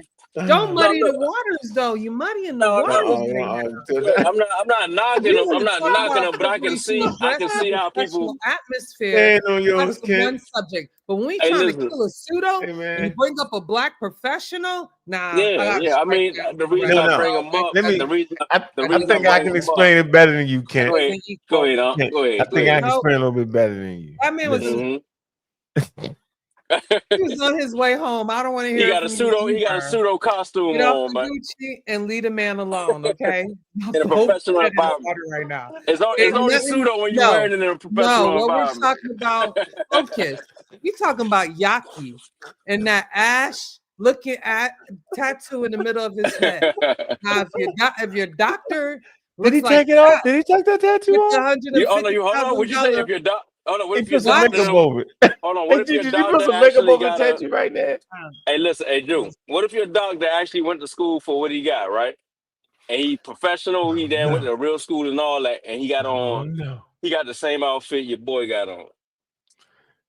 Yeah, so the professional is not going to do that because there's a level. It's called the code of conduct. And in that, I'm sure when they get hired, they have a dress code they have to abide by under contract of the institution that hired them. So that's what separates the two. So, like, don't muddy the water, guy. We can talk about that, but that's a different conversation. Juju, did you say What if your doctor come to work with a grill in his mouth? What then what? Yeah, as long as he don't perform no procedures with that, we good. And he probably not.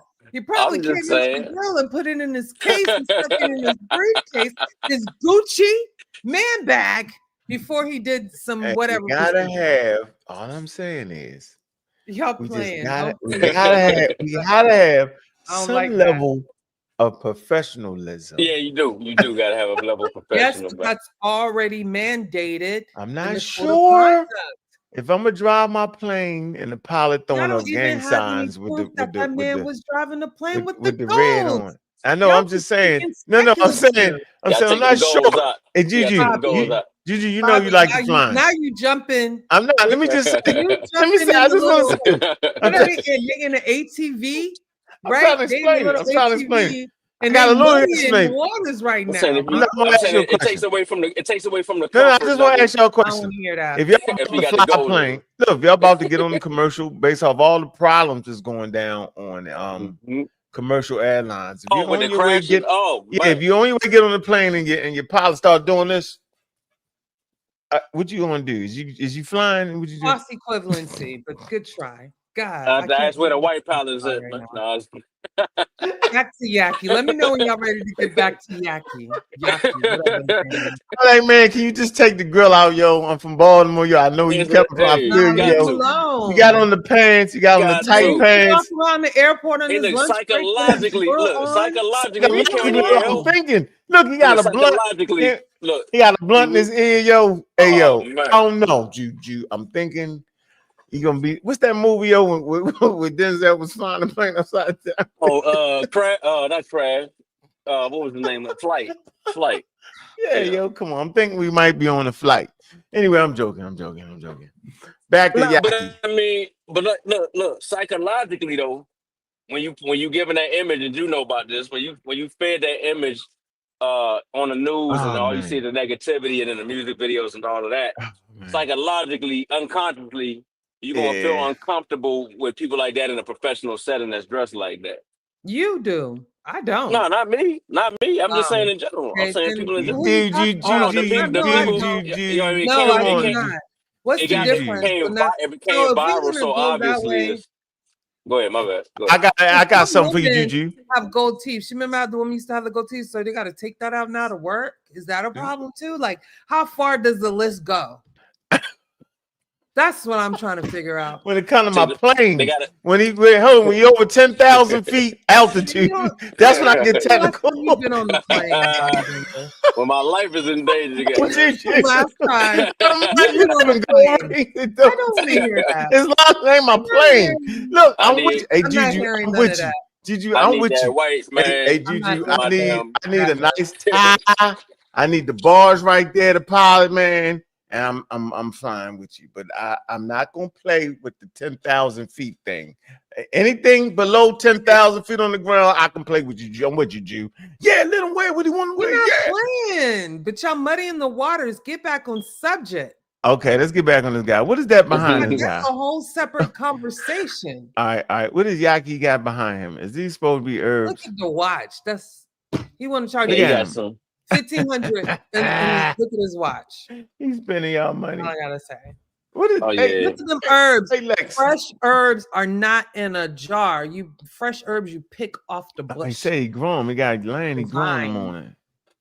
So he gave you fresh dehydrated herbs. Hey, Lex in there talking to herself. Hey, Lex, you gotta hit the cash. You gotta hit the thing, listening. yo. I'm not showing your comments, bro. I don't even know Fresh what you're saying. dehydrated herbs. I ain't never seen him show anything about no garden. I'm waiting for it. Man. That's funny, yo. Exactly. Yeah, man. Curry powder. He's selling curry powder. Hey, man, he got the thing on his forehead, though, yo. That's the wishmacomet. Y'all know what that is? The eye, the hands with the eye in the middle of the Hindu thing. Yo, if they got that signal on that's a signal to you. I'm trying to let y'all pick up the easy things. Hold on, Juju. I got something for y'all. Hold on, Ken. I got something for y'all. I hate on this jury because the man is charging $1,500 for a consultation. I've never paid that much for a consultation. Never. And I had a life-threatening disease. I ain't paid no $1,500. Y'all get up out of here.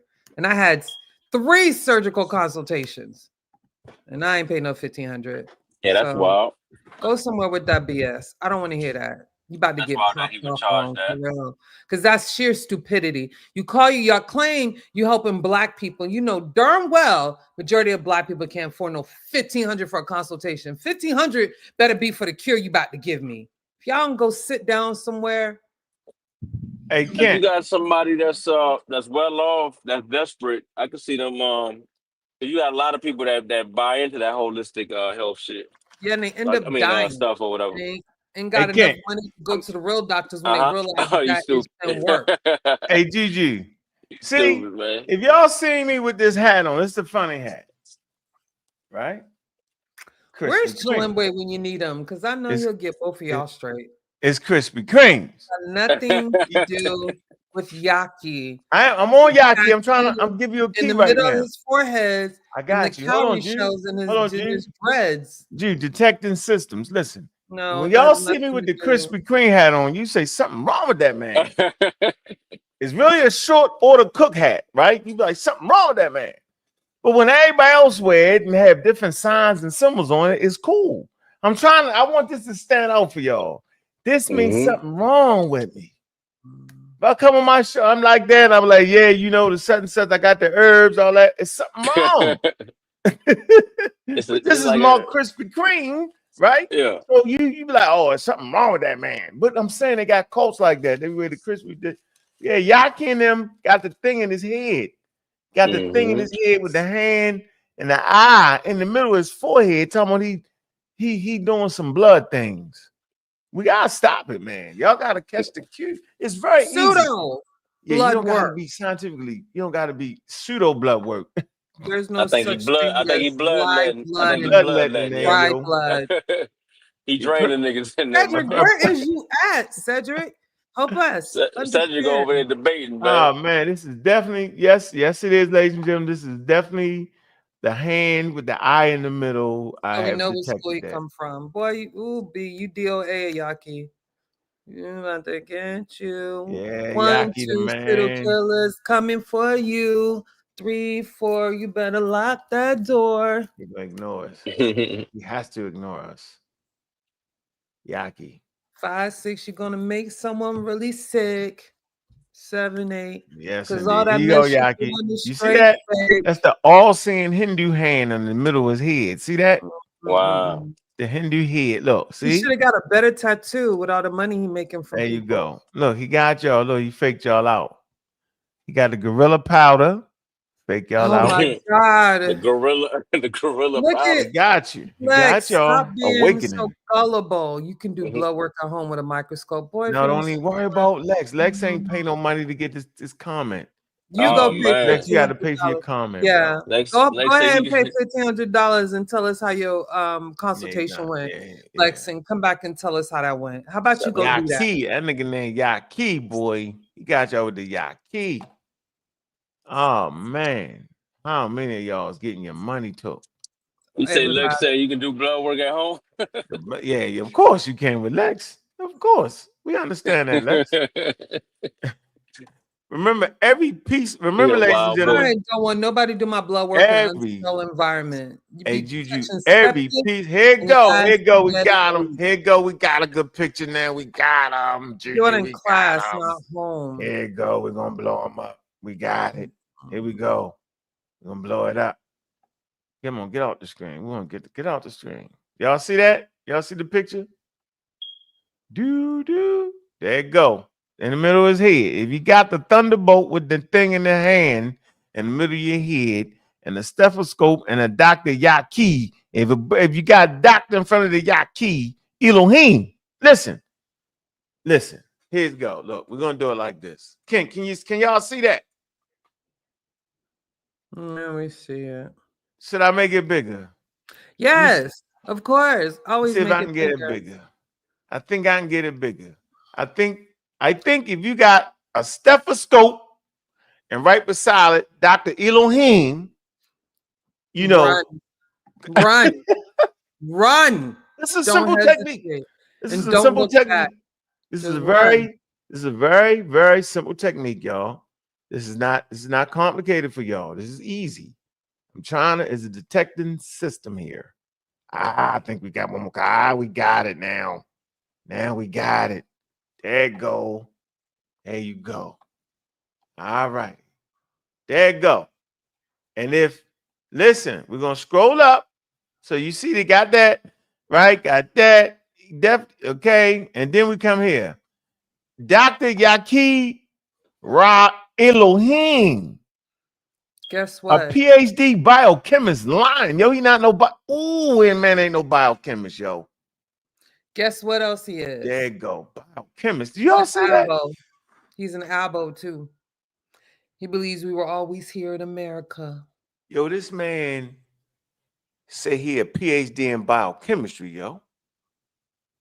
Do you see that? Yeah, now that's scamming when you just lying about shit stuff like We that. just read his whole profile on that's whatchamacallit, yo. That's straight scamming. That ain't confusing right there. He's You scamming, just yo. lying. You lying. You What outright is a lying at that point. biochemist? What? What is a biochemist? He lying at that A point. biochemist is a scientist who studies the chemical process and structure within living organisms using their knowledge to understand life at a molecular level, developing new treatments to improve product. So he went to this definition and said, that's what I'm a biochemist. Crazy. And then he want people to think he got it from the Harvard Christian University. Oh man, This is worse than I thought it was. You let me down, Yaqui. That's the whole setup, yo. Development. He does disease research, metabolism, genetics, food science. That's what he calls himself doing. And look at the website. I feel like he got the definition, and then he came that identity by definition. PhD biochemist. Dr. Yaqui Elohim. Okay, jeez, let me not make that. Okay, whatever. It's Dr. Yaqui. Spell his name. Y-A-H-K-I. Y-A-H-K-I.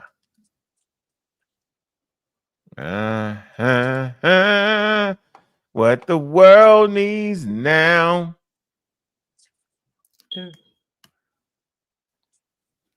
Is less pseudo. You should just stop the show and do another show and go through this 4 hours. Nobody's gonna see this part.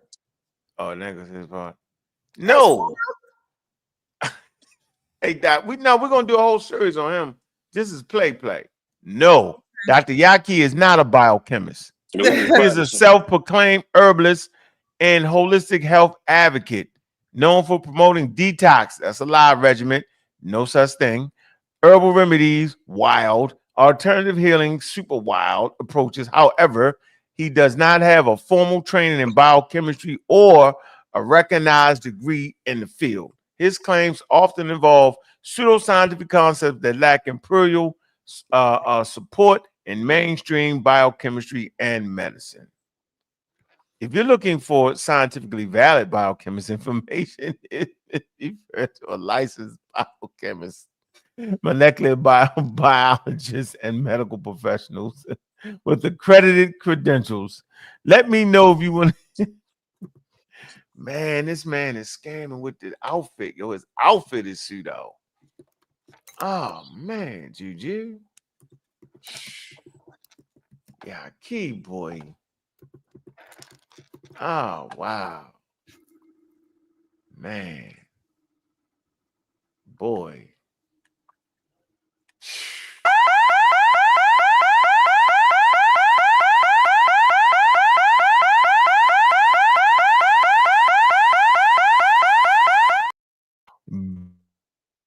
Be on the lookout for a black male with a tattoo in the middle of his head, the Hindu symbol.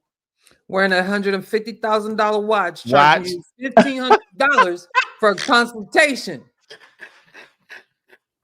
You better be giving me a free pack of herbs or something. Got time He has for that. well-packaged herbs. Be on the lookout. He has well-packaged herbs. He's claiming to have the PhD in biochemistry. And yeah, don't do it. Yeah, he's doing too much. He's way out there. He's gone. Yeah, I mean, he's a Yeah, super pseudo extraordinaire, sophisticated. extraordinary. I'm pretty sure he had that. If he came on here, he had all the language together. That's in the certain. You'd be like, come on, yo. You remember how polite you should do that? He sound crazy as hell. Do he? Have you not listened to him? Oh my. No, with America. Let me see. That man ain't promoting America, is he? Yes. No, where that clip at? I know you got it. Give it to me. Oh, You I had do it. not have it. I don't know where it is, Bobby. You sent it to me last show.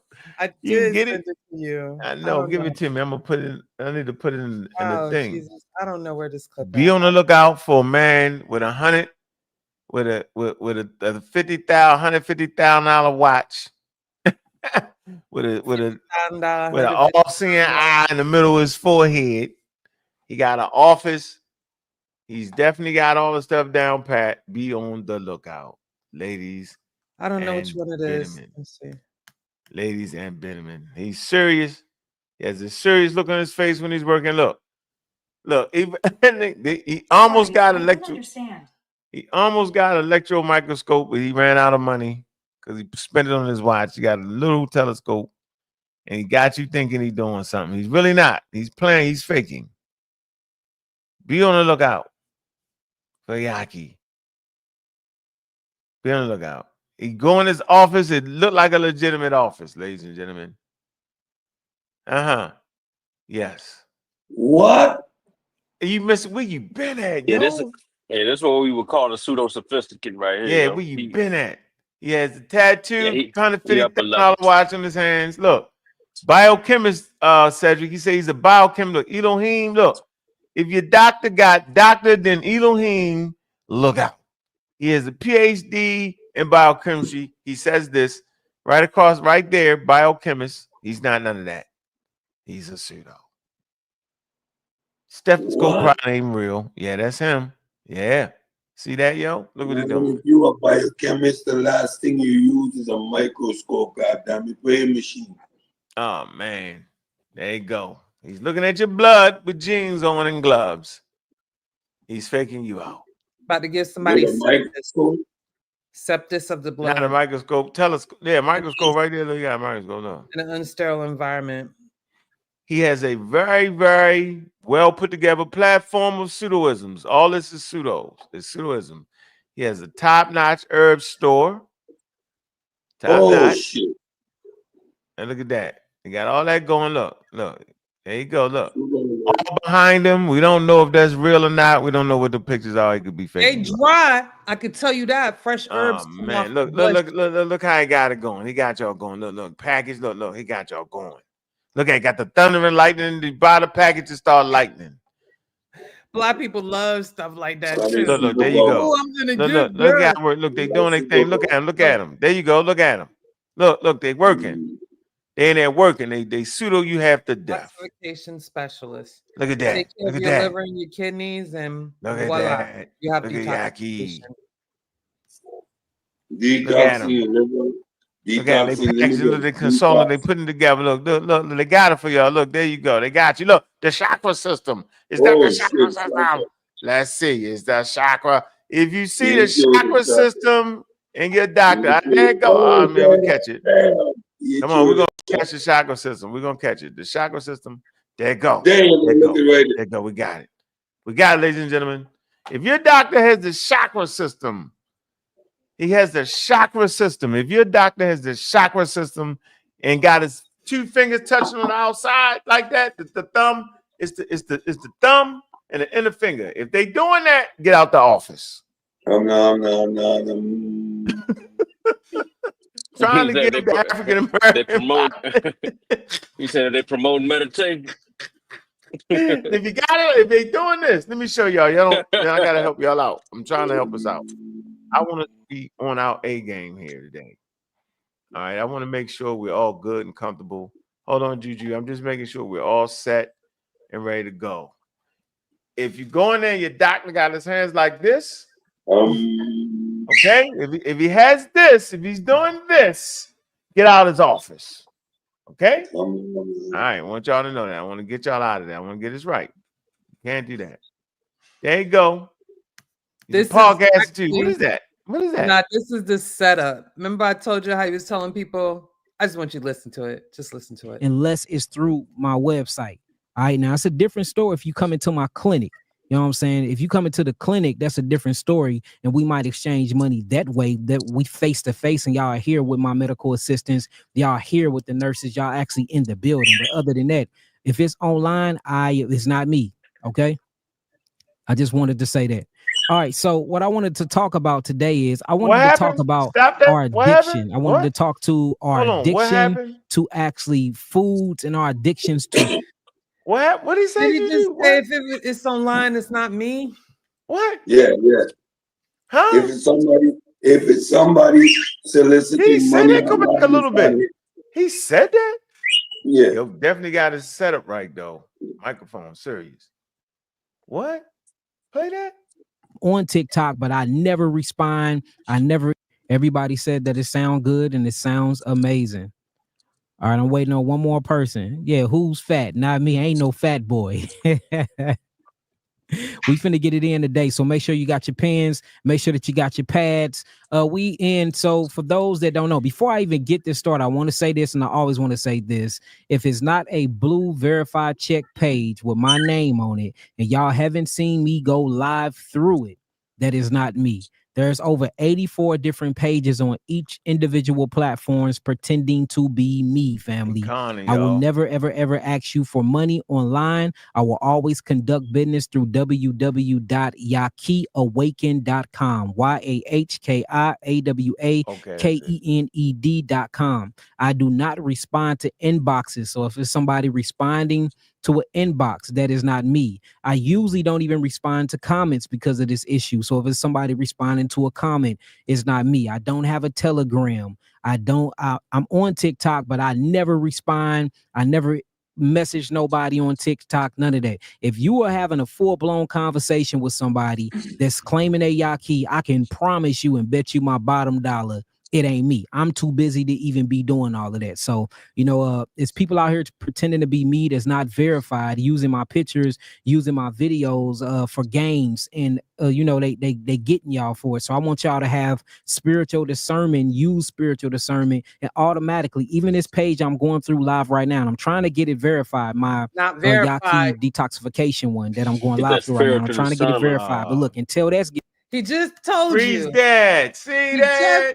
Told you come on not to trust any page that's not verified, and then he told you the page he on is not verified.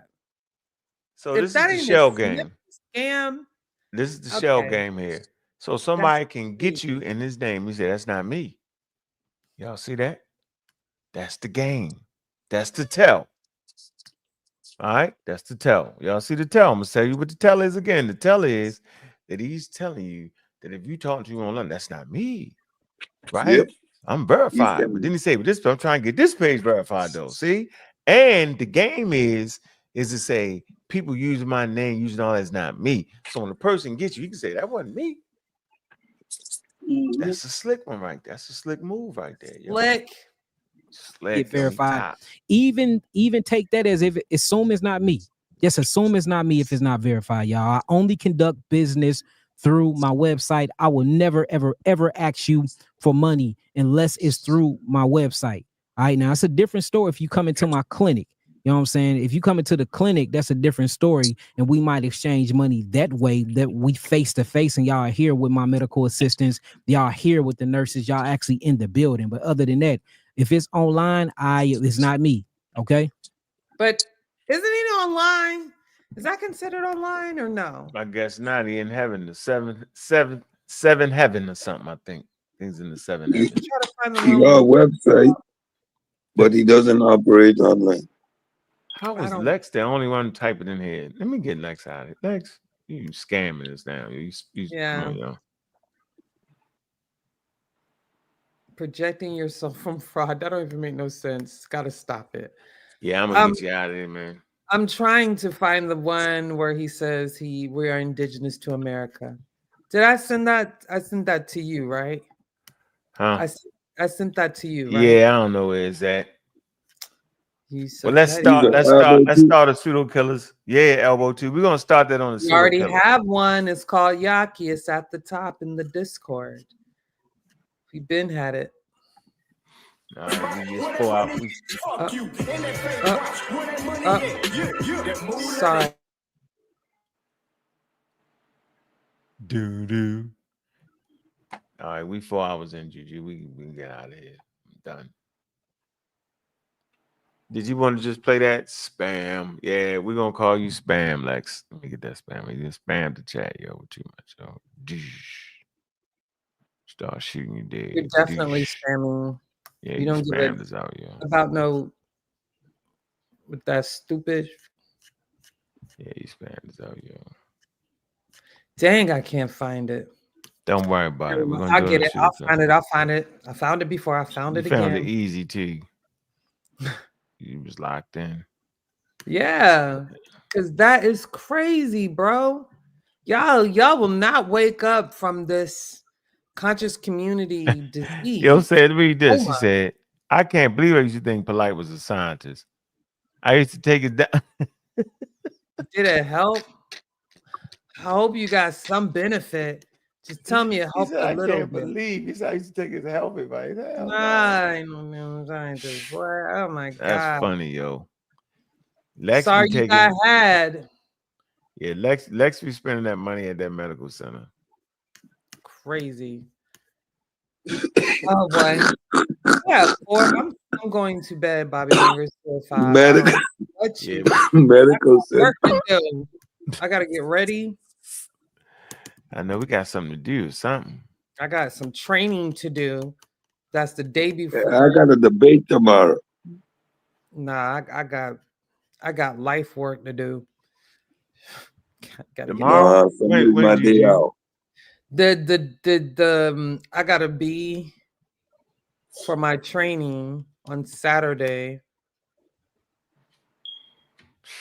And Soy Kiata interview is on Friday. So when do I have time to travel? Oh yeah, wait. Thursday.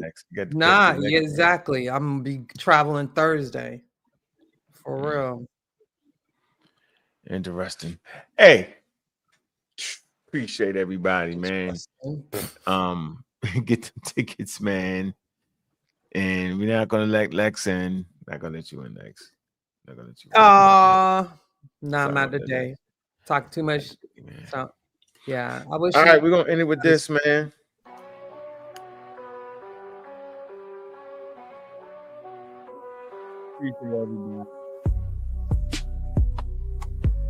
Swag with you. Get that link, man. Get that purchase. Them tickets. Buy one. And I'm just trying to get an idea from what the questions I'm hearing is. I mean, what would you define then as an African? I don't define an African or the African. There is a matrix of variability that constitutes a description of an African reality. Very different notion. The moment you start defining things with narrow terms and in particular ways, and a non-scientific for something that's as fluid as this, is the moment that you will get into trouble, because then you're going to be forced to explain things, like I said, with typological methods or deductive methods when they don't fit. Okay? 60% is the corresponding value for a variable once cherished by physical anthropologists, namely the cephalic index. And he goes on to talk about serological traits that also are highly variable, aspects of fingerprints that are highly variable. These are the classical traits that anthropologists used at one time. Some still do. Of course, now we have DNA, and DNA diversity is also known to be extremely great in Africa. He asked the following questions, though. He says, confronted with such a wide variation in biological characters in the native populations of sub-Saharan Africa, and to be frank with the stereotyped idea that most of us have about what a true African looks like, one is inclined to ask whether all of this diversity originated in sub-Saharan Africa. If not, how much of it was the result of gene flow, that is to say admixture or migration into the area. I don't know what you mean by Mediterranean, but let me repeat myself. African. No, well, there's more than one way to be African. There's more than one way to look African. There's more than one way to look Asian. There's more than one way to be Asian. That is what you have to, from my perspective as an evolutionary biologist, that's what you have to get your arms around. The people in southern India are just as Asian as the people in northern China, who are just as Asian as the people from the Eurasian steppes.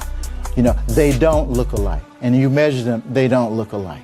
Okay. Yeah. Let me put it another way. For example, you have Elizabeth Taylor playing Cleopatra. Okay. That's what I'm talking about. Well, what do you mean? What are you talking about? When did that sort of look into Egypt? The thing is that, number one, who was Cleopatra? I'm asking you. Well, what I'm saying, Cleopatra was probably a Macedonian. Well, she was a Macedonian. From near Greece. Yeah. Yeah, that's what I mean. When did people that look like that go into Egypt? Please. Well, but I'm trying to have you understand that they are carrying genealogically, in terms of their male ancestry at least, they're carrying something that ties them to the rest of the continent and does not tie them to Europe, even though physically, externally, you may say, well, gee, they look like Europeans. You understand what I'm saying? So when you ask me, when did X, we don't use those concepts of Mediterranean race, Alpine race, Nordic race, all that's from another era. You know, it's descriptive, and in actual fact, you will find, you can find individuals all over the world who might conform to one of those sort of categories. You see what I'm saying? Yeah. So then, that's the same thing they say about being Arab. Arab is a culture, not a race. It means traveling person. Okay, but I'm trying to understand, what are you asking me here? Well, you ask me very specifically. You ask me, when did Mediterranean people get to Egypt? I don't know what you mean by Mediterranean. But let me in Dogon, other Africans, in other words. This little thing is called a septo-aperture. It's felt to be a genetic trait. When you do an analysis of frequencies on this trait, you find out the Badarians, 50% of the individuals, and it's a very small sample here, had at least one of these septo-apertures from Cargo-Oasis during the Coptic period, 55%. Other Egyptians from Lisht, should be Lisht, 43%. The Somali, 52%. Japanese, Ainu, 11 to 15%. Quote-unquote American Negroes, you can tell this is from an old paper, 18%. Whites born in the USA, 5.2%. Anyway, what this is saying, the Northeast Africans and North Africans have a high percentage of this septo-aperture, Wadi Halfa, Jebel Sahaba, and also the material that Alison Brooks found down in Zaire that's 25,000 years old. They're with.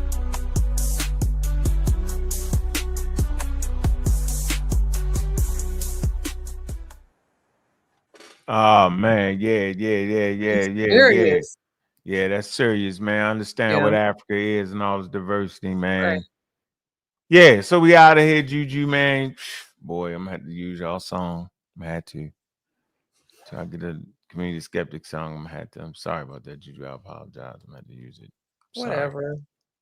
Yeah, I'm sorry. No. I'm waiting for y'all to get the crack and getting hard, right? And I won't use the song no more. I don't know. We got to get some more motion, pseudo killers. I don't know where they at. Get the motion where you at. Well, we'll have that motion on Friday. We definitely all be in the building. All pseudo killers on deck, right? Yeah. Man, appreciate you, Juju. You know how we do it, man. Black African power. What's good? What's happening? A well-organized lie. A well-organized lie. It beats a disorganized truth every time. For who we? A pseudo gon' die, they saw a pseudo killer, I'm a pseudo killer, intellectual sunsling, hey. I'm a pseudo killer, intellectual sunsling, hey. I'm a pseudo killer, intellectual sunsling, hey. Pseudo gon' die, they saw a pseudo killer, I'm a pseudo killer, intellectual sunsling, hey. I'm a pseudo killer, intellectual sunsling, hey. I'm a pseudo killer, intellectual sunsling. Who do you believe in? People bringing misinformation when that information ain't disinformation, that's disinformation. Gotta know the difference in information, get information with the pseudo killer army hunting pseudo. Cause you gotta train your mind to fight against them pseudo judo. People with the scholarship salute, we give them kudos. But the people with that look of shit, we look and see straight through those like telescope. If you ain't speaking fast, we gotta tell them folks and let them know the truth. You bringing malinformation to blast, then you the Ku Klux. Like say, don't talk me to death, bro, what the proof of? Good juju chillin', why you wanna go way bad juju Shalom boy got the tank in the cut. I'm in Sosa world plotting on the kick though with Kent. Come in Tiffany gave me the pseudo names on the list and said went and got the low. Anthony got him in the scope, Gullah and Gozy. Make sure DNA ain't a problem for them folks, cause a pseudo gon' die, they saw us. Hey. I'm a pseudo killer, intellectual sunslang, hey. I'm a pseudo killer, intellectual sunslang, hey. I'm a pseudo killer, intellectual sunslang, hey. Pseudo gon' die, they saw us. I'm a pseudo killer, intellectual sunslang, hey. I'm a pseudo killer, intellectual sunslang, hey. I'm a pseudo killer, intellectual sunslang, hey. We're not attacking individuals. We're attacking the information and attacking the methodology. This is long time coming right here. Let them know that we right there, running neck and neck with all other communities. We will not be left behind.